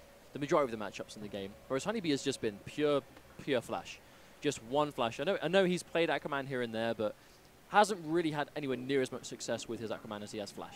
So really just that tried and true Flash specialist here, which we've seen not always be a effective thing, but actually, let's move on to the next match we have going on, which could be a Catwoman mirror match. Now it's Samij versus a Foxy Grandpa. This is really far down in this bracket. We are indeed. We're going to have a quick consult of this bracket to see what we've got going on. I believe Samij fell to Nubcakes, and it was Foxy that lost to Tekken Master. Hang on a minute. So let's have a look. So for top 8 winners, we have Sonic Fox over Theo, Honeybee over Gross, Hayate over Slayer, and Dragon over Nubcake. So the 4 people in winner's side top 8 is going to be Sonic Fox, Honeybee, Hayate, and Dragon. Now, has Hayate been playing... Do you think that's been all Robin? Because I know he's been working on a Black Adam. I mean, he's been playing a lot of Robin. I see. So the winner of this match, I believe, is going to be playing Slayer to qualify. This is Stress City now for these guys. Now, Foxy himself plays both Catwoman and Deadshot. Deadshot's definitely his sort of go-to character right now. It's definitely the closest thing to Piercing Melina from Mortal Kombat X. A very grounded, slow, calculated game. And there is one character, though, that Catwoman does really well against, and that's going to be Deadshot. So even though he picks Deadshot for most matchups, I think Catwoman Mirror is his answer to Catwoman. Okay, now this is going to be interesting. How is this going to go down? Catwoman Mirror match to start things off. Foxy with the back 3. Anti-air attempt from Samij isn't going to quite connect. But Catwoman has that really dangerous element of a 50-50 where it's, I believe it's standing 1 into either the overhead flip or the low. Back 3 actually loses to a normal. You don't see that every day. No cat dash though from Samij to confirm on that, and again doesn't have the bar to do so. And the back 3 meter burn coming through for a big launch. Foxy looking really good in this first round, but we saw Samij take it over Madsen earlier in this tournament. He looked really comfortable. But that being said, Foxy and Madsen, those like defining European training partners, Foxy is going to be desperate to get that revenge from Madsen here and to move on before. Oh, wow, yeah, eats up the wake up. Doesn't quite get the punish though. Foxy probably waiting for combo that just didn't come, but look at Samij in the corner. Good adjustment from Samij, and yeah, spacing up that back three perfectly with a nice whip punish. Samij taking away that first life bar. Just sitting there and waiting for it, really. Oh, wow. That I think he was quite ready for that to hit. Yeah, I don't think anyone was. Foxy was the last person to expect that. Samij now has Foxy in the corner. Wake up backdash to get out of there, but tries to go for the anti-air. There's that trait. One thing, Catwoman's trait is a fantastic wake up. With his mobility, Samij just being so slippery right now. Clean anti-air. You don't see that every day. Or wake up of his own. Foxy Grandpa, though, massively down on life. I've got a feeling in this match we're going to see a lot of the same things. I know that's obvious in the mirror match, but they both have very similar metas with Catwoman too. Foxy Grandpa with a commanding meter lead, but Samij way more health to work with. They're both actually looking for something to whiff punish. They're really sitting almost at jump distance, but clean down to anti-air, but tries to go for an air tech. Would like to have seen a clash instead, I think, especially with the low bar that Samij has. And by low, I mean non-existent. Goes for a clash now, but I'm not quite sure. I'm not quite sure the logic behind air tech before clash. Because surely use the bar to get health back when possible. Soxy with the 2 dashes, but Samij whiffs, but no whiff punish. Hang on a minute, gets knocked down. There's that back three. Yes, be careful. Samij has been spacing himself perfectly to get the whiff punish on that. And he's going to try just to get the cat dash confirmed. Oh, and he eats it. Foxy's going to go down 1 game. Samij up 1. Are they going for a quick restart, or is he going to sit there and be patient? There's a no coaching rule, unfortunately. They're going to have to get Magin off the stage. Magin's going to have to leave the stage. It's unfortunate, but that's what we're going to have to work with. That's the way it rolls. After pools, there is a no coaching rule. Indeed, so Magin has been asked to leave the stage as we go into game number 2 here. Foxy down 1 game to Samij so far. But in this mirror in particular, they're really trying to sit out. You actually notice how far they both have to actually stay to cause moves to whiff. That is how much range Catwoman enforces. Oh, wow, the wake-up gets baited out clean by Samij, but again doesn't have a bar to get for the cat dash. The combo extension. Wow, max range trip too. And there's that low launch, but he just baited it. And another wake-up getting baited out. Yeah, Samij is just completely in control so far. And the meter burn back 3, a clean hit. Again, Samij halfway through winning this set. All 3 life bars in total have gone. Foxy having a hard time really getting in on Samij, but his blocks have been superb as well. Empty jump, probably trying to bait the back 3. Gets it eventually, but Foxy's got a lot of work to do. There's the whiff, doesn't get the whiff punish in time though. Samij sticking out all the right buttons to keep himself safe. Clean jump in though, but doesn't turn into a full combo. Yeah, definitely going to be much more damage. Doesn't take it. There's that whip trip once again. Oh, nice. The whiff into backdash. Another whiff punish. The dangerous thing now is that Samij has a fully stocked trait. So if he hits the wake-up attack, he's going to do so much damage here. And that's 2 bars wasted. Samij keeping himself as safe as possible. Just knows his spacing. There's whip trip guard. Good block on that too. Samij's blocks have been brilliant. Yeah, really on point. Foxy catches him, but doesn't get the final confirm. Now he gets a life bar on the board, but still. Yeah, they've both got pretty much identical meter. There's about 500 damage separating them though, which is about 1 and a bit of Catwoman combos. Oh, they're both just really trying to not get whiff punished there. Speaking of whiff, the cat dash doesn't connect. Wake up back 3. Samij trying to get out. Is when Samij is getting the whiff punishes, he's getting like maximum damage. He's getting a lot of sort of launching potential, and Foxy's sort of being more reserved with his bar. Back 3's trade, but Foxy's had armor because he spent a bar. Oh, there's the late wake up from Samij. Foxy gets anti-ed clean. Samij with a massive amount of life left, so the clash is not going to be anywhere near as good, and the wake up gets baited. Opts not to go for clash though. I mean, I know he couldn't really have much health, but goes for it last minute. I think he realized that the setup into damage wasn't going to be too much, but he decides at the last minute he should have clashed earlier, I think. Yeah, Samij's going to spend both bars, taking that damage guaranteed away. Very low as Foxy. Has to be careful. Oh, and he walks straight into it. Samij up 2 games. That was kind of hard to call at the last minute, but running straight into the mid, really good answer. Samij is 1 game away from facing Slayer to see who makes top 8 on the loser side. This is far into the tournament, but as it goes, only one of these players will move on. And Samij getting this rush down on point, overwhelming Foxy right now as he gets another hit. This is a great start for Samij. A bit different to what I've seen before, being very aggressive. Back 3's going to get him out of there, almost gets armor broke, but not quite in time. Good block. I mean, Samij's blocks on the defense have been incredible so far. There There we go, match point for Samij. Foxy on the verge of going home right here. He needs to make something happen right now. Oh, he walks into it.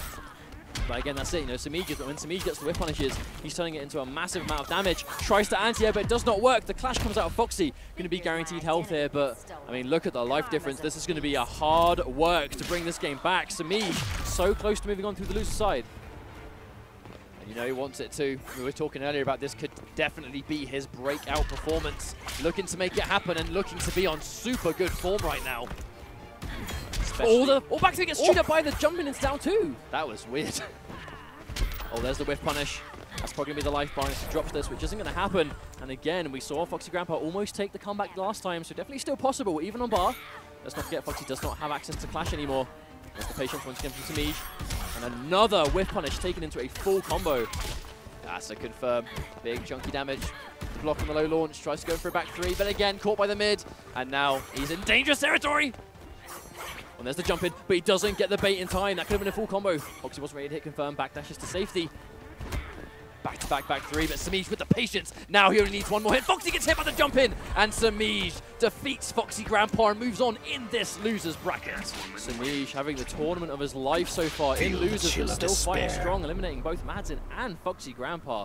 Having a good path so far, and it's going to be Samij versus Slayer, I believe, for losers. Right, so I've actually just been informed that it looks like they're getting ready to commence this top 8 on Evo, twitch.tv/Evo. So it's been a really fast turnaround. We've had loads of games. We've got plenty of time throughout the top 8 to collect on what we've seen, but right now I think we have a top 8 to get started for Injustice 2. So thank you very much for being with us. We'll see you on twitch.tv/Evo, where the top 8 for the Injustice 2 Pro Series at Evo will start very soon. Well.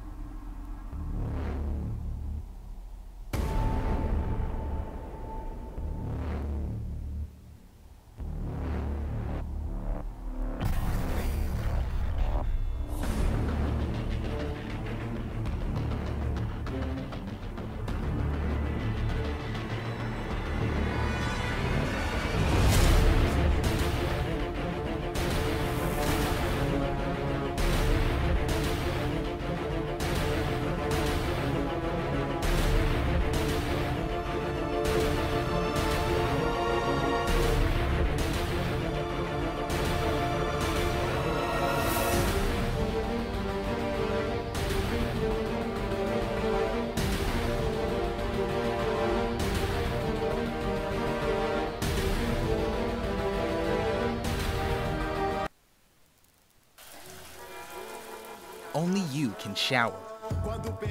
To smell unique.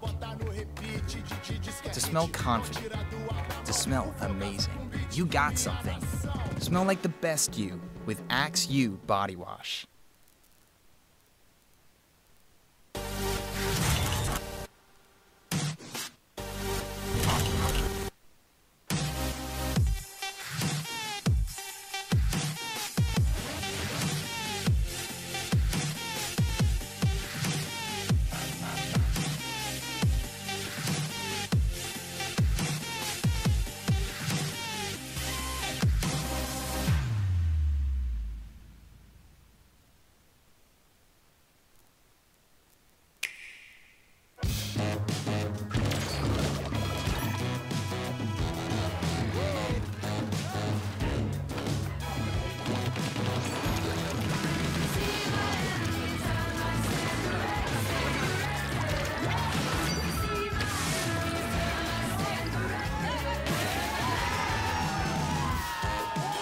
Splatoon 2, Switch and Play, Nintendo Switch, game rated everyone 10 and up. The following ad is being condensed for your viewing convenience. Did I tell you? What's that? Switch to Geico, saved a ton of money on car insurance. That's cool. So I guess 15 minutes really could save you 15% or more. Awesome. Save yourself, buddy.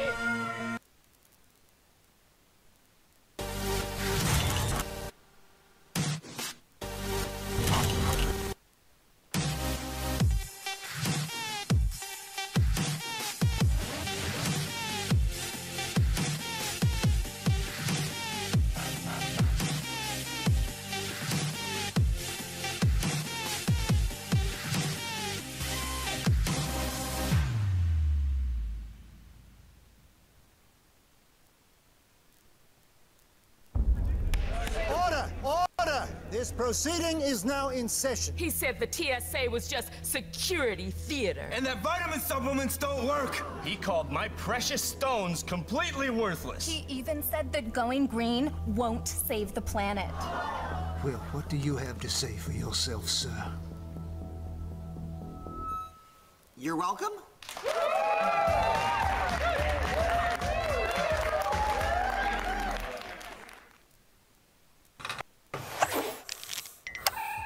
Open twist.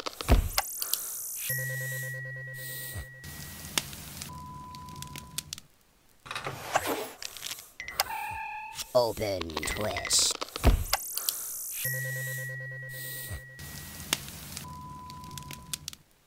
Alexa, order a pizza. Okay.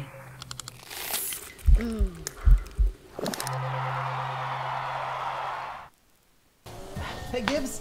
What's up, man? Getting some games in after all that casting? Yeah, I'm in close overtime trying to hit that grand champ. Can you do me a favor, though? Yeah, what's up? This personal space issue, can you please move over there?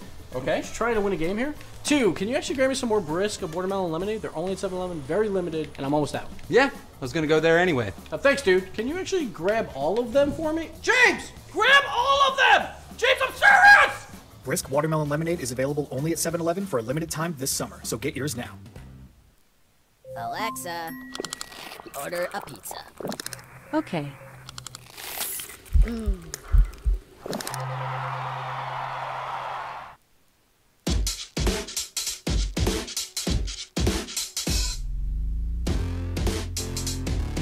Power up with a punch. Introducing new Dunkin' Energy Punch, powered by Monster Energy.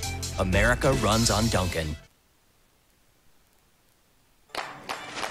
My 5 hour is my motivation. My 5 hour keeps me cooking. My 5 hour gets me through finals. My 5 hour energizes my workout. What's your 5 hour? What's your 5 hour? What's your 5 hour?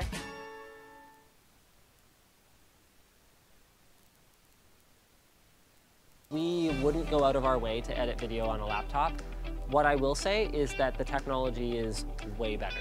I think that the stigma that used to be attached to buying it pre-built doesn't really have a place anymore. I looked at the laptops that were available on the market and I went, yeah, okay. We finally have something that I consider to be acceptable enough that I'm willing to equip our entire team with Razer blades.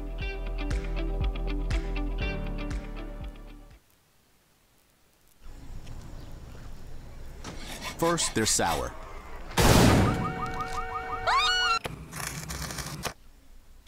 Then, they're sweet.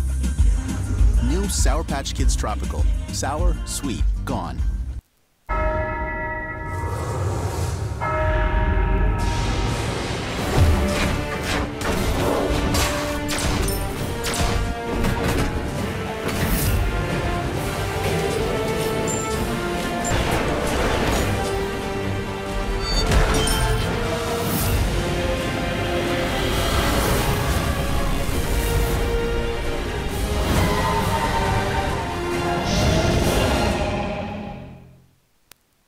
When I signed up to be a game tester, I never thought I'd be in the game.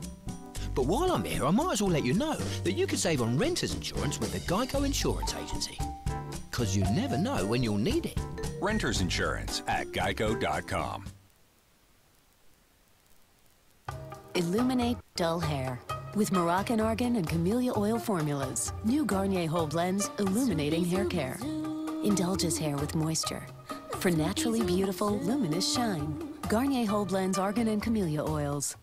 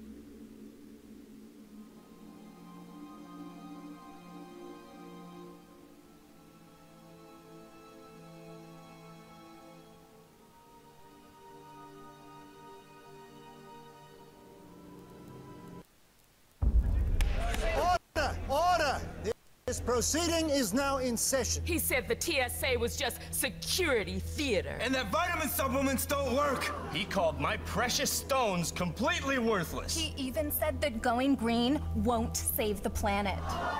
Well, what do you have to say for yourself, sir? You're welcome.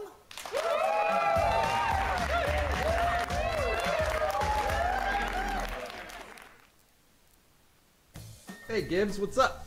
What's going on, James? Nothing much. How you doing? I have a dilemma. I think I'm going to switch off the hard hat. Well, what are you going to pick? Well, the pros don't really use toppers. Then you have to go with certifications. Maybe go with certified turtle, possibly. And then, of course, got to stay with the candy corn boost because that's the most important. Well, that's cool, but I'm going to pop out to 7-Eleven, so I'll see you later. And rock the Dominus? Seriously, James? Brisk Watermelon Lemonade is available only at 7-Eleven for a limited time this summer, so get yours now. Only you can shower. To smell unique. To smell confident. To smell amazing. You got something. Smell like the best you with Axe You Body Wash. Despair.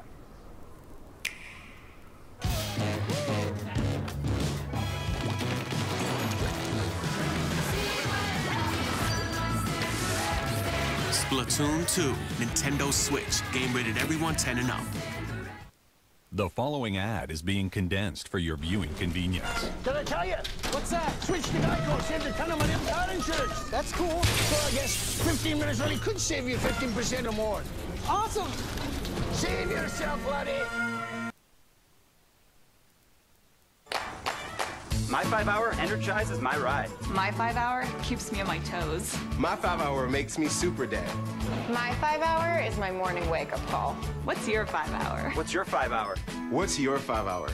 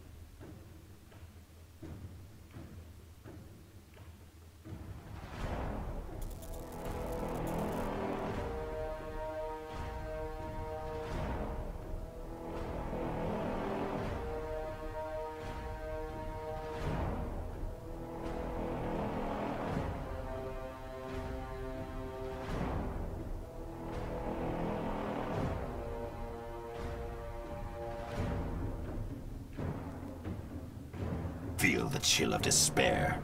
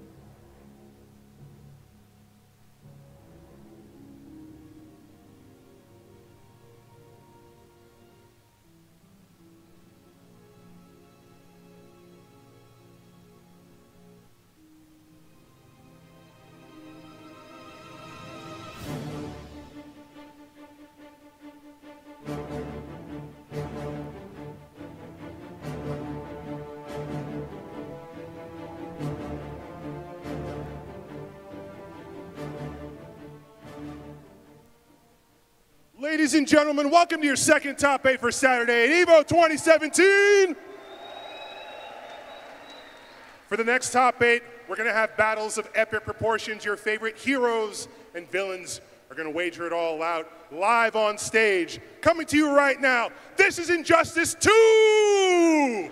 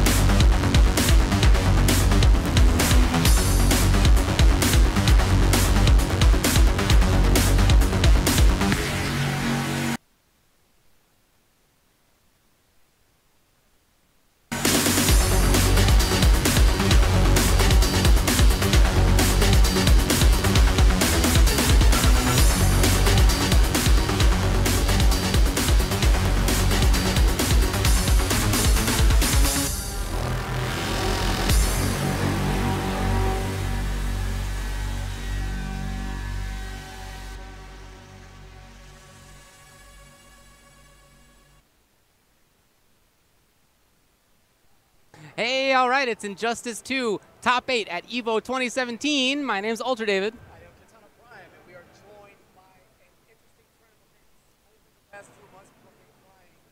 About the top tiers. Yeah? The Black Adams, the Aquamans. Yeah? And boy, do we have a surprise for you.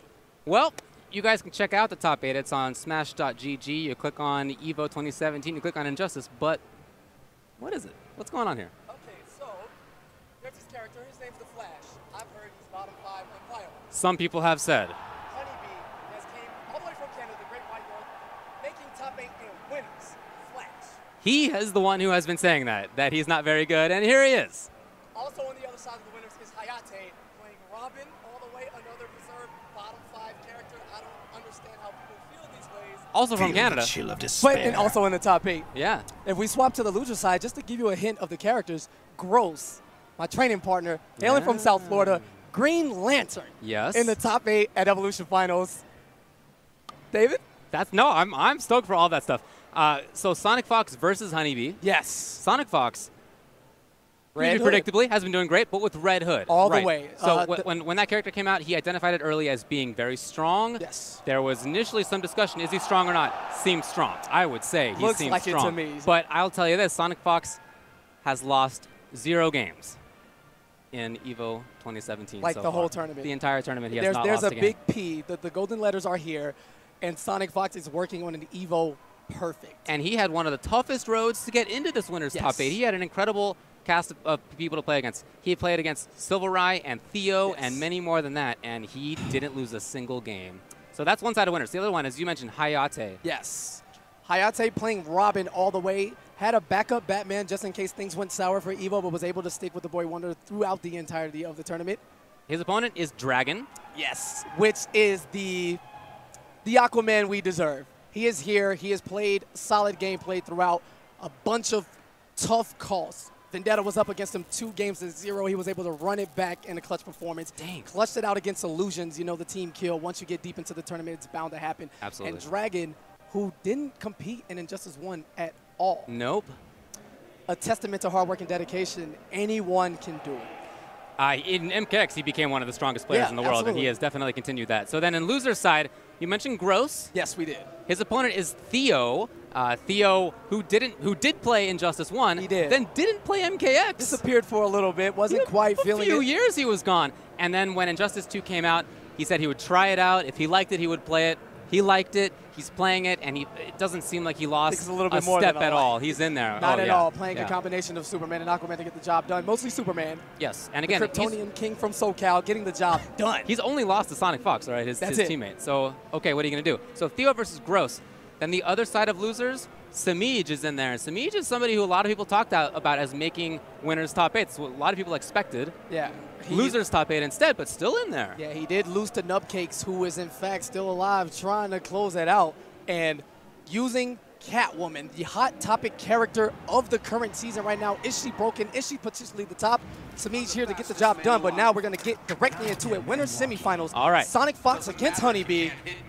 Honeybee has, I mean, he beat Forever King 3-0. Yes. To get in here. Right before the top 32, then he went on to defeat Gross 3-0. And Gross 3-0 as well. Yes. Yeah, that's right. Incredible play. He had to make comebacks doing it. He was kept out in those matchups quite a bit, but when he made it in, the mix-ups, the damage were all incredible. And right there, Sonic Fox with an excellent check. Those young man reactions, checking Honeybee on that forward dash. Injustice forward dashes do have decent amount of recovery. And if you're looking out for him, a quick poke, Red Hood having a 6-frame poke, able to get the job done. But now Honeybee activating the Speed Force, mixing up quite well, and here comes the corner conversion. A big part of this is those standing resets, because that means he doesn't have to deal with the wake-ups. In Injustice, a move that you do from wake-up after knockdown gets invincibility. It is a property in the game that certain moves get. So if you can keep the opponent standing, you're good. All right, Sonic Fox takes the first round, keeps the mine right in front. Meter burns that easy hit confirmed. Background bounce, yes. And the setup. Wow. That's a low mine and an overhead kick. All right, and Honeybee with a wake-up of his own, challenging Sonic Fox's meaty and the meter burn roll. He's been using that a bunch, and not just in get-in situations, but after he gets a knockdown, to kind of have a left-right mix-up, a lot of interesting ideas. Yeah, and that was super smart in that sequence. Red Hood, a lot of recovery on the Gotham Stars toss, and Honeybee with the read. Ooh, right on the point. movement. Right. Yeah, so you can see the options for Red Hood. A lot of zoning potential, a lot of mobility as well. Underneath, but there's an incredible wake-up for him. Yeah, and that jump back dive away from Red Hood, 1 frame on startup, a quick escape. Punish. And he knows Chip will do it, so anything. Oh, and he whips it. Wait a minute. Hold on. Honeybee a second chance at life is Sonic Fox.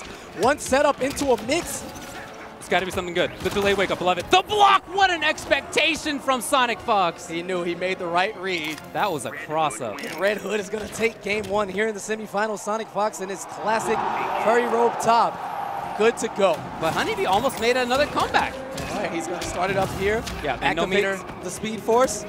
Wow, okay, an error for Honeybee, unusual. Yeah, Sonic Fox with the quick recognition to wake up. Remember, while the Speed Force is active, Flash cannot block. Meter burns, gets the conversion, leaves a mid-screen. Pretty ambiguous, but the nice wake-up backdash from Sonic to avoid any mix-up potential there on the wake-up. Yeah, so far he's known all of these setups, and he's dealt with all of them well. Pressuring, he can go overhead low, but he didn't do it. Yeah, punish. Sonic caught trying to press a button. It's going to pay dearly for his life. Honeybee with the grown man damage here. Woo! 500. Wow! And he is not done.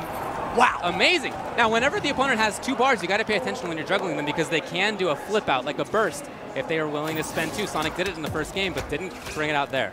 All right, unsafe with the lightning kick there, but Sonic not ready at the go with the punish. Honeybee wakes up, avoids it.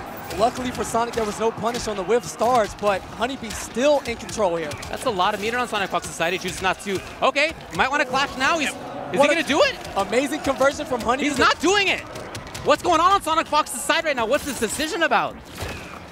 Sonic Pound ducks under that high attack, and he's just taunting him with the low pokes right now. Honeybee in major control. Honeybee just needs chips, and you notice he was trying to not give a combo that could have been clashed out of. I don't know why Sonic Fox didn't clash earlier, but that was a big error, it looks like. Honeybee said he came out to Evo in order to save the game. He used the powers of the Speed Force to go to alternate Earth Evo, where Flash wins in some capacity. Right. Next up is Sonic Fox, and off to a great start here in the third game. Jump to start.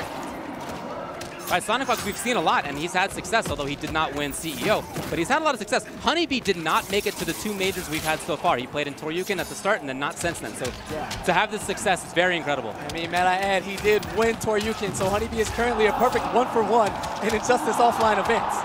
And he's going to get close to sealing the left bar. Not quite. There's an overhead. And Honeybee looking just as clean as he left off in Injustice 1, the Flash God Lord himself. Looks amazing, yeah. The mix-ups are all good, the mobility is all good. Movement is a huge part of the character. Picking from huge part as well. There's a nice little jump there. This time the punish on the lightning kick. Sonic, the down poke into that lunge, spins the meter to get the kill. And very smart strategy in Injustice. When you can chip out that first life bar, even if you have to spin an extra bar, you should, because each bit of damage after is simply leverage on your opponent when a combo doesn't even matter. Set up, but he wakes up, okay.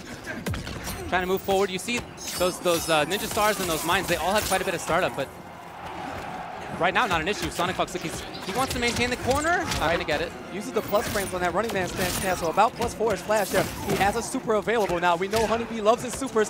1 hit confirmed, and Red Hood will be going through alternate dimensions and timelines. And if he does that, that's not breakable stuff.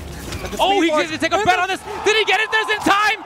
Oh! We're going for a ride, baby. Red Hood back into the pyramid off the base. Oh, wait, a T-Rex. He's hungry, but we have to come back to Earth 1. Life is hard.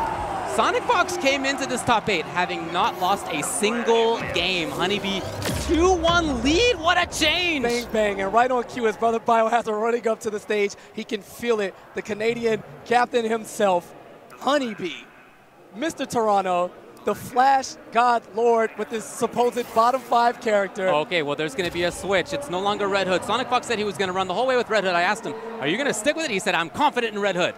But now he's lost 2 games, and it's on the ropes to get into winners finals. He has switched over to Black Adam. We'll see if he can make it work. Lots of damage, lots of mobility, but bad wake up, and that can be tough against Honeybee's Flash. Yeah, but opening the game with a 500 damage combo looks like pure business time to me. Sonic Fox only wants to do as much work as necessary, and if it takes 2 combos to deplete a life bar, then Sonic Fox is all about it. Okay, Honeybee now trying to pressure. Oh, I love it, but he couldn't quite get there. Forward 1 to seal it for Sonic Fox. Fast, moving string, great footsies. Yeah, and that life bar was gone in less than 30 seconds. Sonic Fox not worried about anything, imposing his will. Okay, little interruption. Defaulting to overhead block as you typically do against Black Adam. Oh, no punish? Could have got something. Down 2 works out in his favor, looking for the overhead. Great delayed wake up from Sonic Fox. Enough recovery to get a down 1 into the Palpatine hands. Ooh, really? What a call out. Footsies. And I'm not sure what he expected there, but whatever it was, did not work out for him. Meter burn. And another check on that forward dash. The win button is activated. Pop the trait in a pixel situation, and all you have to do as Black Adam is simply wait. Honeybee rushing his way in, running into his own demise. Flashed a little too fast on that jump, and here we are, a decisive Game 5 to open up the first set and winners semifinals. Black Adam. Black Adam, of course, back to it. The winner has to stick with the same character, but you know for Honeybee there's not going to be a switch. It's the Flash still. That's what's brought him all this way. He's just going to run it. I asked him about the character. Why do you just stick with the character if you don't think he's great? he just has a good time. He just really enjoys it. He feels very comfortable. But look, to make it into winners finals right now, you're doing all right. Yeah, you're having a good day. Strikes first, and a great upgrade from Injustice 1. The Flash was an acrobat character who only did like physical stunts off of moves, but now able to drop bombs on background interactables, and now Honeybee with the jump start on Sonic Fox. And this is the bad news for Sonic Fox right now. He jumps out. Okay, bad wake up for Black Adam. Oh, meter burning it, and he's got the corner still. And right back to it. Don't you love an update to a character? Honeybee. Oh, and no punish on the normal down. Oh, the PX blocks cross up. And Honeybee's defense. Oh, not that time. Oh, boy. Sonic Fox has won the last 2 NRS games at EVO. Can he get into winners finals or not? Right in the double drop kick combo, traits up, big time damage, spins the bar to make sure he secures the kill. Both guys, final life bar, 2-2. Who will make it into the winner's final? I like the idea, but a little bit off, and he's going to break, because that was going to be a lot of damage. For sure, Honeybee with the super call-outs, believing in his reads. A little too early on that draw, forced the clash here, but still in a very respectable position. Punish. Oh, the drop, though. He does have that overhead low mix-up. He's trying to make it work. Again, Black Adam does not have a good wake-up. It's very slow, but it hasn't been an issue for him. Here's damage, and he does break. Although Honeybee had not yet used the trade. If Honeybee finds a big combo coming up, he could still do a lot of damage with it. He saves a bar as well. Yeah, the smart stuff now with no clash. Any touch can lead into about 500 damage for Adam, but instead the anti-air flash with one of the better anti-air attacks in the game with that down 2. He just jumped out, and here's the air-to-air. Flash. Honeybee needs a setup. The backdash. And can Honeybee do it again? It was Honeybee. Can he get in there? This might be it. He punishes the landing recovery. Honeybee, no, the drop. He got it after all. Honeybee makes winners finals. Back-to-back Honeybee in his first MKX Evo sent Sonic Fox to losers. And here he is again 2 years later, sending the Fox to losers in Injustice 2. The Flash, God Lord himself, getting the job done. Now, this is a man who made top 3 years ago. He's going to do better than that now. He's guaranteed it. We talk about stats and premonitions, right? Sonic Fox has attended 3 Evos. Sonic Fox has won 3 Evos. All of them from losers. Ah, you're right. This is par for the course. 2015, Honeybee sent them to losers. 2016, Tekken Master reset the bracket in that classic. And in 2014, it was Pig of the Hut who sent them to losers. Is this a part of the script? Is it? Is the Fox going to go into the next level? Stick with us and find out, but right now, we got the next one coming up in winners. And this is going to be Hayate. He's sitting on the right side of your screen. Dragon is on the left in the glasses. Oh, hold on, wait a minute. Did he just pull a fidget spinner out of his pocket? Yeah, I've seen yes, he did. I've seen a bunch of people carrying that around. Young Dragon with the fidget spinner. That is the secret tech at EVO. That is what carried him to top 8, along with his switch to Aquaman and leaving Poison Ivy in the dust. One of the most poised, smartest, youngest, and great defensive walls we have in the community today is Dragon, who's going to be going up against Hayate, representing Team Panda Global, who is the exact opposite. A calculated nut who will impose his will in every way possible. Wake up DPs, unsafe, just everything. He has the hardest of reads and the greatest of feels. And the edgelord, Hayate, ready to put in work. At the same time, excellent footsies. He has a great sense of spacing. And he can really make that work with Robin. He has got great footsies with him, absolutely. In the loser side, we said Samij is playing, but we didn't say who his opponent was because that had not yet been decided. It was between Nubkicks and Tekken Master to make it into the top 8. Uh-oh. Tekken Master back in top 8. And Tekken Master has transcended, coming over from MKX to Injustice 2. Second place at Combo Breaker. Yes. Second place, MKX at EVO last year. Yes. And here he is again in the grand establishment, the biggest show on Earth at Evolution. 400 Injustice Pro Series points on the line. This is basically going to solidify your spot in finals, no question. If not, give you such a comfort lead to where first seed may also be locked up. Now, as these players are button checking, which is what's happening right now, I'm seeing Poison Ivy on the screen, and I don't know if there's going to be a rematch right now. I think there is. It's going to be Poison Ivy. It's not Aquaman yet. What is actually happening right now? You talked about the Aquaman. We didn't even think to bring up the Poison because that had been, I thought, dropped, but nope. Here she is. All right, and Nightshade is out puking across the grand final stage here in Vegas as Hayate is forced to block this sequence. Poison Ivy building about an entire bar. Right, there's a lot of meter building, there's a lot of chip damage there. Other than that, she has some mid-range normals, but not very good. Wake up, as you can see the drill there to you know, point to wherever the opponent is. Here comes the trade again. And she just backs off, trying to just be annoying from afar. Mission accomplished right now. And again, Dragon is that wall. Hayate struggling to get in, but once he does, can he get anything going? Oh boy. Dives in. Wait a minute. I love it. That's so smart. Out of the corner. 2 bars spent. Why not? Yeah, that's main string right there. That's mid-low. Catches the back dash, and Robin has some of the most extended range normals in the game. What's the setup here? Delay. Explodes it. It doesn't have the meter to extend the combo, but Hayate very much in this now with the life lead. Blocking correctly, and then a lot of patience from Hayate right there. Yeah, look at the level of respect for both of these guys just playing the rage game, using their numbers. There's that DP from Hayate. Yeah, meter burn it, and it's safe. And follows immediately with that wake-up assassin strike, a little too far out of the blast radius for that trait grenade. And the dash-up DP, the Hayate special. He did a DP and then got checked for it, but he grabbed anyway afterward? Yes. Okay. Now, Robin's DP or meter burn is -3. Yeah. He also has a 6 frame down 1. But Hayate likes to earn the respect. You know, he probably says he shouldn't press anything after negative frames there, but Hayate is one of the guys who, if you don't show him, he will take massive advantage. Yeah. Okay, little down 1 there for Dragon. Finally seals it. He's going to get trait back towards the start of this round. I don't know. Is he going to try to activate? No, he's got to get a knockdown or some situation for himself first. Forward 3! It's very far, but that's really the only tool for her there. So Hayate not looking for it, surprising. Yes, and Poison Ivy can, in fact, extend the range of a forward 3 by holding forward, going about half screen. You have to watch your head at every range, and there it is again. This time Hayate jumping out. Yep. Back into the corner and see what he gets. Oh, okay, so Dragon's going to spend the clash. You get 1 of those per game, and he spent it now. Meter on deck for him. 2. 25% life back. As the defender there, the person being hit by the combo, if you clash and you win the meter exchange, you get life back. All right, the Bark Skin is now active. This allows Poison Ivy to take infinitely less damage and small amounts on chip. Hayate with the setup. Dragon trying to wake up. Poison Ivy's only invincible wake up is that command grab, which has little range and can be ducked. Oh, very nice. Saw the hole. Yes.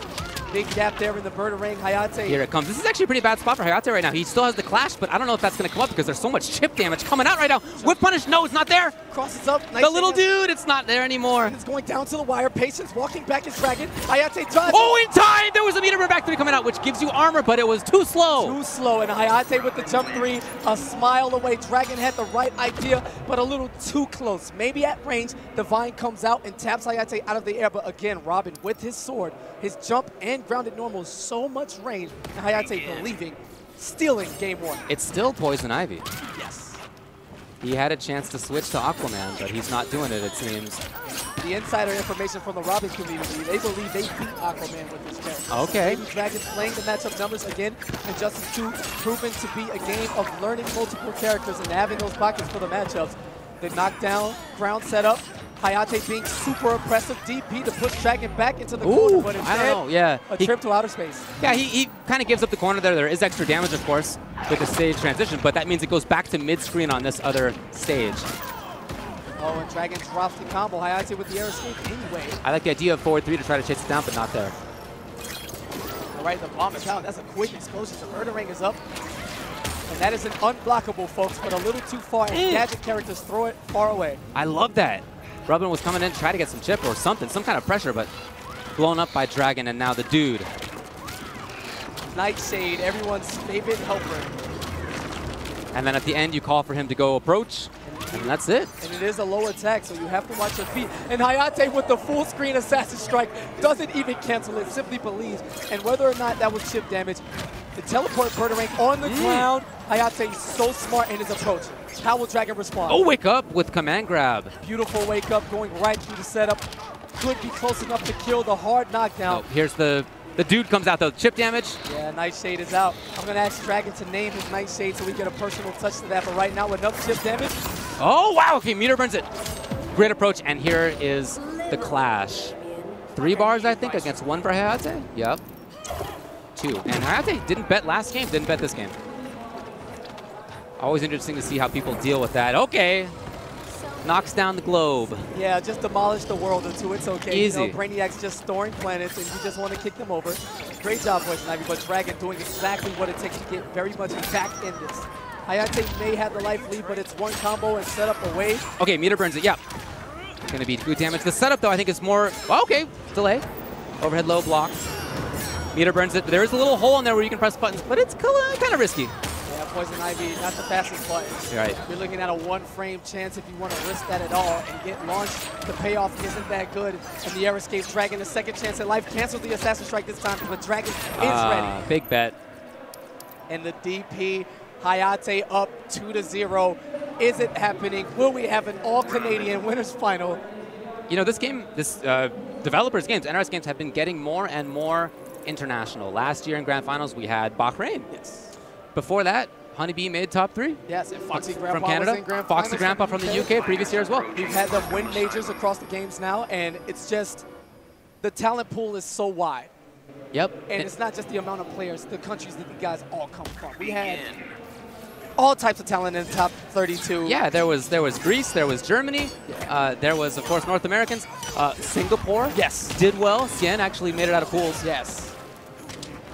All right, tosses the garbage can. Outside of Arkham we go, where Aquaman has now appeared, the king of Atlantis, looking to get the job done.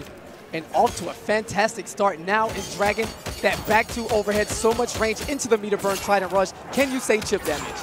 A lot of control with it too, a lot of stage control, which is really the big point. You're not expecting somebody to get hit by that overhead. It's quite slow, but it just controls so much space. And from the deeps, the little tentacle strike coming up, that was a big part of this, just shutting things down. That said, Hayate, perfectly timed jump, and there's the trait for Aquaman. Now, gets him out of combos as long as he has not been launched yet. And also an added move to the trait now. Aquaman, while he does evade the combos, he takes the full damage of whatever hits connect while he is traded up. So blocking or not, you get your full damage. Right. He simply escapes the juggle or knockdown properties. Hayate is at match point. He may make it into winners finals with a 3-0 if he can take it right here. And big boy damage looking in. Evades the Trident Rush, wakes up DP. Again, that's safe on meter burn. All right, and right back at it. Plus frames, Dragon abusing Hayate in the corner now. Trident Rush, about 10% of that life. Oh, this is a big moment. Traded up, but he was not fast enough. Smart stuff. Hayate with the down two to launch. However, Aquaman's trait does not get him out of launched combos. He must be grounded once the Water of Life is activated. And Hayate with the awareness to get the down two as a starter. So Hayate there's looking to block from the deep because it has quite a bit of delay on it, and that means you can set things up. Overhead, he didn't expect that to hit, I guess. Yeah. Didn't keep it up. Whiff punish was there, Hayate! Hey, the footsies, as much as a maniac as he is, he has the fundamentals, the perfect balance of why is he doing this with, oh, he's also really good. How do you adapt to someone who cannot be conditioned? Right. You see how he waits for that from the deep, and then he moves. Yep, dash, free dash. Dragon still very much in this, very close. The overhead at the end of that string, really close now. Down one into the Trident Rush. Hayate waiting until Dragon spins the meter in order to spin his bar on the push block. Plus frames, Trident Rush again. Again, that does cost meter in this game, push block. Not a free option. And Hayate has no meter. This is going to hurt. Will Dragon spin the bar and take an extra 15%? As the person doing the combo, if the opponent does a clash, you get to deal damage to them, and that's what he just did. And with the attacker success now, ooh, chip hold damage. on now. One more series here. The blocks from Dragon. Oh, dash back, dash forward. Neither one wants to make the big bet first. There it is, down one after waiting. There you go, and Hayate, after that DP, he did press a button. Dragon, though, after being +3 there on the defensive, that 6-frame down one from Aquaman, Hayate tried whatever he did. It was not enough, and Dragon fighting from the depths of a 3-0. Now 2-1 as we return to the gates of Arkham. Robin back in control. So important to get the first hit in Injustice. You see you get the meter for doing so. And because he did, Hayate was able to deal that 45% life combo right there. Yeah. Big moment. There's the meter burn, Trident Rush, leaving Aquaman at about +10 there. Meter's so important in Injustice, about 8 to 10 different ways to use it, and we've seen all of them on display here. Push blocks, meter burn, interactables, air escapes, you know, clash, supers. There's so many things meter burn roll. Yeah, I really like the meter in this game. Very interesting how it works. Yeah, good string there for Aquaman. It puts him at advantage. If blocked, but on hit, as you can see, also pretty solid. He waited at the range where he knew he would be good. And there's that interruption you talked about on the DP. Hayate meter burned it, expending the bar, but Dragon able to deny it. Robin trying to make the approach. The sweep, the first time it's come out in that kind of situation. Most have been overheads. All right, and the push block, Hayate did not want to get Trident Rush chipped to death, so he breaks it again, trying to gain mileage by stealing this first life bar, and the plan is backfired as he expends 2 bars of meter, and Dragon still takes the first life bar. Dragon is so smart. He dashed underneath to get to the other side to make sure he did not get to deal with pressure in the corner. Very smart player. Sticking out the button there. Robin, as you can see, great footsies. A lot of movement from both of these guys in the back two. Fantastic whiff punish there on the down one from Dragon, and we are even. Still match point Hayate. Dragon has to battle. All right, free the dash in after the block. Hayate making his way in. He's going to get the full damage, the knockdown. Second time that's worked. I don't know. No, Dragon hasn't been looking for that. When Hayate getting a little greedy, not expecting Dragon to run forward, summons the Birdarang, but instead eats 418 damage, and now in the corner. All right, yep. Waiting, Dragon. Ah, and here's the clash. He has meter advantage, Hayate does. You underestimate me. See if Dragon bothers spending anything or no. Hayate, you can have 25% life back. He'd rather keep the bar for control, for damage. Yep, just like this. Control and damage. And Hayate has to make something work with no bar here. Not able to gain it only by getting beat up defensively. Meter again. You can see the meter build is so much. The chip damage adding up so much. 3 Trident rushes is the equivalent of a BNB at this point. Picking out a lot of buttons now is Hayate. I feel like he might be getting hurried a little bit. He's starting to whiff a lot more. A little overzealous there now. That was a chance. Oh, boy. And Dragon has tied it up at 2 games apiece. Hayate going back to the character select screen. We've seen so many reverse 3-0s throughout the tournament, let alone today. No man is safe. Is Hayate thinking about it? Hayate may, well, right now he's on top of Robin still. See what he does. It's up to him. It's his choice, but it's the final game.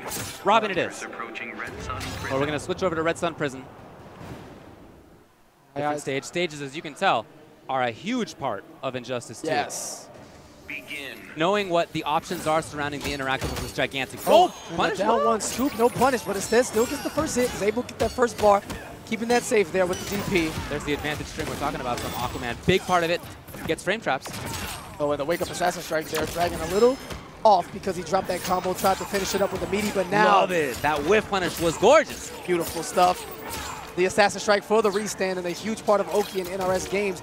Disallowing any wake-up attempt is always a massive plus. Oh, yeah. That's a chance. What a time to jump. He thought he might get it. No. And Dragon now is on the ropes. Hayate match point for the 3rd time to make it into Winners Finals. Open time! And denies it. Great and Water of Life has been used, so now a hit. Yes. This can be big. Will there be a clash? Yes, and Hayate there, the smart stuff, allowing Dragon to clash. Now he still has about 75% of his first life bar. So any chunk of damage is insurance. Right. As he still gets a reset at the end of his life bar. Okay, anti-air, the down 2. Yeah, Dragon's had enough of this jumping, sir. We will protect the skies here. You know a thing or two about that. Yes.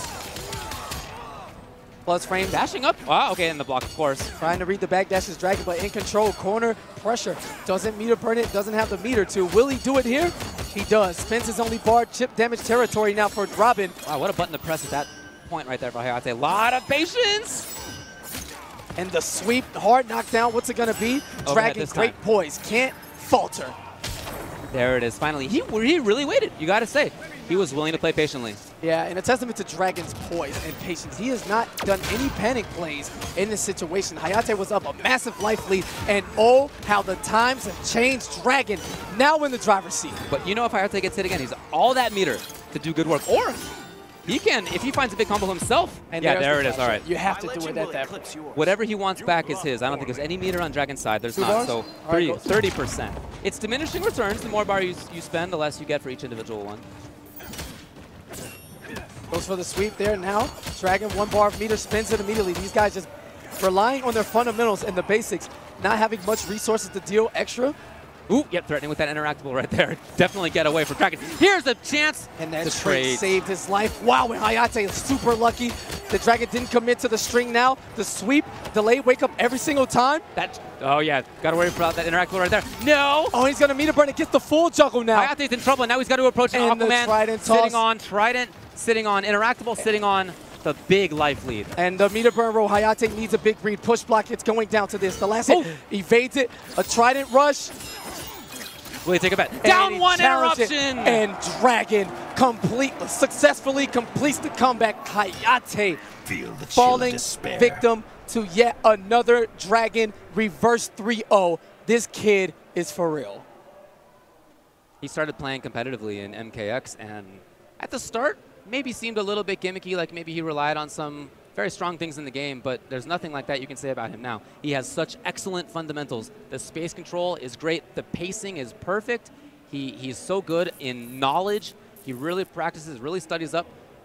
That Aquaman did the trick. So the idea for Ivy was not there. It didn't quite pay off, but now with Aquaman, he has a chance to get into grand finals later on, playing against Honeybee in winners finals. That's so beautiful, that montage of flags up there. That's great. America, Canada, the Dominican Republic, and Bahrain coming all the way from the Middle East. Tekken Master, the Prince, making his way through up to Samij. Will be a Catwoman battle up next. But before that, we have Theo against Gross. A rematch of the classic at CEO, where Theo was up 2-0. Gross ran it back, but Theo was able to clutch it out in the end. Superman against Green Lantern. Nothing but reads, layered mix-ups, and a knack for oppression, as Gross loves to play the momentum-based game. Gross, I'm always really impressed by. I think the thing I'm most impressed by is his whiff punishing. I feel like his footsies are amazing, and back one with Lantern is one of the best tools. Yeah. It's a low, it advances, and he's very strong with it. But Theo, you know, he's an extremely strong player in his own right. He's only lost to Sonic Fox today. Yes. And, you know, other than that, he's controlled a lot. He's very patient. He can be very defensive. He said coming into Injustice that he's going to make everybody see how lame Superman can be. Lame just meaning, not pejorative, just meaning, you know what, defensive, patient, and staying away. The same way you can in these Vertigear chairs with the pillow attached on the back. Use the code EVO17 to get that extra 15% off, and there is a free upgrade to all auto-lock casters. Believe me, you want one of those right there. And I think you'll also want the stuff you can find at evomerch.com, modeled there very nicely. By Xavier Woods, That's right. If you buy stuff from Gaming Gem, you can invite him over and body him. He came and played Def Jam Fight for New York as CEO. It was a treat, and it's, you know, good to have everybody else supporting the scene, man. Can't do it without you. Xavier Woods' offer may not apply to everyone. And then, hey, Evo After Party. It's a big weekend, and you can cap it off well. 10 p.m. to 3 a.m. That's Saturday tonight. The Nerd Las Vegas at 450 Fremont Street. Well, that sounds like my kind of place. I mean, there's a shuttle from here to the Nerd. We can think about it. But let's just get through our show, and then we can go have fun with the rest of the nerds. That's and right. be lovely nerds in the same place, having fun. Yeah, we're doing that right now, but we can do it later tonight, too. Absolutely. This party doesn't stop. So Gross, there you see him. From the Dominican, as you said. Yes, they currently residing in South Florida, man. Training partners, so happy to see him advance this far. No, just when you have backyard world-class talent and they come out and prove it, this man was on an emotional tear, screaming throughout the bracket. He was down 2-0 against Tekken Master and ran it back to stay alive in winners. And then against Illusions, who has been his demon, having troubles, able to defeat him finally for the Evo medal. Please, Theo, a man of small words. Yeah, but what you see is what you get, and some of the best patience, footsies, and adaptation you will ever see. He says, if you think you've seen a lame Superman, you have not seen the lamest. But you know what? As calm as he often is, when he did qualify for the top 8, the only pop-off I've ever heard from Theo came out right there. Yeah, he yelled. Yeah, and I had to turn around and say, who was that? I didn't know it was him at first. I didn't believe it. I remember sure a few enough. years ago, the Eternal pop-off when he won SCR and Injustice 1, he kind of closed his eyes and just breathed it. Now, now he's loud and into it. Everything is on the line now. The Pro Series, 50K pot bonus on the line here at Evo. Great evasion right there by Gross, looking for the explosion. We're trying to move in. There's the back one I'm talking about, the low. Right, and Theo throws out his first normal now as he was just playing the space with the lasers, has no problem being content from full screen. Well, I really like Gross's approach to this. He's willing to just play it slowly and move forward, move forward. Yeah, very even matchup so far. The heat zap, huge chunk of chip damage, puts up the wall, meter burns it to keep it safe. It's still quite even in life. Yes. So there's the trade-up. Oh, he got in there. What a timing. Gets the throw, and this is where Gross does work. Corner, looking for the mix-ups. Great patience from both men. Ah, yes. And back one a little too slow. Gross a little late on his frames, and Theo challenging with another 4-2 after that breath, which is only -1 on block. Right, very fast option for Superman, as you can see a lot of damage out of it as well. So trading up again, getting that extra damage, and also breaks armor. right? Trading out, Gross trying to find his way in, looking for a combo. I really like the timings on his meter burn rolls. You do spend a bar to approach like that, but I like the idea of it. Again, two huge chunks from the heat zaps. And look at the meter on Theo's side. Even if he gets in trouble right now, he's got all the bars in the world. And a punish on the meter burn roll. There's Theo going for the anti-air attempt. Gross is finally going to secure this first life bar. However, a lot of ground to make up with no meter in comparison to Theo, who's sitting on a full stock. Super will kill in this situation. Had to play patiently, and Gross did. Oh, he didn't overcommit. Did not open himself up to the lances. Down one interruption. No, patience. Well, yep, okay, tried to interrupt, and he did. The forward two from Superman. Yeah, looking for the shimmy there, and Theo with this major life lead doesn't need to look for anything offensive, simply blocking, paving the way with lasers, and they say Superman zoning is iffy or whatever, but it's all about the smart man and Superman getting the job done. Theo, calm as ever. It's the timing, and it's the placement. And even when Gross was doing things like meter burn rolling through, still, I really like Theo's reactions. He got grabbed once. Other than that, he jumped into the air. He started just moving away, right? Air dashing away. So I love his calls. I thought those were perfect. Will there be a switch? Does he play Black Adam like that? He plays Black Adam and Aquaman like that. Yes, he does. He said he had to be smart. He loves Green Lantern, and that did get him the top 8. But now, against a player such as Theo's caliber, not to disrespect any of the opponents along the way. Of course. This is do or die now. You are in losers. We'll see if it works for him. He has extra air mobility and gigantic damage. And there's the challenge instantly right there. Black Adam, access to that 6 frame down 1. Whipping the dive kick to build some meter every time he avoids a laser. Smart stuff, trading specials for specials. Not really a lot of zoning per se from Black Adam, but he does have excellent counter zoning. He can do, he can do a dive kick over some zoning options. He can use that tool right there, Black Magic, to get through. What a call! And luckily Theo didn't have meter for the meter burn 4-3. He had the right idea, but Gross ready at the helm with that throw. And Gross patience. Now we have seen occasionally that Theo will be forced to play offense, and he's not bad at it, all right? He's pretty good at it. He just doesn't prefer to do it. Yeah, and the double dive kick right there from Gross, 400 damage right on top, down 1 into the trade cancel. Easy combo conversion for any Black Adam player, and Gross is in control. That down 2, that phantom hitbox, it hit something. Yeah, he's just got a little stubby elbow coming out, but a little bit. Hitbox on it's ridiculous. And this already looks like a completely different matchup now. Gross building meter every single time he can. Theo working his way in now. We haven't talked about it yet, but this stage is very dangerous, too. Yes. Lots of unblockable interactables on this stage. Yes. Very damaging. Every single interactable on this stage is, in fact, unblockable. And a check on the forward dash. We talk about that. At the highest level, these guys are all watching for those animations.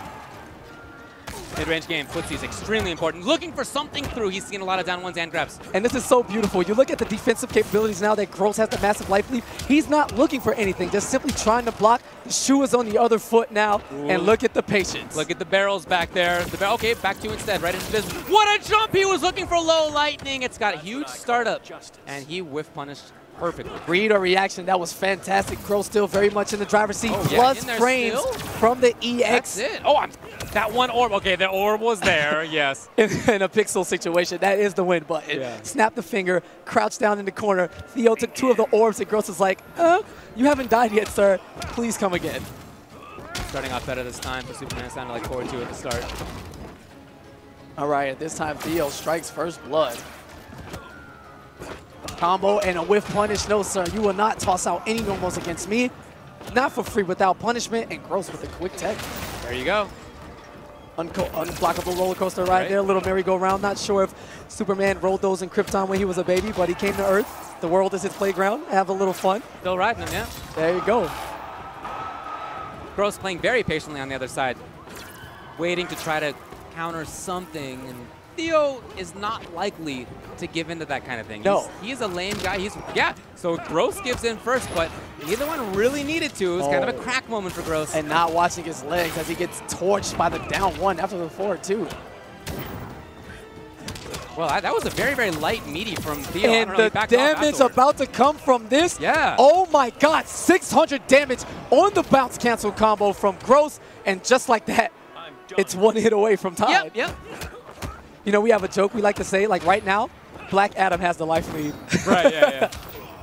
Not for long right now, yeah, had to. Well, I don't know if he had to, but that was going to be a lot of damage. Yeah, into a reset situations, possible dive bomb setups. Theo sitting on all the bar and spends all of it.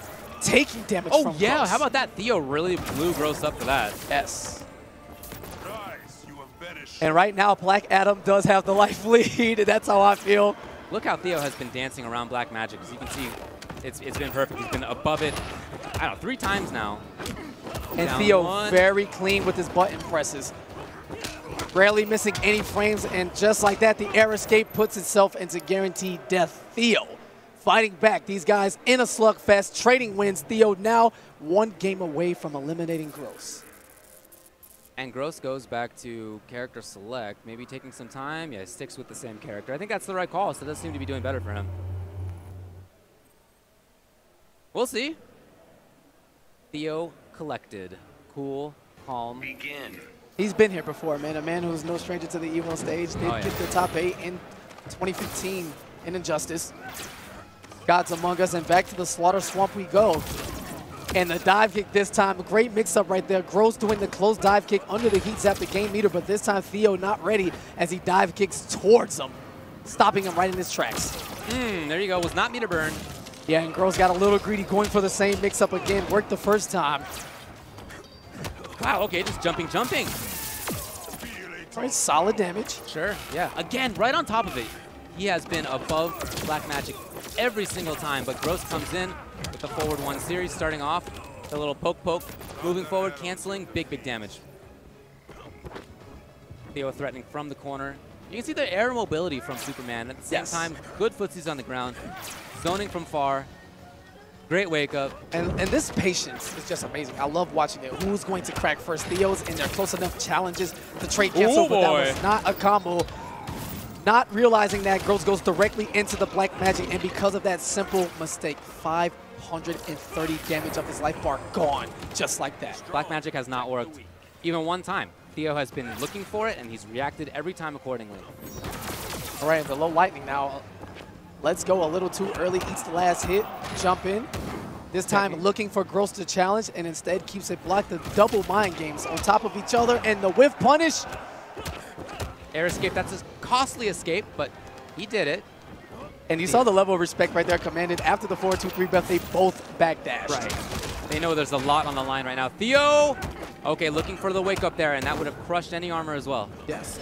Gross was ready, escapes the car. Piece by piece, has to work his way in. 1 combo away. Oh no! What a call! Trap. Yeah, and this could be death. Very bad news. So he has 1 bar. He almost had 2, but has 1 bar. Yeah, and Theo's not going to be able to meet him. So 15% back successfully for Gross. And he's just about to build a bar too, which is great for Black Adam. You want that, of course. And the low lightning normally all whiff. Trying to back dash, not quite. On the 3 on the 4-2-3, just in range to catch him. Gross with the air-to-air combo, and Theo with the immediate clash. Did not want any part of that. A bar back for him, 15 back for him, and he still has 1, so he can still threaten from afar. And I think Gross is happy with that. The longer it goes, no clash now. He would not be able to interrupt any big that's combos. A big bet. And here's Theo! Is it enough for death? The background bounce? The laser? And enough to get the job done. Theo advancing here in the loser's bracket. Gross is going to go home with a very respectable 7th place. A little disappointed you come this far. Get on the big stage, but lets out a smile. Able to keep the sportsmanship heavy, and he'll go salt out on the side as any man would. Well, he had a great showing. There were almost 900 people in the tournament, and to be 7th place, there's nothing wrong with that. Yeah, he gets a huge chunk of Pro Series points. He should be able to climb back into the top 16 after he had a performance at Combo Breaker where he made top 16. Short 17th as CEO, and here he is in the top 8 at EVO, a big chunk helping solidify his trip to IPS finals. By the way, a lot of money on the line as well. Yes, you know, 50K, it's okay. You That's, know, yeah. just a little bit. Plus the pot entries. Yes. Oh, 60K. So yeah, something like 60K in total. Of course, right. apportioned among the various people in top 8, but still, as 7th place, you're going to get a good chunk of that. Yeah. Now with Nobles Esports, Samij coming to the stage, which is going to go up Florida a little bit, from South Florida to, you know, Central on the west side. Samij hailing from Tampa, getting the job done, losing a heartbreaker to Nubcakes early in the post-pool play situation, makes a monster run through losers with Catwoman, getting the job done. And enigma of sorts in this character, a huge topic of discussion. Where does she stand? Does she have too much? Is she too little? Are Catwoman players just failing? or is there something else in the mix? All of those questions have been answered, and Samij has got the job done, and his journey is not over. Same for Tekken Master, the young man who fits so comfortably in that vertigear chair, it basically consumes him. Can you see him? He's so little. Well, Tekken Master had quite a bit of work to do from loser's side. He was sent there by Gross. It was 3-2. But after that, he had to beat, let's see, a DR Viking. He beat Star Charger, yes. strong player. And then he beat Nubcakes. We were just talking about Nubcakes, who had a great run himself. Made it real deep into the event, only having lost to Dragon and then ultimately Tekken Master to make it into top 8. We know Tekken Master plays a little bit of multiple characters, but he has used Atrocitus. Yeah, I spoke with him earlier, and he said he's almost always going to play Atrocitus, but Black Adam for some matchups only, but he really prefers Atrocitus. He likes him. He, in fact, told me that there are some matchups he would play Cyborg for. I don't know if that's going to come up, but it may actually, looking at who he may have to play against next should he win this. I mean, we've seen Flash, Robin in this top 8. We've seen Poison Ivy. Would it be a surprise? I don't think so. I don't think so. Yeah, that's the kind of game it is. Sure, there are some characters with a lot of strengths. There are some very strong characters, but everybody has something to say in at least one matchup. I don't think anybody gets dunked in everything. I think characters are relevant for at least some things, and you got to have those tools in your toolbox to win a big tournament like this. Yeah, I'm focused, man. I'm just seeing the breathing coming through Samij, just like his chest pumping in and out, his lungs expanding. This man is on a huge stage. And a punish on the trait activation. No, sir, you will not get away with the free Dexstar Summit. That's that cat dash so quick by the elusive Catwoman. Okay. That puddle there, the low catching as an anti-air. Meter burn it, more damage. And also some time, too. He gets a little bit of that trait timing back. Yeah, and after that combo, he already has half of the Dexstar's meter back up. That's right. So Atrocitus, great footsies. He has some mix-ups up close, although you may be able to just block high-low and a little series there, but it's about the trait. Yeah, bad wake-up, though. It's a high. You can duck it. Yeah, Tekken Master getting a feel for Samij, and Samij just ready. Testing Tekken Master, wakes up on one of the first knockdowns. Easy punish for Catwoman, that down 2 so great, and an easier conversion in the corner. That breath there is safe on block. It's just a way to make sure you... Oh, that's a big bet. Wow, committed to it so early without the insurance of Dexstar behind him to help make it safe. At the very least, you could meter burn back 3 in between the shield and still get the punish, but at least it costs resources. In that situation, Tekken Master handing Samij the keys to the kingdom, basically asking for a punish. But he did the overhead as well, so he brought out both sides of it. It is a 3 out of 5 set, of course. You got a few games to test out, but you got to know Samij is ready for things. He's had so much success lately. All right, and the air-to-air, he's had enough. Tekken Master cannot get out of this corner. Samij working him. Catwoman with her expanded mobility, and again, another commit. So bad. And he doesn't flash? Yeah. Is he just giving it up? It's a pack up. The game's over? Yeah, it's a pack up. All right, so we'll see if it goes. Yeah, I was just going to say, see if he goes to character select. It may be the Atom. That was literally the fastest player select screen button check in the history of the game. He was speedrunning that thing, for sure. He had a good menu. Yes. Brainiac. Nice menu. Oh, yeah, he plays Brainiac as well, although I'm surprised to see him bring it out here. Brainiac's a character that some people think is really slept on. Okay. I may be one of them. I'm definitely one of them. But interesting to see him come out against Catwoman, a character with a ton of ground control, but maybe the intention is to control the air. Oh, and the air-to-air dive kick right on cue, David, as you hit it on the head.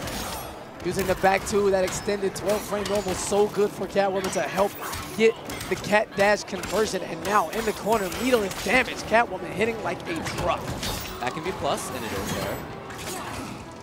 Oh boy, the whiff. And that was a 1-button punish. Trait, and there you go, 340 damage with all 5 cat scratches active. Oh man, Tekken Master is trying to find something. He can't find when to press buttons. He can't find when to move, when to wake up. Samij has it all covered right now. He has some pretty sick gear though. Is that okay? Is that compensation for anything? No? Okay. He's an alien. You don't know how it is. Well, misses the meter burn on the dive kick there. Samij challenging and just steamrolling at this point. Tekken Master in big trouble. The back 3, the jump back 1, so slick, it's so smooth. The mobility of Catwoman, that it is. Meter burns it, plus trait, plus 5. And only a real master could make this No, comeback. extremely tough right now. It's not going to happen. So that was a huge bit because now Tekken Master is down 2-0. He needs to make 3 games happen in a row. And whatever character he goes with now is the one he's going to run the whole way with. Samij looking solid. He was ready for stuff there. He had setups that were blowing up Brainiac's wake up. It's a little bit slower than some. And now what do you do? Tekken Master is in deep contemplation mode. He has an entire character select screen to look at, but he has to realize that whatever he chooses, he's going to be locked into it. Tekken Master is a very talented player with a lot of success. Second at Combo Breaker, second last year at EVO. But he doesn't have that local scene that's very strong in Bahrain where he's from. He plays with his brothers and a few friends. He doesn't play online. He spends a lot of his time in training mode, thinking about things, considering things, and then coming out to events like this, he puts them into practice and he tries them out. But a lot of his play is just figuring things out, imagining, inventing. And he's going to stick with Black Adam. Scratch to the face. Electric orbs out, down 0-2. What does Tekken Master have on the inside? Can he deep down and find whatever it is he needs to complete a comeback? We've seen Dragon do it. Yeah, no, it's doable. It's tough, but it's doable. That's for sure. If he goes in on this, the whiff. Yes. Catwoman, great mobility, great whiff punishing, and she ducks under a lot of things. There's one of the tools down, back three, excuse me, getting down underneath things. All right, delayed wake up there from Tekken Master, down one into the lightning hands. Mita burns it, pushes Catwoman full screen. Wants to be right outside of a certain range, and this is a huge punish, enough for death, and a dive kick to top it off. Well, he looks good. Let's see what Samij has to say about this. All right, slowing down. Trait cancel, he's at plus frames.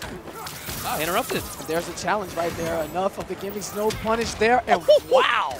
What a timing to bring out back three. As you can see, it just ducks under things. It's very tough to hit. Lost it. You never had it. Match point, Samij. All right, tosses the interactable EX dive kick and the down two. Samij denying the cross-up attempt. Back into the corner we go. Tekken Master with the push block, spinning his last bar. He does get the hit. Trying to go for the overhead. A little bit of an interruption from Samij, and Samij just basically backs off. Here's the dive, not the second one. And luckily in his favor, he didn't get it because Samij would certainly clash and allows him to. Happens anyway. Whatever Samij wants, Samij gets right now. Up to 30 plus? No, okay, just 30. All right, saves a bar Mita for himself. Oh, goes with the wake-up Black Magic. Huge mistake there, not quite a punish, but still gets opened up on the next attempt. A lot of guessing coming now in the corner. Down one trait, and Samij is going to challenge. Going for the overhead now. And I smell a back three. And the air escape. He did, he recovered in time. And surprisingly, Tekken Master is still in this. Back to the wall. No, underneath, he was just waiting. And not the rest, what's going on, Samij? What is happening?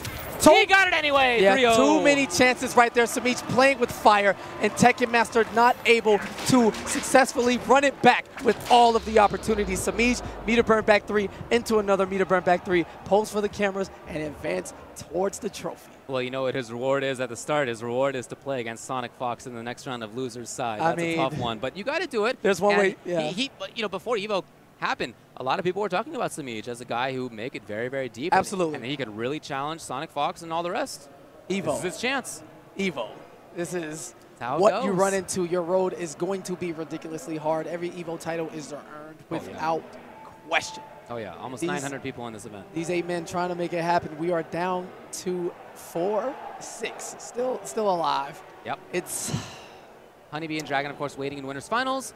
But in losers, we are now going to have Theo versus Hayate. And we will also have Samij versus Sonic Fox. Those are some good players. Those are some good matches.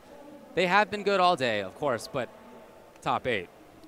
Good as it gets. Stick around with us. We're going to take a quick break. More Evolution Finals coming up for you in Justice 2 Pro Series. Grand Finals coming up soon.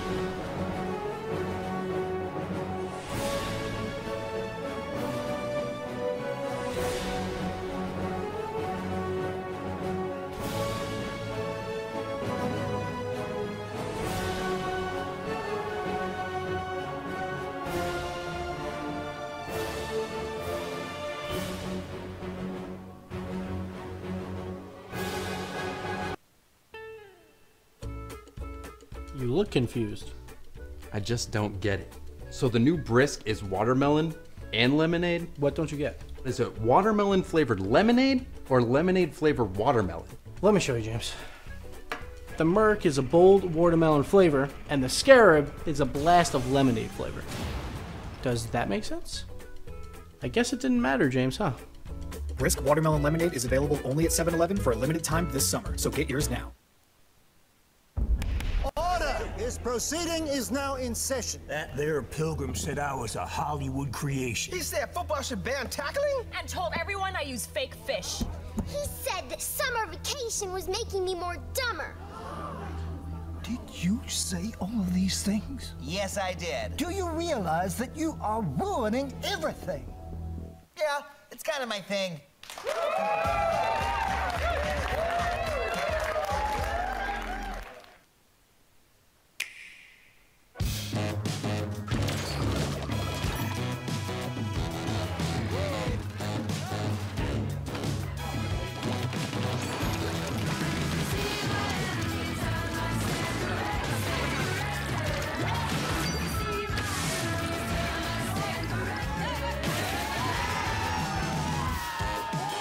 Splatoon 2, Switch and Play, Nintendo Switch. Game rated everyone 10 and up.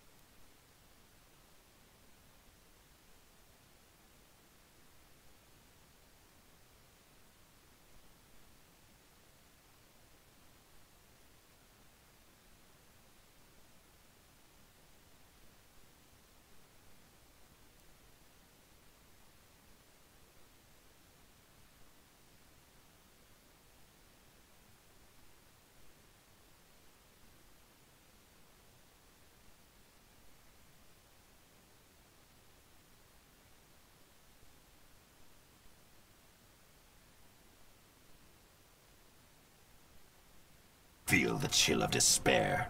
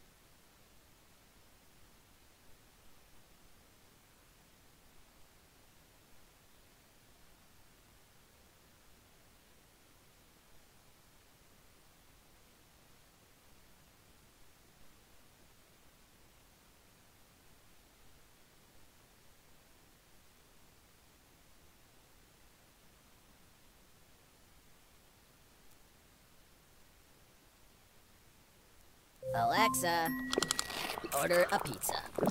Okay.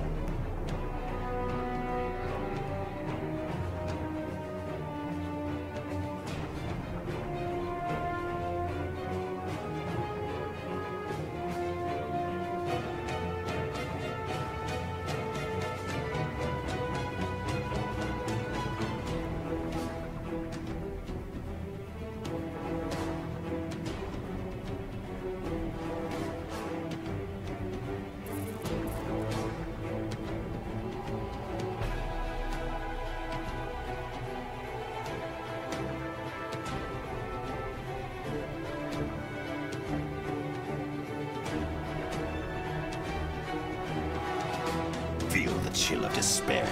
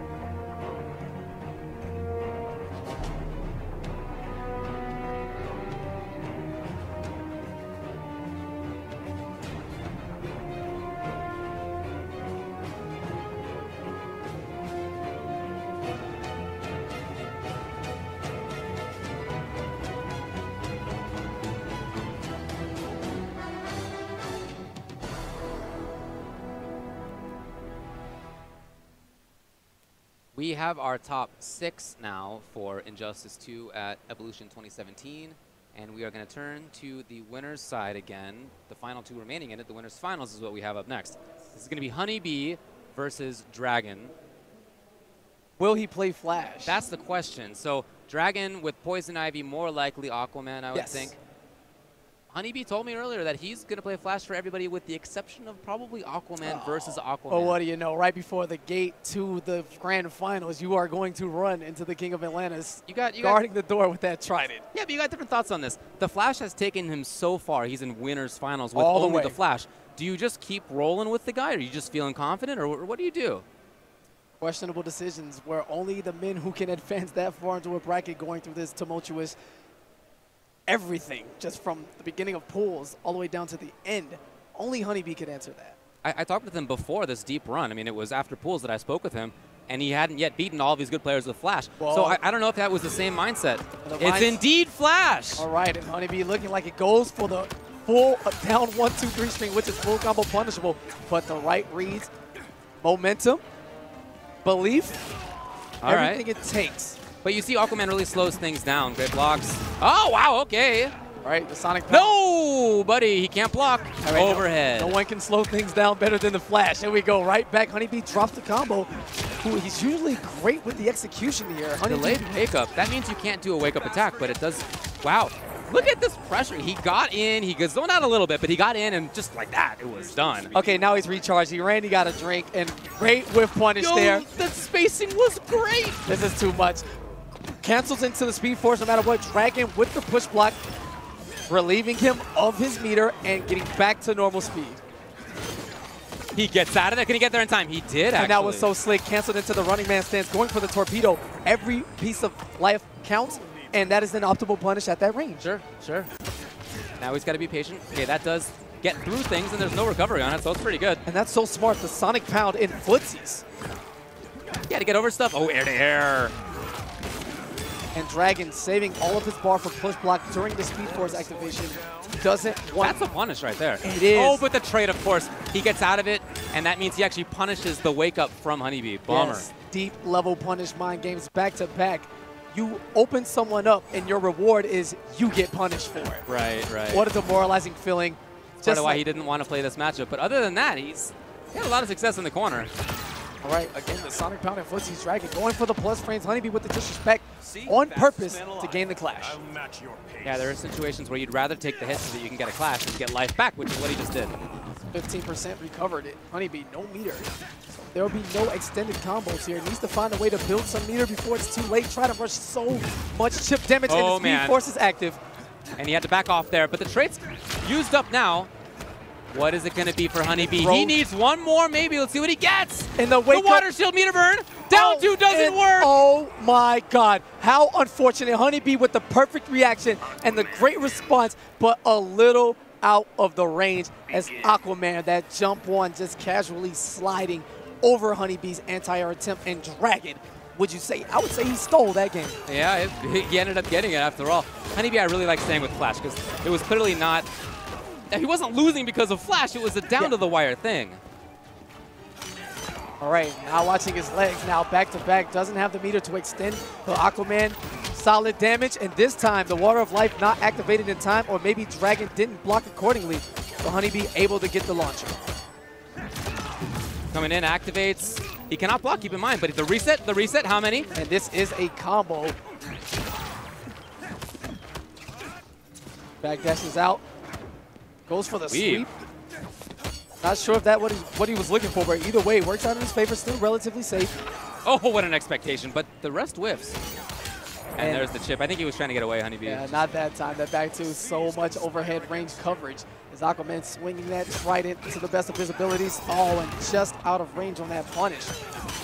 He's overextending. You can see it. Honeybee is getting in a little bit overzealous mode right now. So Dragon, I like the style. He knows he can play patiently. Honeybee will come to him. Yeah, and has made errors on the way. All of his meter just killed him to his detriment. Spins a bar, 2 bars on the air escape, didn't have to flash immediately, and it's now he has no resources. Big comeback, just maybe asking for a little too much as Aquaman's gonna chip him anytime he gets close. Flash not known to do any type of damage outside of in your face. Yeah, he needs to be in there. He needs more. He needs more. Okay. Water of Life was spent right there, so at the start of this round, he's not going to have it, but it builds back now, fairly soon. Not to call for an omen or to get carried away, but Honeybee is known for the greatest comeback in Injustice history with that video. Down one worked like that? Wow, all right, and there's the whip punish, but he won't recreate it here in real life. Dragon so solid now on the other end of a 2-0, this time being in the driver's seat. How good is he at denying the comeback himself? So he's running it with Flash. I love it, I got to tell you. I think this is the right choice. This character has done the work for him. Last game was a different story, but I really feel like that was more about him getting impatient than the character. Great patience from Honeybee, outlasting the Water of Life before he commits to the lightning kicks to get the full combo there. Eats the wake-up Trident Rush. Got to watch out for the dinosaur head. It's up there. It's up there. Oh, all right. Little late on the reaction for the whiff punish. And huge chip damage again. Sonic Pound. Nice. And great delay wake up, even slowed down. It was an extended delayed wake up in that situation. Oh, set up into what? Meter burn 4-3, keeps it plus and has a bit of armor in case Dragon wanted to wake up. Honeybee looking for chip damage, but as you said, overextension being a theme in this match in clutch situations for Honeybee. Yeah, okay. And there was no trait right there for Aquaman. He could not get out of that. Not in the slightest. Now, every time he's taking a sip, he has a little bit of overcharge right now. I like the idea, but Dragon didn't commit much. Able to recover in time and punish Honeybee for attempting to punish. It's match point. Dragon great block. Interrupted. He cannot block during that trait, keep in mind. So that's tough news. Yeah, and you saw the Sonic Pound whiff there, allowing Dragon the space to get the down one. Back in control now, plus frames. Honeybee trying to challenge, and Dragon just chipping away at the Flash's life piece by piece. Honeybee trying to make it happen, and a little bit too close, I guess. Again, down one. It's been consistent. You're lucky this is last chance for Honeybee now. 2 bars of meter. He's going to recover 25% here. Desperately needs to take his time and work slowly. I know it's weird telling Flash to slow down, but this is what must be done. And Honeybee working on the comeback. Plus frames on the lightning kick into the throw. He needs a lot of individual hits right now, though. He needs a lot of things to happen for him. And Dragon, oh, there's no trait there. This is damage. Ah, okay, so Dragon escapes. He had 2 bars. Let's see what he does. Only one. He wants the extra bar for the damage and for Meterburn Trident control chip. Trying to get through things there. He's expecting from the deep, but Dragon's not taking the bait. Yeah, trying to build some meter is Honeybee now. He needs a bar for any type of combo extension. Gets the dash up grab. In control and an errant jump in. Yeah. Too much frames allowed for Dragon to recover and get that down 2 out. And there you go. There's the push block. That 1 bar meter Dragon saving right now. That's right. In string and the Trident Rush chip This will is equal a big death. moment now. Sweep. Too early. The hits. He traits up. There it is. And challenges the plus frames with the down 1 Trident Rush, and Dragon has advanced into the grand final of Evolution 2017. And he's taking it calmly. He has been in big moments before. The guy has not been playing competitive fighting games for terribly long, a couple years at this point, but in those couple years, especially last year of MKX, and now in Injustice, he's been one of the best on Earth. Looking good there. I don't know about those duck lips, though. I might Yeah, have to you call know. him out on those. I don't know what the kids are doing these days. That's true. I'm Maybe not sure. we should ask them. We need like an old man's Is that home. cool? I'm not sure, yeah. Maybe. When we open up our class, we need to have a young kids school. Too. Right, yeah. So they can come and school us on some things. We're moving down to the loser's side now. This is Theo versus Hayate. Hayate, of course, dispatched DR Gross. Yes. So looking for Robin, looking for Superman.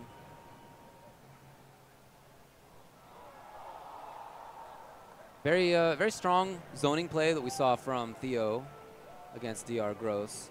But on top of that, great whiff punishes, great footsies, and he occasionally turns it on. And it's hard to know when that's going to happen. It's hard to know when he's going to turn the offense up all of a sudden.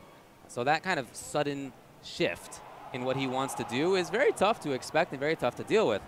But he's playing against somebody in Hayate who always seems like he's aware and has some of the best whiff punishing himself. You know, he's always ready to whiff punish stuff. He's always ready to move in unpredictable ways or bring in unpredictable options. And even if you have great defense, which Theo definitely does, absolutely, it's still tough to deal with Hayate doing what he wants to do.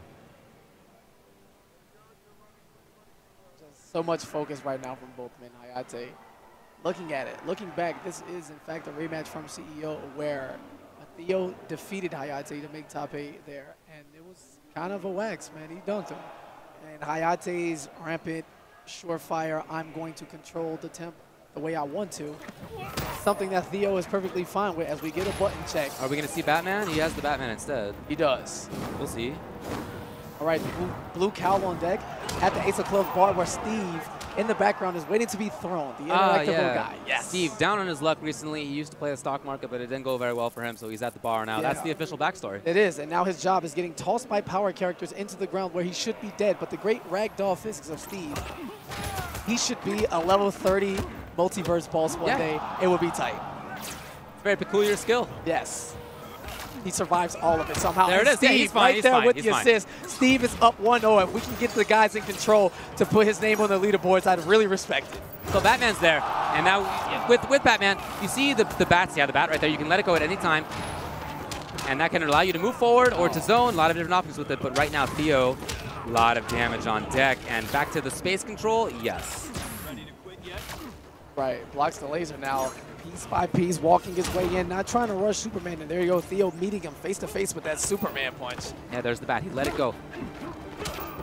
Wow, okay. Escape right back in there, though, is Theo. Dominant round. Running out of chances, Bruce. All right, and canon as it gets, the basic backstory for Justice 2, Batman's ideals versus Superman's. Great blocking. And a patient man, Theo, is not even looking to fight back with the offensive capabilities, simply waiting for an opening. Gotta be punished.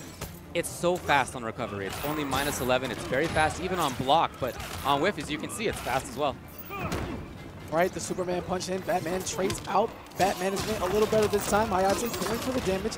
382 double dash in, plus 25, but doesn't connect the forward 3 to keep the plus frames going. What a tech.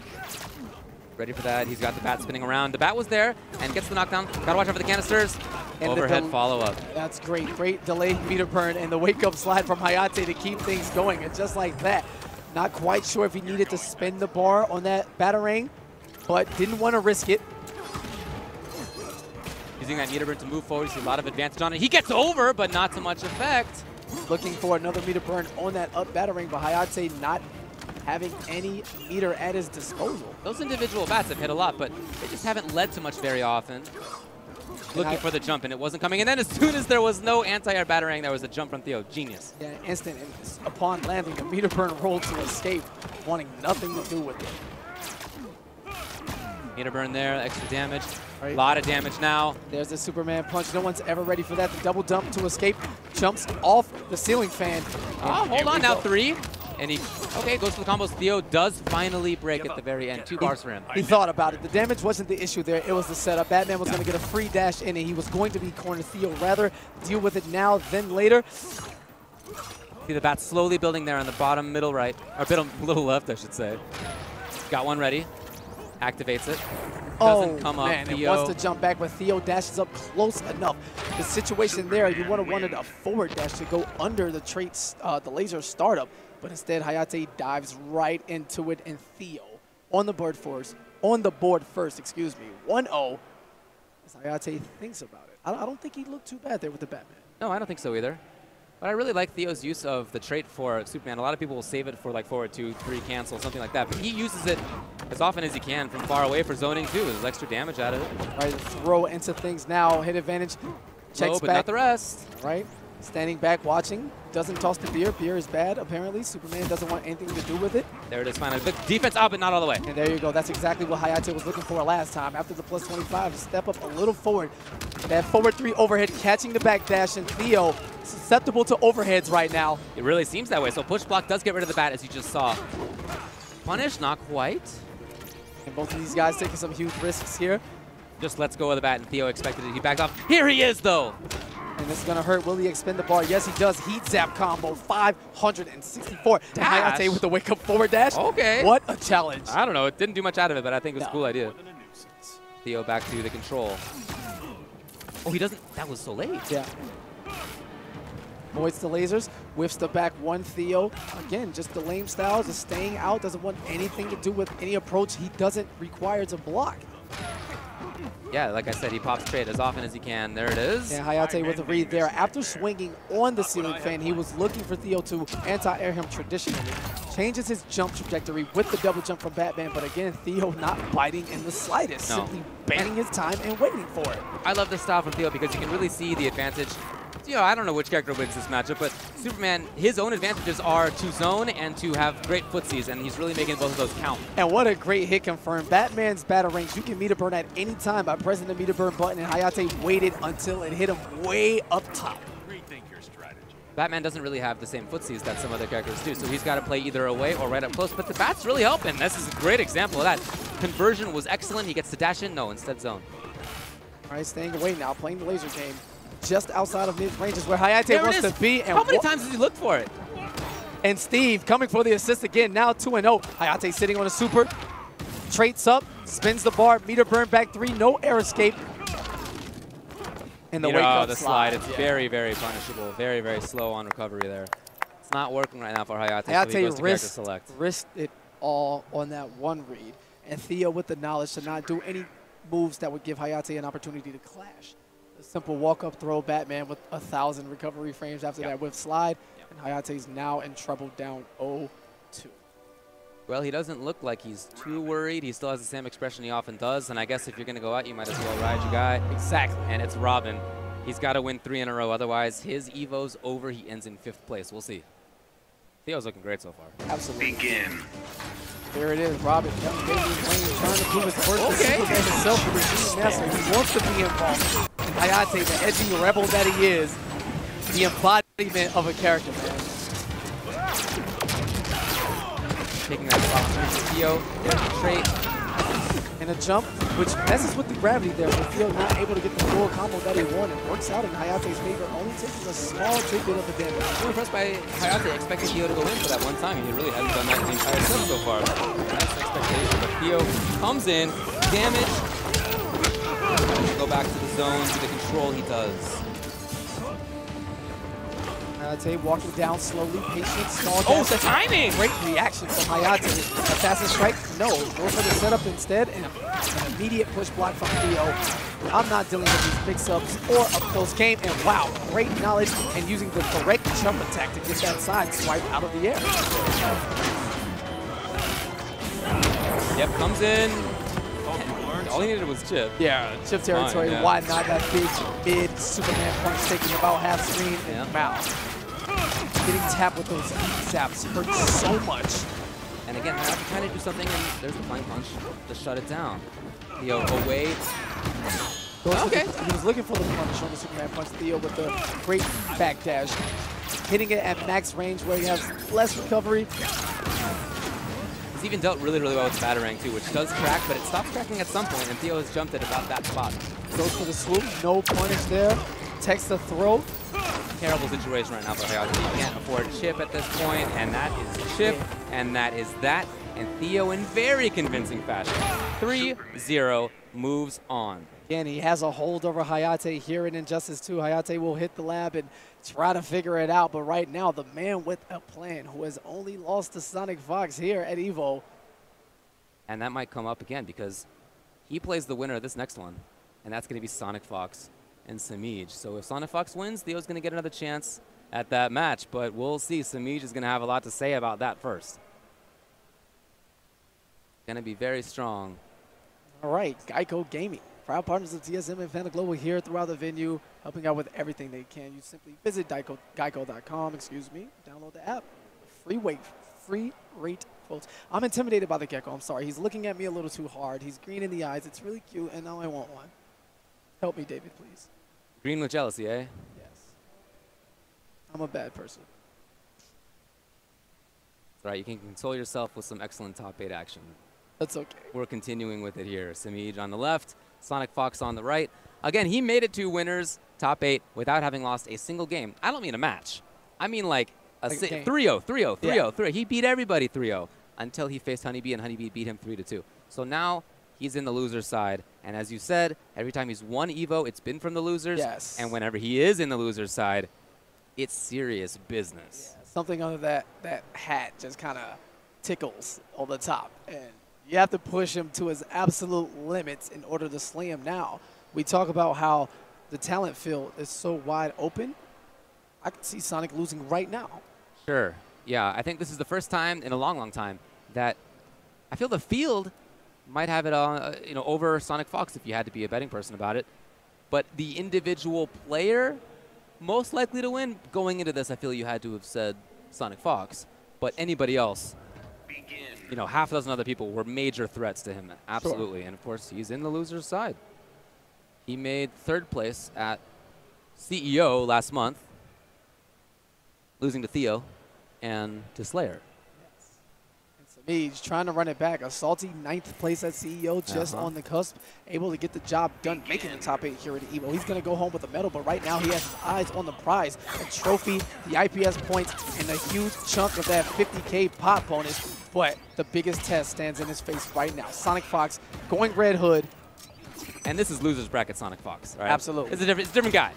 There's no more fun and games. There's no more joking. It's all serious. It's whatever the best thing is that he can be doing at that moment, he's going to do it. All right, well, he just got opened up in the best way with that ambiguous cross-up from Samij. Full combo into the knockdown, 452. There it is. It's gonna, okay. And an easy reaction. Sonic trying his best to avoid the explosion. Samij meeting him air to air, and Samij working him right now.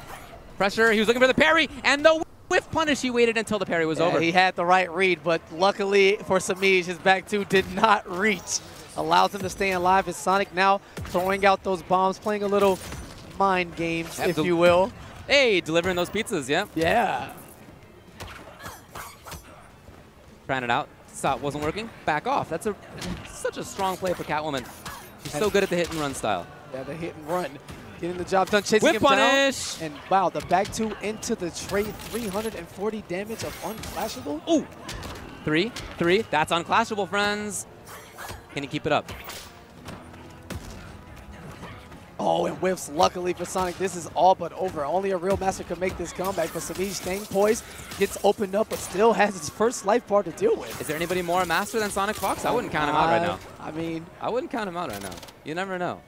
Samij has a big life lead, as you can see. He kept. Oh, okay. Cute. And a last-ditch effort here is Sonic Fox with the clash. 1-1. This is it. And the cat dash, he doesn't have the meter to extend it, but chip damage territory, can he do enough? Low, or low mid, rather. And the whip trip there. There it is, jump back two. Such a strong, it's like a great fadeaway option. It's hard to challenge, very few characters can. Yes, and Samij playing the patient game, just jumping back, allowing Sonic to hang himself. Remember, you are the one with the life lead, and a lot of people feel like they need to close out Sonic Fox because he would come back, but the patience and the poise and what separates the level of a Samij to the rest of us is on display here in this top 8. See what he opened with? He opened up with neutral jump right there to catch Sonic Fox trying to push forward. And we had exactly the right call. What a read. Got to look out for the ski bike over there. Oh, gets opened up. It's Samij working on a perfect life bar for the first round here. Still just in total control. And he's going to get it. Under. A perfect coming from Samij. Sonic Fox may be in trouble. Hey, Mita burns it, keeps it safe, throws the mine out. Great whiff punish there on the jump too from Sonic Fox. Knows his spacing better than all. Dashes back in. interruption there. I think Sonic Fox was trying to go for a little reset there, trying something else, but Samij was ready. Yeah, those reactions ready for the stagger, and the meter burn back 3 uncontested, so he's going to get the full bulk of the damage, 437 off of that starter. Sonic Fox is really trying to poke after that. I don't think you can. Another meter burn back 3 from Samij. Tries to back dash away, but instead gets corner position changed. Oh, and this is a free punish. Didn't really get much, but there's a big punish, and he was not worried about giving Sonic Fox the clash. He has such a life lead that he was fine with that. Now, if Red Hood could get Catwoman to the corner, this is exactly what Sonic Fox does and where he puts in the work. So ambiguous and so many mix-ups and setups if he can get the knockdown, but he won't get it today. Samij working on it, has the 4th scratch active, looking for the 5th one. Chip. There it is. It's Sonic Fox. Oh, he ducked under and he got the whip punish. Yeah, but again, he cannot afford anything. Chip territory. Anything, there it is. And she has some of the best whip punishing normals in the game. This is looking kind of free. What's going on here? What's I don't know. Is it Red Hood? Does he believe in the character enough right now? Samij has a smile of confidence on his face right now. He feels that he has Sonic Fox in the ultimate control. You're the one at the character select screen. You're the one thinking about it. There's no hee, ha, ha, laugh, giggle that Sonic always does. Right. Hugging people and giving you the salty laugh. Not right now. He is on the receiving end of this, and Samij has been working. Sonic Fox has been the winner of Evolution each of the last 3 years, and he does not want to have that change. He'd like to keep that streak going, better believe. Right, the mind games now, Sonic playing a more retracted game. Not going in, just playing the zoning and letting Catwoman stay out. Red Hood has a lot of strength, but when he throws those mines, it does take a long time. It's about 75 frames for it to actually come out. So you got to make sure you're free on time. Goes for the low now, the double kicks into the trade cancels. And the patience from Red Hood now, yes, Sonic biding his time, adapting. And working on a near perfect on Samij, but he finally gets the opening that he wants. Meter burn cat dash. Sonic with the wake up. Okay, yeah, he looks much, much better there. A little bit more patient, whiff punishing better, not overcommitting. Caught trying to press a button after that jump in. Is Sonic Fox, he will get eaten alive for it. Into the corner we go. Cat stance trying to mix it up. Safety. But Sonic puts some space in between them. Another whiff punish on the jump too. Overhead, but blocked well. Overhead. Yeah, some healthy chip damage from that string too. The forward 3 jumps in, follows into the corner. That whip, hard knockdown, jump back 2. Like you said, a great fadeaway attack. Linking it to a jump in this situation. That should be a whiff punish, and Samij does get it. I like the idea of that a lot, but Sonic Fox did not wait until his character turned to the other side. Sonic Fox opening up now. Samij has a lot of meter. So controlling now is Sonic Fox. That's the intention. Gets the bomb unblockable there. Samij back in control. Into the corner we go. Sonic trying to wake up. No invincibility on those dives. His wake-ups would be the parries, which are massive guesses. It wouldn't work on jump attacks anyway, so Samij right on top of it. Excellent Oki decisions here. Advantage on block. Sonic Fox trying to move away. He was a little bit too far for the whip punish, but I like his game right now. He has meter. He spends it for the chip. Sonic Fox. Okay, Samij trying to open him up. That's his last resort right now. Could be in big trouble here, David. Big trouble. This could probably kill. Coming out right now. This is going to kill. He might take it. Is Sonic Fox out? He is! Sonic Fox is done. Samij with the elimination. The Evo streak has fallen. All of you at home who say, why watch? LOL, Sonic Fox wins. You can hold that. A new era is upon us. And the young man from Tampa, Florida, Samij, representing Noble Esports, is the man to do the job. The NRS scene is the strongest that it's ever been. For years, Sonic Fox ruled the roost. And he was challenged. He didn't win everything, but he won almost everything. And he won the big stuff, and he's not going to win the big stuff right now. Not today. It's somebody else. What a change in the community. The tide has certainly fallen now. Sonic did open up by winning Combo Breaker, but CEO, he failed, and here it is once again at EVO. This is any man's game as Dragon awaits the remaining 3. Theo, Samij, and Honeybee. You know, Dragon has been among the most consistent. He got 5th at CEO. Yes. Theo also got 5th at CEO. Honeybee, as we said, he has not really been traveling. He hasn't been to anything since Toryuken, which he won. He won. But then he hasn't been traveling to other major tournaments. So we have guys who are extremely consistent so far, and I'm really happy to see that. Samij in there now too. He's been doing great recently, and a lot of people are talking him up coming in. You can really see why. Excellent spacing, excellent control. the pace control, all there. Hit and run style. Looking so good.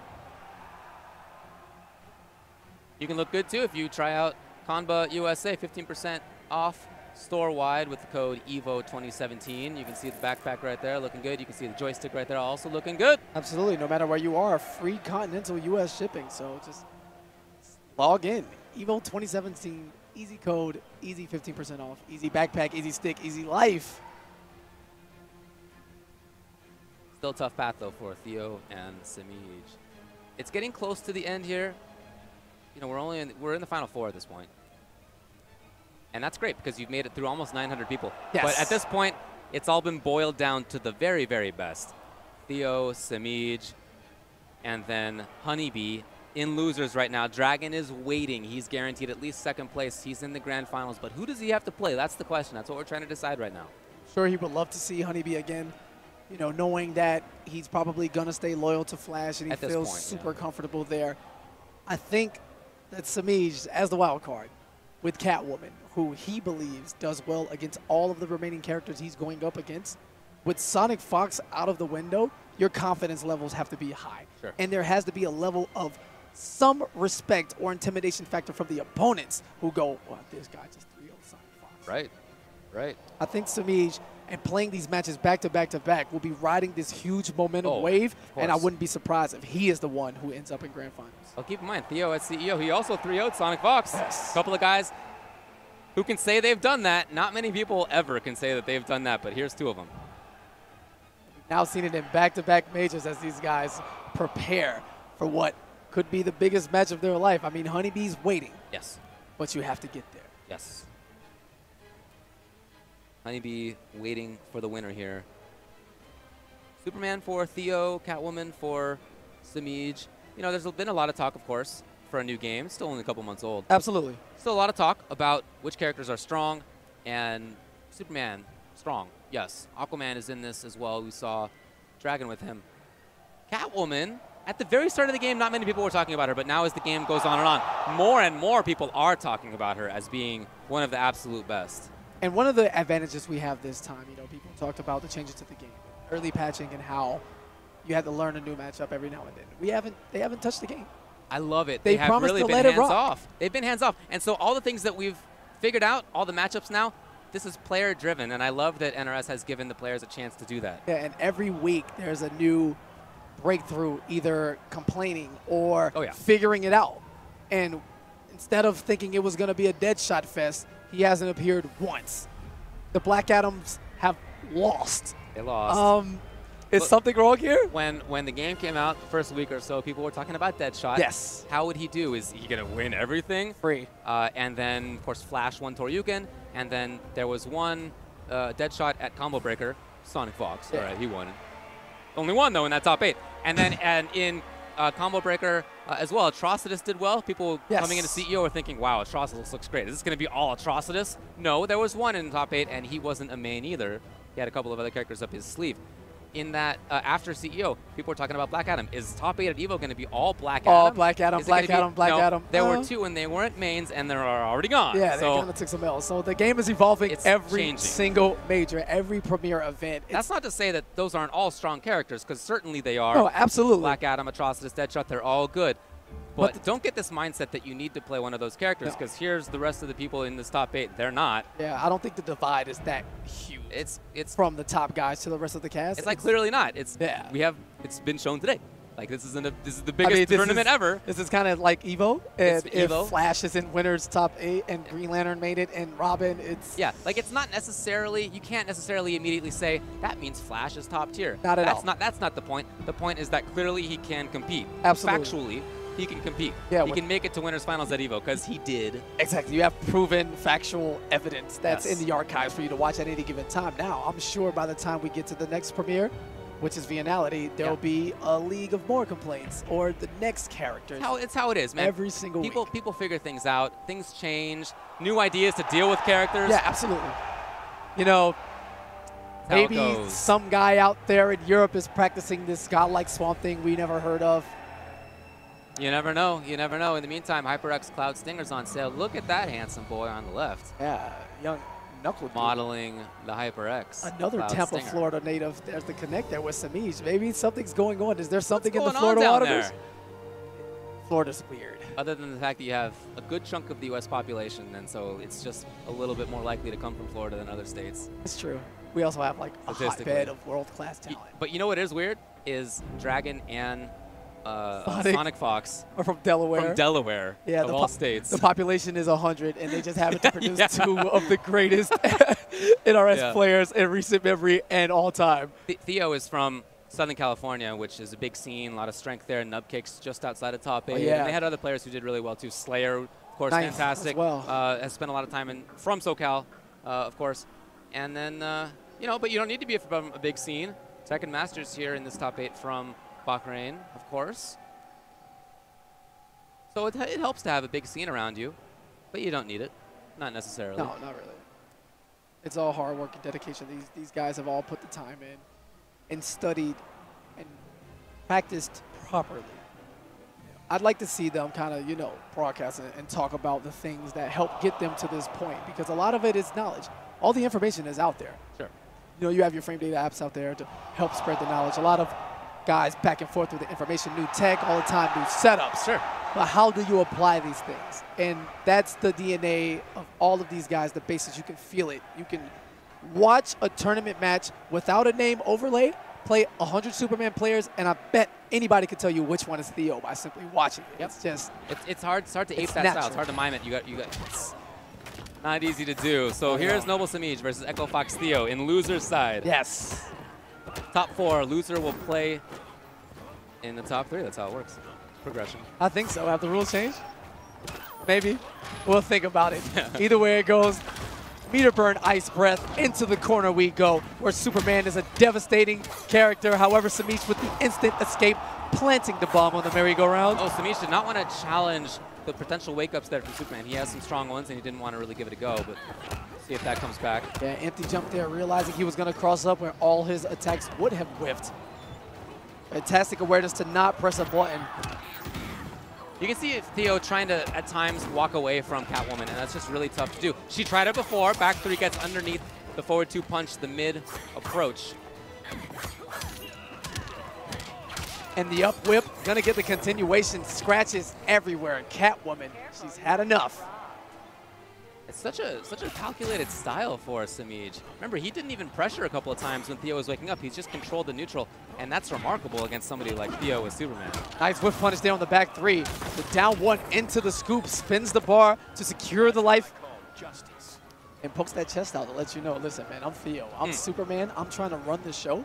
In case you haven't remembered, I won EVO before, and I'm here to do it again. I love this air mobility here from Theo. There's a lot of feigning. I mean, of course, yeah, with this, Superman has very good ground control, very good footsies, but Theo spends a lot of time threatening it and not actually doing it.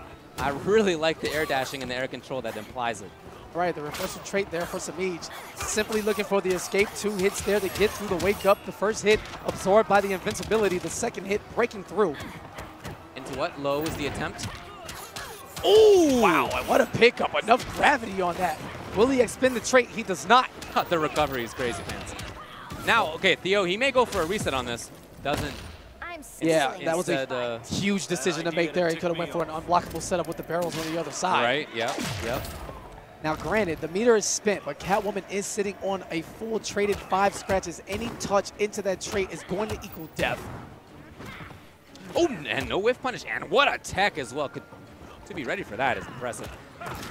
Just to throw this time, Theo staying away from that interactable. That's what I'm talking about with Theo implying a lot of this threat, a lot of his motion. He was looking for it. He's already seen Samij do back 3 to get underneath his punch. And he said, this is not happening How again. smart is this man? It's not happening again. Enough patience and at the right time to throw out the meter burn back 3, absorbing the hit of Samij's lunge and doing it at the right time so that she doesn't even low profile it. Right. That is timing. Right. That is smarts. That is adaptation. And that is running directly into that jump back whip. Knockdown. Same side. Oh, he keeps trying to poke after that. I'm pretty sure she's +1. Challenges the forward dash from Theo, looking for an escape. And Samij, every time he's got his opponent to the corner, a steamroll after he gets that first B&B going. What an anti-air. Meterless stuff, decent damage. He gets a punish. Yeah, this game is wide open now. Theo, little rocks on the boat, just waking up, just not uncharacteristic of him as he's forced to use his clash to Samij. Look at all that skin on Samij's life bar still. That fish is not even covered, uncovered. And the back three okay. Goes for the down one into the scoop, spins the bar, gets about 300 damage. Very respectable for 4 hits. Great. Yeah, she attacks, she builds up that trait slowly. And this can be big damage. And he's going to get the corner now. The question is he going to go for grab? Yeah, See how mean the setups are here. Oh, wake up DP. No, having none of it. Theo, instead of spinning the bar, goes for the rising grab to turn him back into the corner. Stage awareness. Love it. Feel the chill of despair. Threatening it. He's staying on top. He's so practiced and ready with Theo. He knew exactly what Samij was looking for. Right, this time, the cat dash, meter burns it. Jump back one. Just a casual layback as the hard whip knocks him down in the corner. Oh, he just jumps out? I guess he's seen Samij play away a couple of times. That's going to be an easy conversion. This should equal death. The air escape, but right there for the punish is Samij.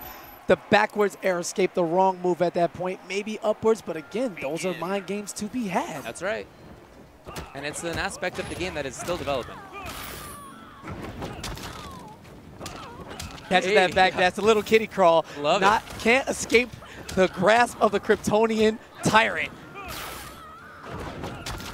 Theo's so solid. He hasn't gone for anything like potential cross-up dive bomb or anything like that. There's no shenanigans to his style. It's just complete control, safety. Solid fundamentals. Just fundamentals. Yeah, Theo, I know he plays for Echo Fox, but he's definitely a Tim Duncan guy. No flash. All basics, but at the highest level possible. No, that doesn't work. Does meter burn it here. See what Samij goes for after as the setup. Jump back 2. The whip, as you can see, starting things off still. And granted, now this damage is crazy. Even though he expended the bar on the cat dash there, up until about 10% of his life bar left, that was all meterless damage from Catwoman. Ready for it. Samij looking good. Taking the time, dashes back towards the corner, jump into. He's going to eat the bulk of these mix-ups. That's so good. Yeah, instant air dash trying to chase Samij down. Great idea, but Samij a little too far out. Catwoman, that back dash and her walk speed, such mobility, able to maneuver around the screen on grounds so easily. Okay, looking for the same thing he looked for before. He chased it! And there's the air escape. Couple of bars. It's an expensive escape. Really? Whoa, and the great read from Samij there, looking for the back 3, but instead is going to eat the jump down punch now. Reaction is air-to-air jump 1 is Theo. Flash. And before we can rock it to the corner, Samij cries for help, pressing forward in meter burn to get that clash. 15% health back and a reset in neutral. I like that he saved 1 bar, though. That's going to be very important for him if he wants damage, if he wants utility of meter burn back 3. All right, trying to get underneath. Almost had cat dash out. Just too late. He got in there from full screen with meter and cat dash. All right, he's going to bet it all on this sequence. It's Samij. What's it going to be? The forward 1 checking. Meter burns and spins his last bar to stay. Plus, Theo's going to simply backdash. Dashes up, no challenge from Samij this time, and we're looking at chip territory. This is such safety first play by Theo. The backdash. Oh, hold on. Okay, I love the clash. Now, wait a minute. He could not let that start. No, not at all. Now, Theo, anytime they delay on the laser, you can definitely backdash and avoid the big meter burn chop, which would have done a ton of chip damage. Certainly enough to kill, but in that sequence, the walk back and forth and the dash punch, covering about half the screen, extremely hard to react to, and in a chip situation, that is going to equal guaranteed death. Yeah, very tough to deal with. Samij now going back to character select. I would imagine it's still Catwoman, but I think he's taking some time. Catwoman. You can see the very fast adaptations back and forth. Immediately when Theo saw the back 3 underneath his forward 2, he had the reaction to have the solution immediately afterward. When Samij has seen Theo air dashing around and implying threats with forward 2 and the like, Samij has been able to find his way through that nevertheless. He's read Superman approaching.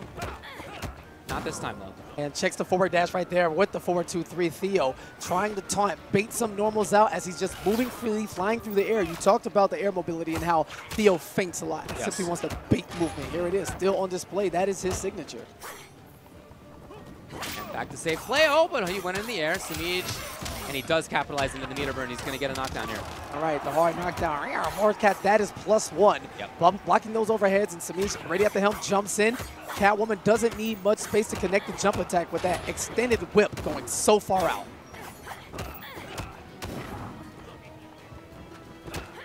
Wow, and these dashes not getting checked now. Okay. Samish a little more timid, but goes back to the meter burn, the back 3 under the forward 2 challenge. There is a lot of recovery as you land from the air attack, though, and that's exactly what Samij blew up. Again? Yeah, I don't know if Theo's looking for movement or trying to press buttons, but after that backwards cartwheel, Samij definitely not caring, letting that down one rock into the trip damage territory at that point. And Theo trading up, dashes in, whips the forward 2. Gets the enhanced damage on the throw just a little bit before it goes away. But the trade's already working on it.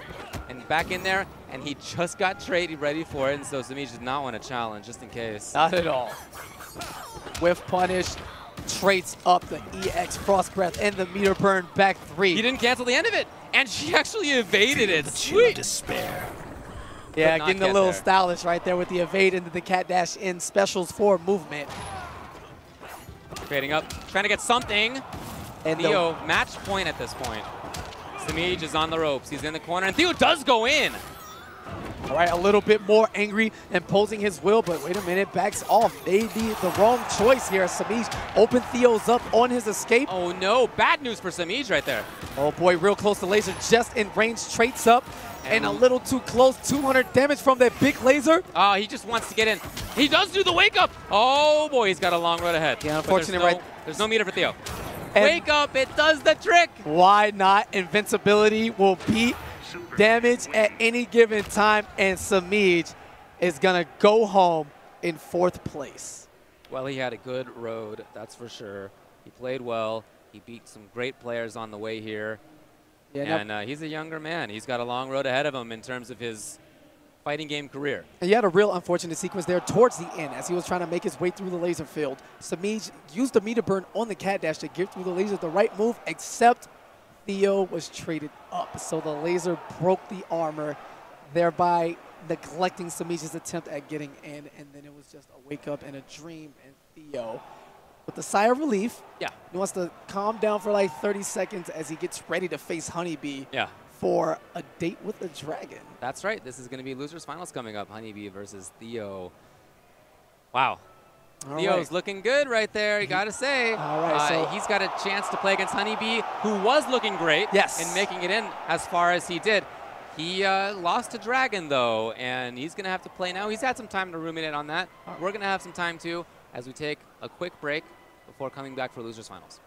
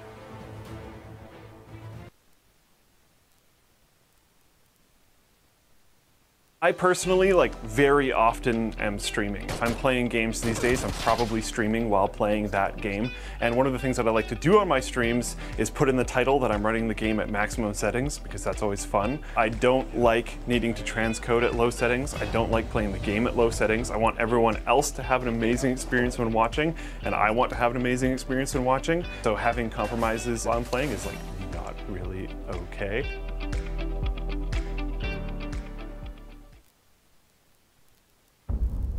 That summer vacation was making me more dumber. And told everyone I use fake fish. Do you realize that you are ruining everything? Yeah, it's kind of my thing.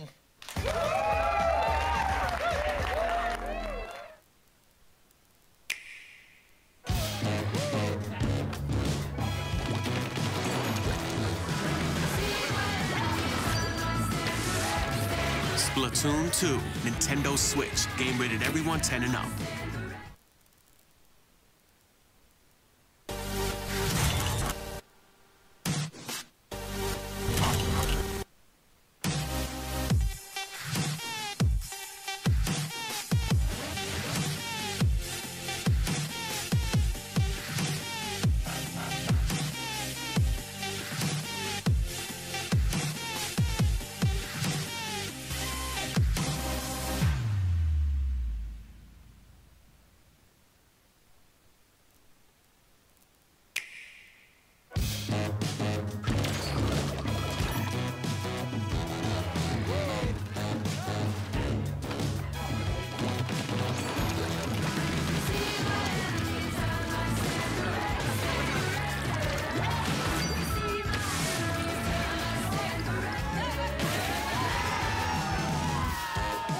Splatoon 2, Switch and Play, Nintendo Switch. Game rated everyone 10 and up.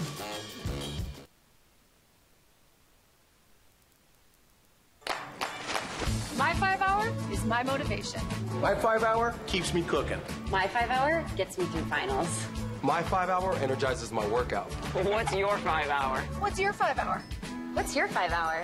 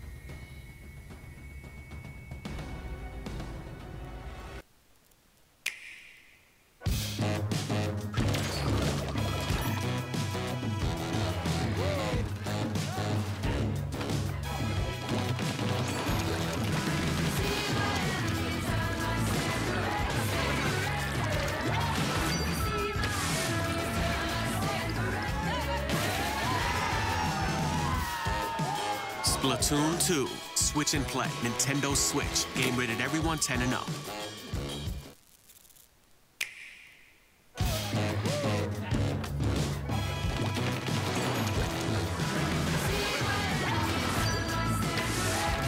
Splatoon 2, Nintendo Switch. Game rated everyone 10 and up.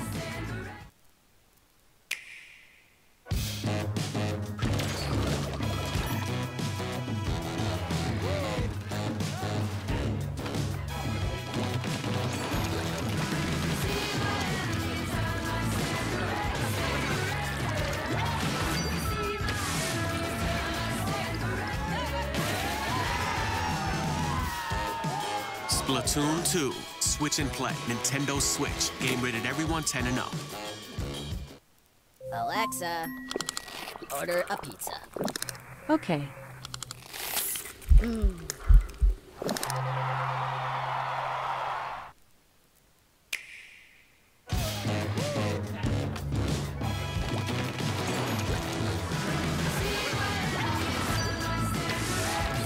Splatoon 2, Nintendo Switch. Game rated everyone 10 and up. My 5 hour is my motivation. My 5 hour keeps me cooking. My 5 hour gets me through finals. My 5 hour energizes my workout. What's your 5 hour? What's your 5 hour? What's your 5 hour?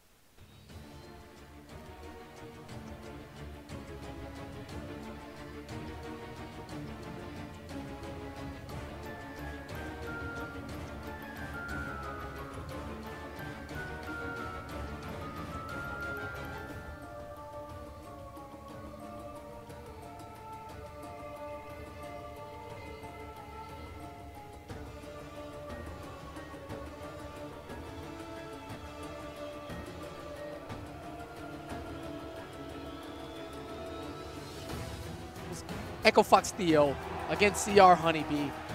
Will we see Flash again? That's the storyline. We all want to see the Flash, but if you keep up with Honeybee, a little birdie told me that he tweeted a 3-7 matchup is incoming. Now, whether or not that's in his favor, we don't know. If it's in OS, we don't know. Oh, yeah. These guys have gotten this far. The mind games have gone far past the controllers, and the physicality just sitting next to the man is trying to loosen him up a bit. He's not the only one tweeting, though. Is he? He's not the only one tweeting. Okay, I guess I have to expose this one too. Now, we have to. When Sonic Fox lost, Dragon tweeted out in all caps, "I'm winning Evo." Those are big words. That is a setup for a big blow-up. Yeah. But he does have a shot in grand finals, excuse me, of course, with 3 games to lose. Oh, of course. No, he's got certainly the upper hand at the moment. He doesn't have to play right now. All right, well, Honeybee is going to go with the Flash. He wants to take it all down the way he did. Sick gear with the randomized tournament mode. And Theo, both these guys, super competitive, ready to go. And Dragon watching with a smile from the crowd as he feels the trophy is already his. Just a button check here. They're still making things work. But yeah, I like it. Even if he believes Flash doesn't have great matchups here, the character has still taken him so far. And even if when today started, if he thought, I'm not doing this, this is Flash, it's not happening, I'm going to need to have a backup. The fact that he did do it with Flash to get this far, I feel like that's got to make him rethink things, feel more confident. Yeah, Honeybee also tweeted, "I think my ults are ready for Evo. I hope after the patch I'm able to go all Flash." And then here he is going all Flash, making the deep run here at Evo. No punish there, gets the backdash instead. Jumps away, and the down 2, not sure if that's what he wants. Right, I think it's input error. Uses that evade to shake the lasers. Trying to counterpoke, and Theo waited. When it comes to NRS games, some of the strongest things among them collectively. 6 frame moves. And, in my opinion, the strongest advancing mids. Huge. Fast ones. Now, Honeybee threw out that standing 1 or standing 2 there, and it kept him complacent. 1 step back, and that's a free whiff punish from Superman anywhere on the screen. There's a down 2 he was looking for it this time. Into the setup, what? No, just backdash from Theo. He's out of there. Here's Honeybee. And look at Theo, so insistent on escaping. Backdash, backdash, out of there. Right, tries to meter burn, roll his way in. Oh, an early jump right into the heat zap, and here we go, shaking off those lasers. And Aaron dashed too early. As soon as he saw the roll, he jumped up into the air. Theo did. But here's Honeybee with the hit. He's going to try to get the corner out of this. What's the setup? No, he kind of dropped it there. What was that? And no punish there. Honeybee still gets the combo, and we've seen that corner conversion before. So slick. Meterless combo there now. Even though Honey's at a huge life deficit and Theo has access to a clash. Oh! Yes. Wow, that was very fast. Okay, very, Theo. very fast. Clearly he heard me and didn't want me to finish my sentence. Those HyperX headsets on the stage getting the job done. See that shake? There's no recovery on it. He just goes right into the block. Again, looking for counter poke. Theo's in the air. Shake. Meter burns it for the chip. Sonic pound into the neutral, goes for the down 2, challenging. No, Honeybee's actually under all right situation. Well, until that. Chip, big problem. Wow. And there's going to be a punish. Oh, yes, he got there. I can't believe it. Theo is in trouble. He can't get hit. He cannot get hit here. One more mix-up. Will he wake up? Oh, and Honeybee does not commit. He doesn't commit to the low, and Theo is going to meter burn the interactable and get the job done.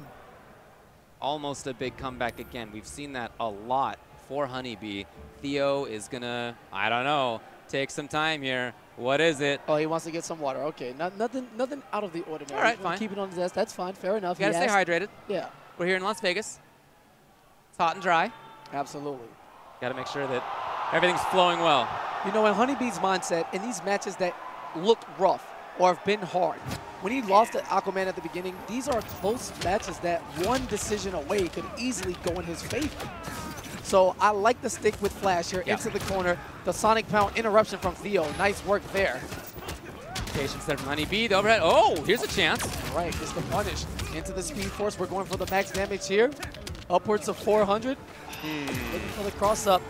Unsuccessful. Gives Theo a chance at freedom. Oh, he actually phased through. That was nice. Again, you see he's building a little bit of meter as he does this. Theo, though, I think is content. Oh, he actually did dash in. Yeah. And a little too late there. The startup not in time to avoid that laser up close. The heat zap. Theo putting in work. Like you said, complacent. He's perfectly fine with just building meter from a distance and gets a raw jump in. What was that? Oh, he was looking for the wake up. Theo, good call. Might be the life bar. Not quite.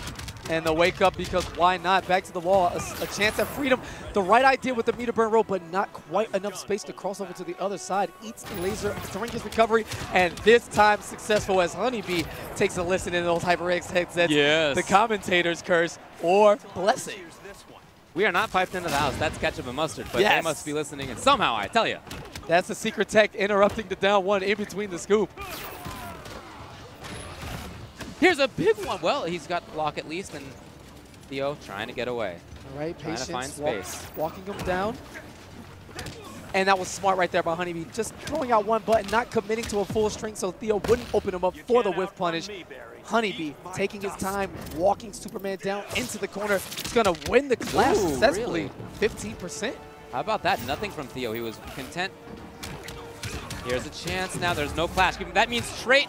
And a setup after this. If Honeybee doesn't drop it, he does, but gets the wake up. No air tech out of there. Here's Theo now trying to pressure. He was looking for something. It didn't come. And now the tide has turned. Theo, Flash getting that wake up resource. EX is the interactable. Oh boy, almost a whiff punish. Whiff there and big. There it is, has to clash. And neither one has meter, so this is just an escape. It's just, I don't want to be where I am. Don't deal damage to me.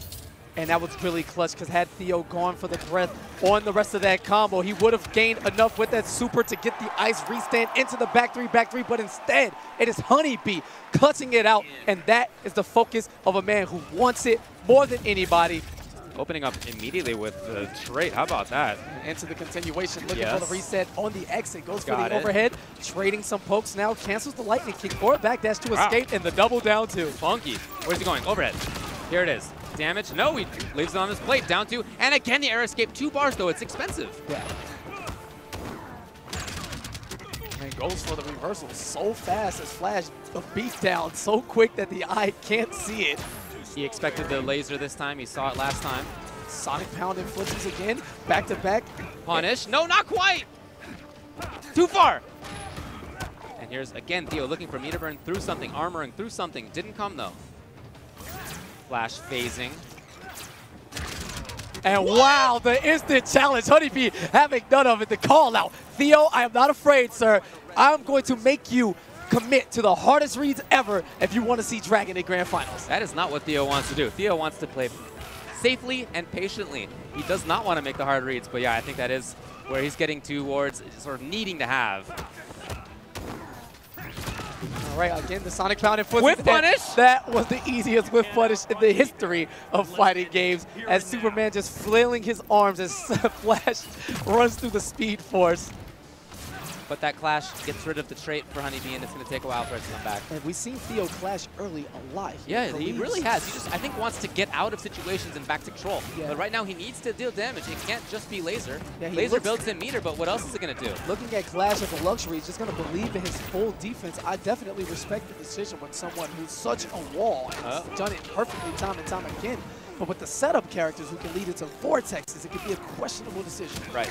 There was no meter burn on that. He didn't have it. Into nothing. Very curious. Wow, gets the throw right there as Honeybee trying to build at least one bar. He's going to build it the old-fashioned way by getting beat up.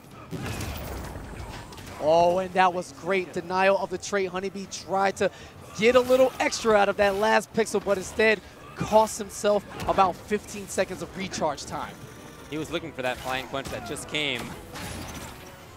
All right, the running man stance. Lasers blocking low. Here's the phase out. Jumps over the heat zap piece by piece. The patience. Theo now coming in. Wants to impose his will and then chase down from Big Honeybee. Times. Making the hard reads. Into what? What's the setup going to be, Theo? He blocks it. Well punished. Open up, and Honeybee on the cusp of making Grand Finals 2-1. A couple of the strongest players from the last two NRS games meeting here to play a new one in Dragon, who just started playing a couple years ago, but is already in Grand Finals. Taking his time. Again, patience. Theo not changing the game plan at all, simply believing in what worked in the first place. He has a game on the board to ensure that his strategy works, but now Honeybee building that meter ever so slowly. Yeah, they're both building meter. Theo, I think, in doing this, he's going to take off some damage, that's for sure. But I think as much as that he wants to build the bar, and he's content with that. All right, Superman punch now from Honeybee, whiffing a few normals in his face. Theo up close, has the bar ready at the helm to expend it anytime Honeybee gets close. And there you go, a great denial, saving his meter for those meter burn lasers, a huge chunk of damage and massive pushback, full screen away. That had worked, though. Honeybee had gone air-to-air a few times. This time, though, Theo, who I don't think he's taken a lick of damage yet. He hasn't. He is working on a perfect. I haven't seen a perfect in Injustice 2 since Wild Cowboy and the Hometown Heroes. We're not going to see it again. No, not here, not in person. Oh, okay. But still a good situation for Theo, in control. He doesn't go in. Again, it's the safety-first style. Big stuff. Theo got it. 3-3. And then chip. And what a difference of game. Even though it's at 2-2 and you're playing pretty much even, coming off of that demoralizing loss has to work wonders on Honeybee's mindset. The Flash. Sticking with the Flash. There's a new stage on deck. They're going to Arkham. See if this works any better for Honeybee. Trying to get into Grand Finals against Dragon. Here we go, the final game. Someone is going home in a salty third. Someone will play for the trophy.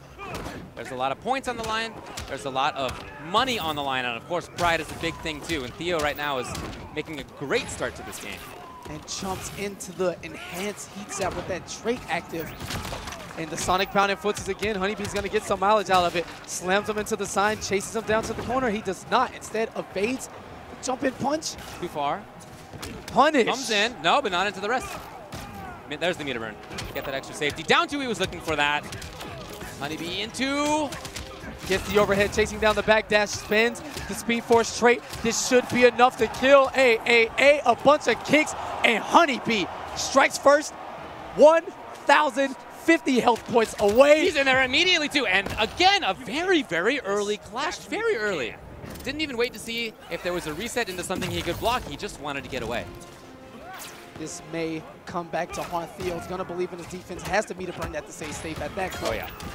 There it is. That's the life bar. So Theo's decision ends up being okay. It's very close now, very even, although he's down a meter. Yeah, he has no bar for one there now. It is. He builds it quickly. No big deal. He has no clash, and Honeybee sitting on multiple meters. Any touch, and Theo is in massive danger.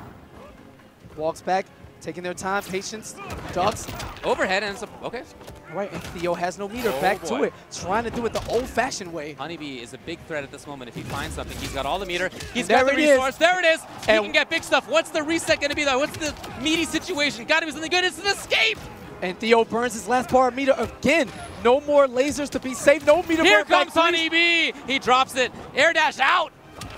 Oh, boy, this can be a lot of damage. Oh, my God, big time trouble. Will he go finally in there for the reset? No! And the throw coming down to it. Honeybee's going to build enough meter for a super. Honeybee isn't. Oh, okay, here it is. He wakes up. He brisks it out. Doesn't care. He does have access to a clash. However, Theo won't be looking for it. Hold on now, Honeybee. Can he kill with this combo? He might be able to. Let's see what he gets. The reset. He commits to it. No guess. The overhead into the super, and Honeybee with all the energy of the thousands of attendants and the hopeful millions watching around the world. The Flash God Lord is going to advance into Grand Finals.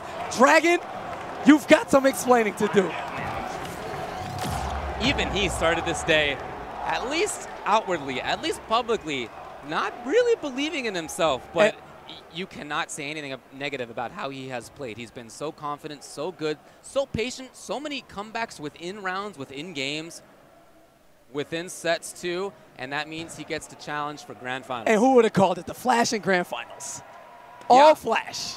All Flash, all Flash, and his opponent will be... Isn't this why we play the game? Look, that's right.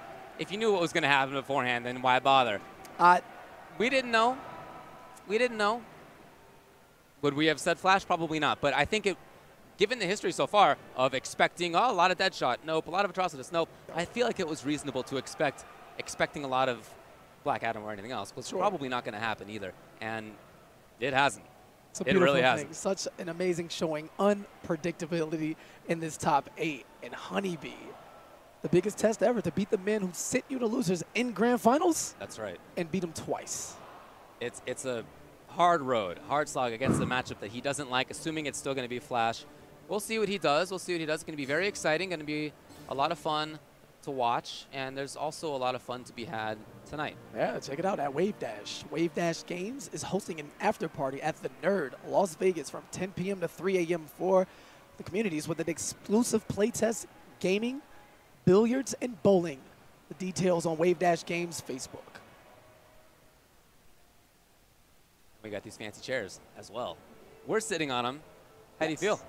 I feel like if I sat on this stage, on these chairs when I played, then I could probably be on the stage. Yeah, I feel like I'm floating. It's great. Yeah, it's an advantage. It's actually like ridiculous. 15% off is what you can get if you use the code EVO17. Pre-order now for that pillow right there. That's pretty cool looking. Vertigear.com. I took the pillow and I have it in my bag. I'm keeping it. What? Come on. Only one match left. As we take a look out into the stage, the EVO logo hanging high above the convention center here at the Mandalay Bay. And if you're not here, and I guess you're not because you're watching on the stream, it's really big in here, all right?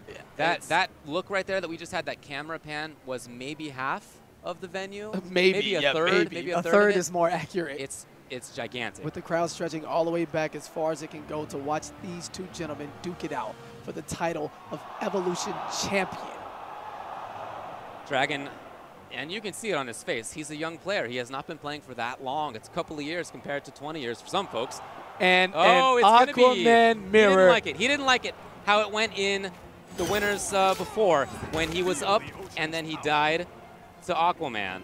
All right. So he's going to try his own Aquaman. As I said, he might. That was his call to me before top 8 even started. Yeah, and the Barry Allen dream is certainly on hold for the moment as Arthur Curry, the king of Atlantis, wants to stab his trident into the Injustice Pro Series point leaderboard, into that 50K bot bonus, and into the Evolution trophy.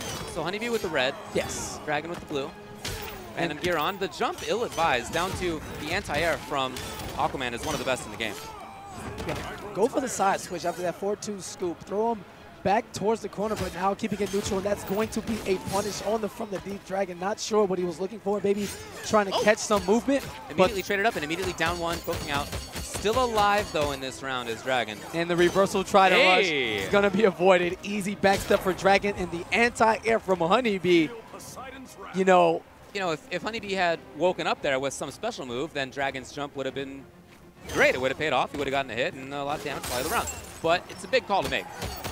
And the down one try to rush. Honeybee's going to push block and try to gain some more mileage out of this. Okay, but chip territory, Dragon's okay letting the Tentacle Strike rock from any distance. That Tentacle Strike is punishable by a Tentacle Strike. Yes. So neither one really wants to make the first move. As you can see, it's a slow play. He doesn't get it in time.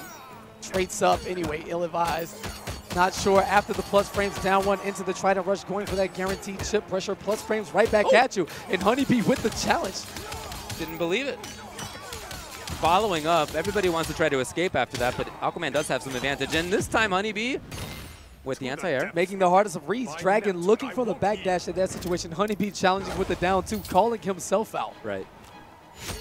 Trident toss. Right back at you. There it is. But no the meter. whip punish. Neither one wanted to make that first.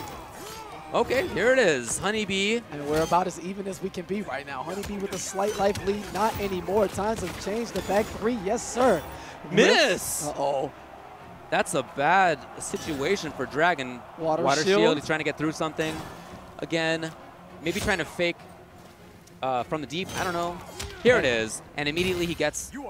This is a huge advantage. Gigantic That's a single move into a throw string for Dragon, but it results in a 25% health recovery, but Honeybee a little greedy trying to dash up, and now he's going to pay for it with his life. Okay. Dragon with the clutch, checking that dash, and just like that, 1-0 from the man who said he is going to win EVO. Well, Aquaman, it seemed okay. He made some good decisions. He clearly seems solid with the character. Absolutely. He's going to run it back. Oh, up here's a big punish. Nope, but of course, Water of Life. Yeah, right back at you. Although there was a lot of damage in there. And they're going to both get soaking wet as they try to avoid each other's advances towards the corner now. Going for the meaty back two, but they'll wake up Trident Rush from Dragon. Oh, not blocking the overhead. Yeah, he's chipping him out, getting a nice toss of him, just cutting him into a million pieces is Dragon. Try to whip punish. I like the idea. Yes, a little late. There's the landing punish. Yeah, that's enough. That's enough. And that's okay. Even though he traded up, he's still taking the full damage. Every chunk of the Trident Rush, eating his health alive. Punish. 4-2 with the 4-2.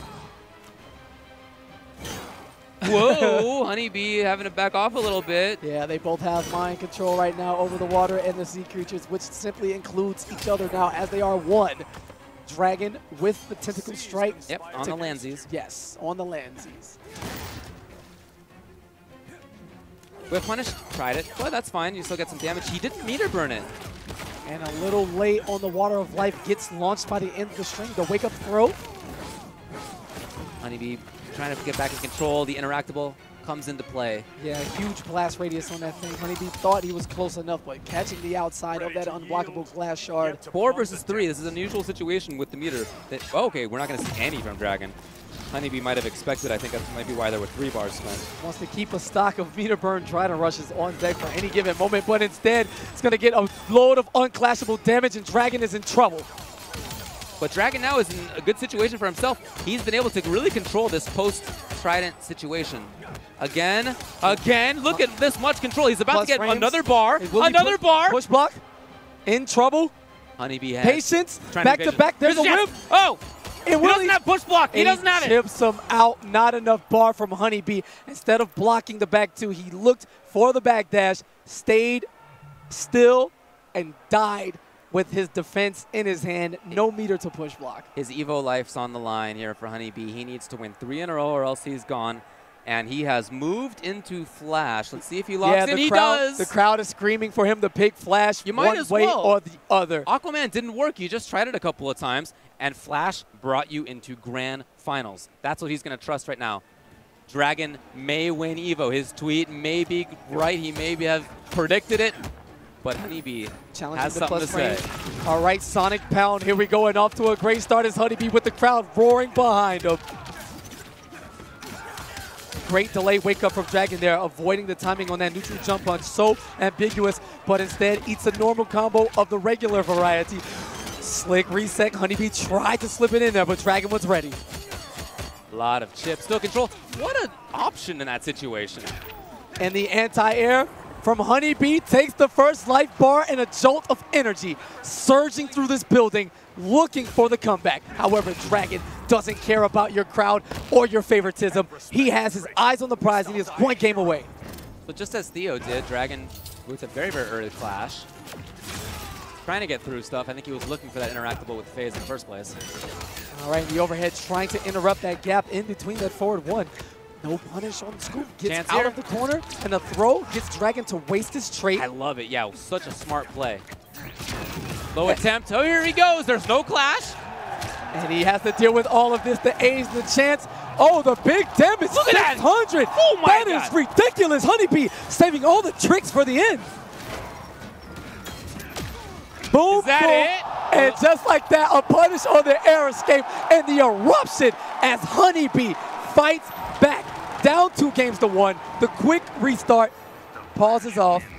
Dusts off.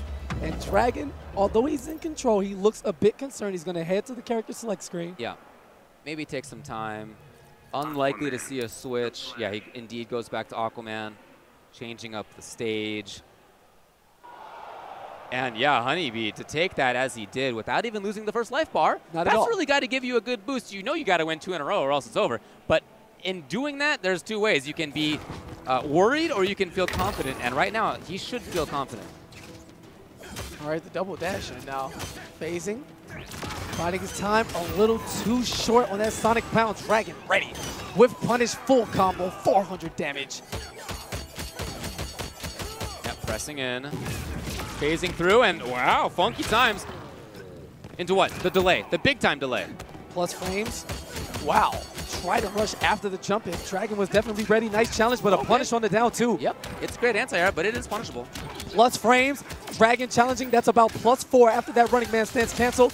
And the Trident Rush is going to chip him away. Honeybee now trying to find whatever is left to deal with it. Aquaman on the cusp of taking Evo. Dragon ready to celebrate. 1 Trident Rush at a time. Plus frames. Great blocks. He was willing to just wait it out. Honeybee's now got the punish. He's going to get the meaty situation if he needs it here after this combo. He does. Oh, no, maybe not. Maybe not. Enough Maybe to not. Kill. And drops it, but Meaty down 1, and Honeybee fighting back. 1 bar meter, a trait and a dream. 540 damage, but Dragon, no stranger to the clutch performances. Oh, yeah. We just saw it before. He was down against Honeybee's Aquaman, and he made the comeback anyway. Fantastic spacing from Dragon there on that whiff punish, just outside of the range of Flash's low pokes, and gets the combo off the trade. How about that? Yeah. Setup coming in. There's just been such good defense out of Dragon. He has blocked well, he's delayed well, and now there's going to be a clash for Honeybee. He's going to have to spin it all. Yep, I agree. And Dragon going to meet him halfway and deny a huge health reach in, but nice punish right there. He doesn't have to meet it to expend. Has he had to spin it now? Dragon deciding to clash earlier. He has got a bar, Honeybee doesn't. See Dragon, yes, 1 back. He had most of another bar too, and of course, fast meter build for Aquaman already is there. Patience, Honeybee, the respect, the punish. And there's no trait here. If Honeybee finds 2 more situations, maybe 2 more now, maybe 1. I mean, remember that 600 damage he had. This is maybe the chance immediately into the air. Smart. The jump in punch into the down 2. Wake up scoop from Dragon into the corner. Plus frames. Honeybee is at his worst now. Back to the wall. Dragon with enough meter for the Trident Rush. Misses the juggle. Phasing through, and he got it! Is he in there? Unbelievable! This is gonna combo! Will he jump it? He does not! And Honeybee stays alive! 1 more match! Look at that face! It is a face of stone. There's no emotion betrayed one way or the other. And that's what you need at this moment. You need to have the calm nerves. In fact, that might have been a smile at the start. A little bit. He's feeling it, and Honeybee definitely can make this comeback. However, Dragon is not giving it up easy. These are all super clutch moments, and Dragon, known for closing the door on his opponents, may be able to get the job done here. Trident Rush, pressure, chip damage. No activation for you, sir. He is now getting bullied, and Dragon is having his way with Honeybee in the corner. Wake up finally there from Honeybee. He tried to phase through, but did not quite get the move out in time. Ah, he didn't think he should keep it going. Look at this. And there it is, the bait. Dragon is rolling. The time is now. The clock wants to end at 12. Dragon fearing a reset. There's a great punish right there. And Dragon doesn't have any more meter, but he's still... Oh, he expected the walk-up grab. And that is a punish. The Water of Life in between. Overhead now into the Sonic Pound. What's it going to be? Poke through, and Dragon having none of it. Very bad situation now for Honeybee. He's caught in the corner. He does have a couple of bars, but is that going to matter? He's going to need more than a get hit. Master comeback here. He needed to get hit right there to get the life back with the clash. But even after that, this mountain is gigantic. He's about to climb Everest if he's going to do it. And Dragon, the security at the door, man, ready to slam it on Honeybee and dash his Evo dreams with the swing of a trident. Dragon called it. Time, he called it, and he gets it. Dragon takes Evo 2017. And the young man from Delaware finally does it. At the end of the MKX lifetime, he slays the demon in Sonic Fox and wins his first major. And now here he is a few months later, new game, extended scene, and a man who didn't play the first game competitively put the time in and the work, and Dragon is your 100,000% deserving Evolution champion. To go through as many players as he did without losing a match is incredible.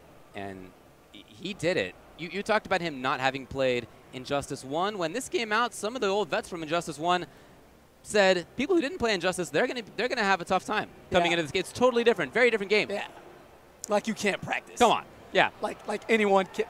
It's so heartwarming to see Dragon talking to him before the game. When he was playing, he was struggling. He's the guy who plays 100 matches, gets bopped 90 to 10, and goes, I'm learning. He doesn't care. Nothing outside of tournament matters. And that dedication and the honesty with himself, he knows he was going to be godlike. That's how he felt. He was right. He had to work for it, and he did. And he sure did. And now you have to hold that forever. That's right. He is always the 2017 Evo champion in Injustice. That is his. It's not Sonic Fox's anymore. It was Sonic Fox's for years in a row. Years in a row. He went an entire year without losing a tournament in Injustice 1. Yeah. And then he controlled MKX a lot of the time as well. Didn't win everything, but most things. Yeah. And when it came to the big moments, he sure did. But already, biggest moment so far we've had in Injustice 2. Game is pretty new, only a few months old. Evo's the biggest moment so far. Beautiful. And Dragon took it. Back to back. 3 majors, 3 different major tournaments. Victories, Sonic Fox, White Boy, and now Dragon sitting atop of the mountain, leading the charge. First in the Injustice Pro Series for points now. Absolutely. And keep in mind, he did well at both of those previous events too, Combo Breaker and CEO. But yeah, different people winning, different characters winning, different characters getting into the grand finals. Play Injustice game. Play the characters that you find interesting. You may find something in there, because a lot of these guys really did. And Flash for Honeybee, like I said, he came into the day at least saying he didn't really believe in the character, but to get to grand finals and to almost reset the bracket. That last game was tough times. But until then, he almost made it. You got to believe in your character. He does. Yeah, nice work. Hold it with us. We're going to throw you to the stage for the award ceremony. Check out these guys receive their medals and the beautiful trophy coming to Dragon.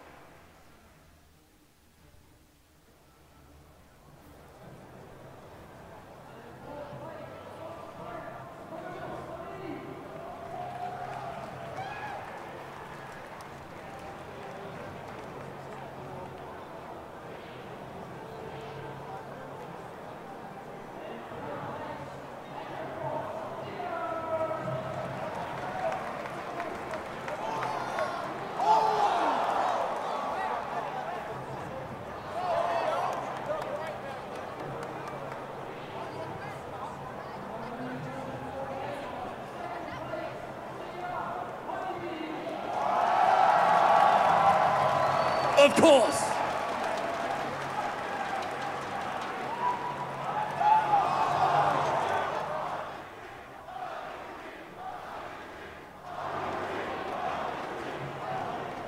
Now, last but certainly not least, let's give it up for your first Injustice 2 Evo champion, Noble Dragon.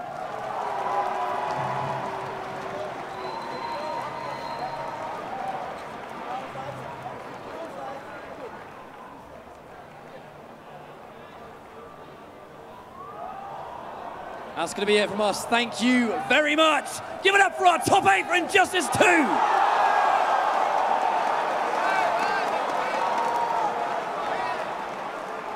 Thank you very much for having us, guys. Enjoy the rest of the event. There are plenty of games left to go. See you later. So Dragon takes it Yes. with Aquaman and a little bit of Poison Ivy. Honeybee with Flash and a little bit of Aquaman in second place. I wish this didn't have to end. Oh, it was I such a really good top don't. 8. I love hope you all this. enjoyed it. We've arrived, man. It's really been a good few months, I would say. And thanks to NetherRealm for making the game and for giving the players chances to find how to make things work in the game. And I love it. I think it's been great. Like we said, different player has won each of the majors so far. Different characters has won as well. And I really think the game is in a good place. Yes, I'm I happy agree. times. It's happy times. Play Injustice game. The first person to tweet me who doesn't have it and say, I want to play Injustice game, I will buy you an Ultimate Edition right now. No games. Do it. There you go. All right, thanks a lot, man. Appreciate it. Had a good time. I'm Ultra David signing off. I am Gitana Prime, and thank you for having us. We'll be back.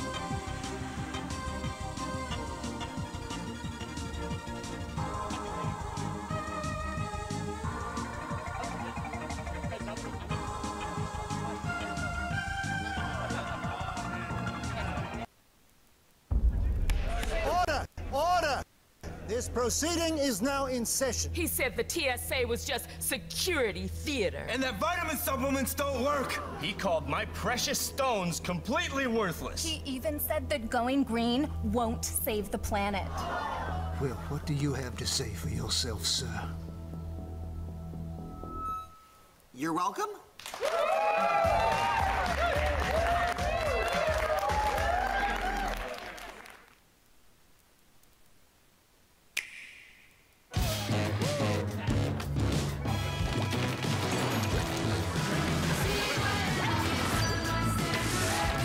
Splatoon 2, Nintendo Switch. Game rated everyone 10 and up.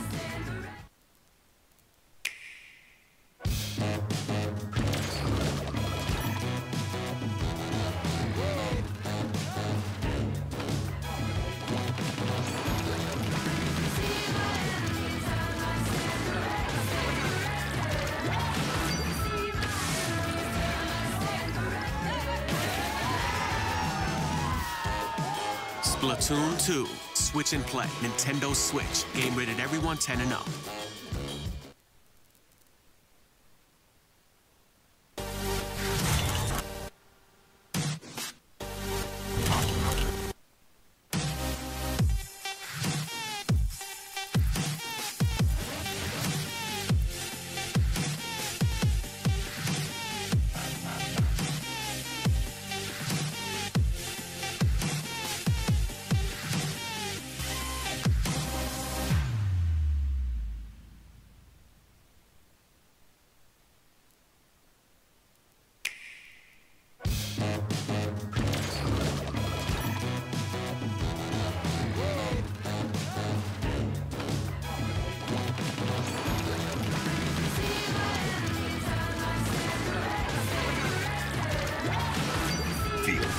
despair.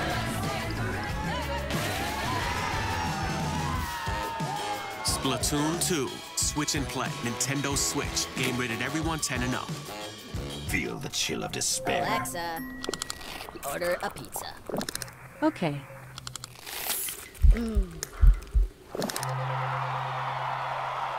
Feel the chill of despair.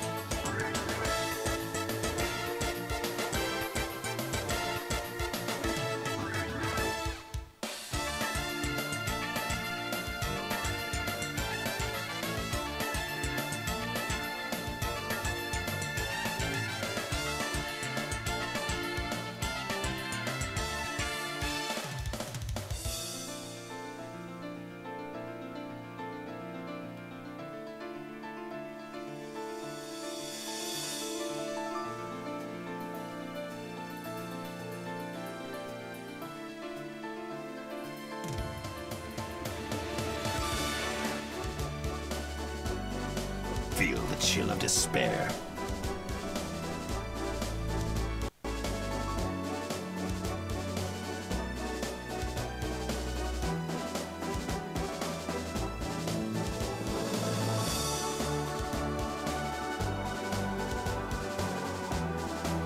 Feel the chill of despair.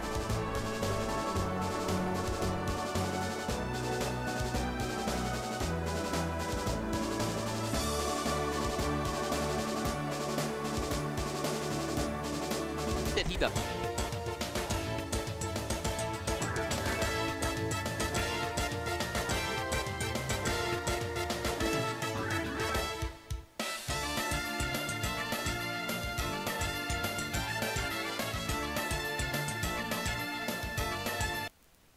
Hey Gibbs, what's up? What's going on, James? Nothing much. How you doing? I have a dilemma. I think I'm going to switch off the hard hat. Well, what are you going to pick? Well, the pros don't really use toppers. Then you have to go with certifications. Maybe go with certified turtle, possibly. And then, of course, got to stay with the candy corn boost because that's the most important. Well, that's cool, but I'm going to pop out to 7-Eleven, so I'll see you later. And rock the Dominus? Seriously, James? Brisk Watermelon Lemonade is available only at 7-Eleven for a limited time this summer, so get yours now. Order! Order! This proceeding is now in session. He said the TSA was just security theater. And that vitamin supplements don't work. He called my precious stones completely worthless. He even said that going green won't save the planet. Well, what do you have to say for yourself, sir? You're welcome?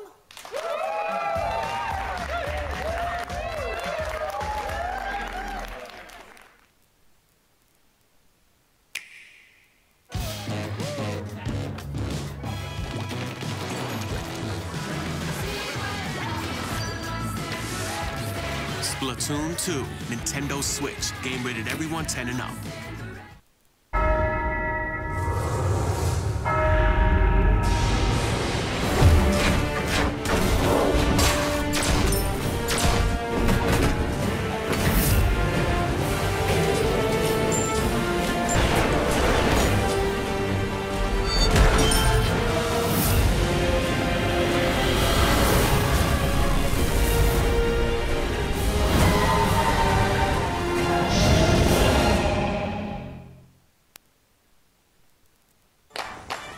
My 5 hour energizes my ride. My 5 hour keeps me on my toes. My 5 hour makes me super dad. My 5 hour is my morning wake up call. What's your 5 hour? What's your 5 hour? What's your 5 hour?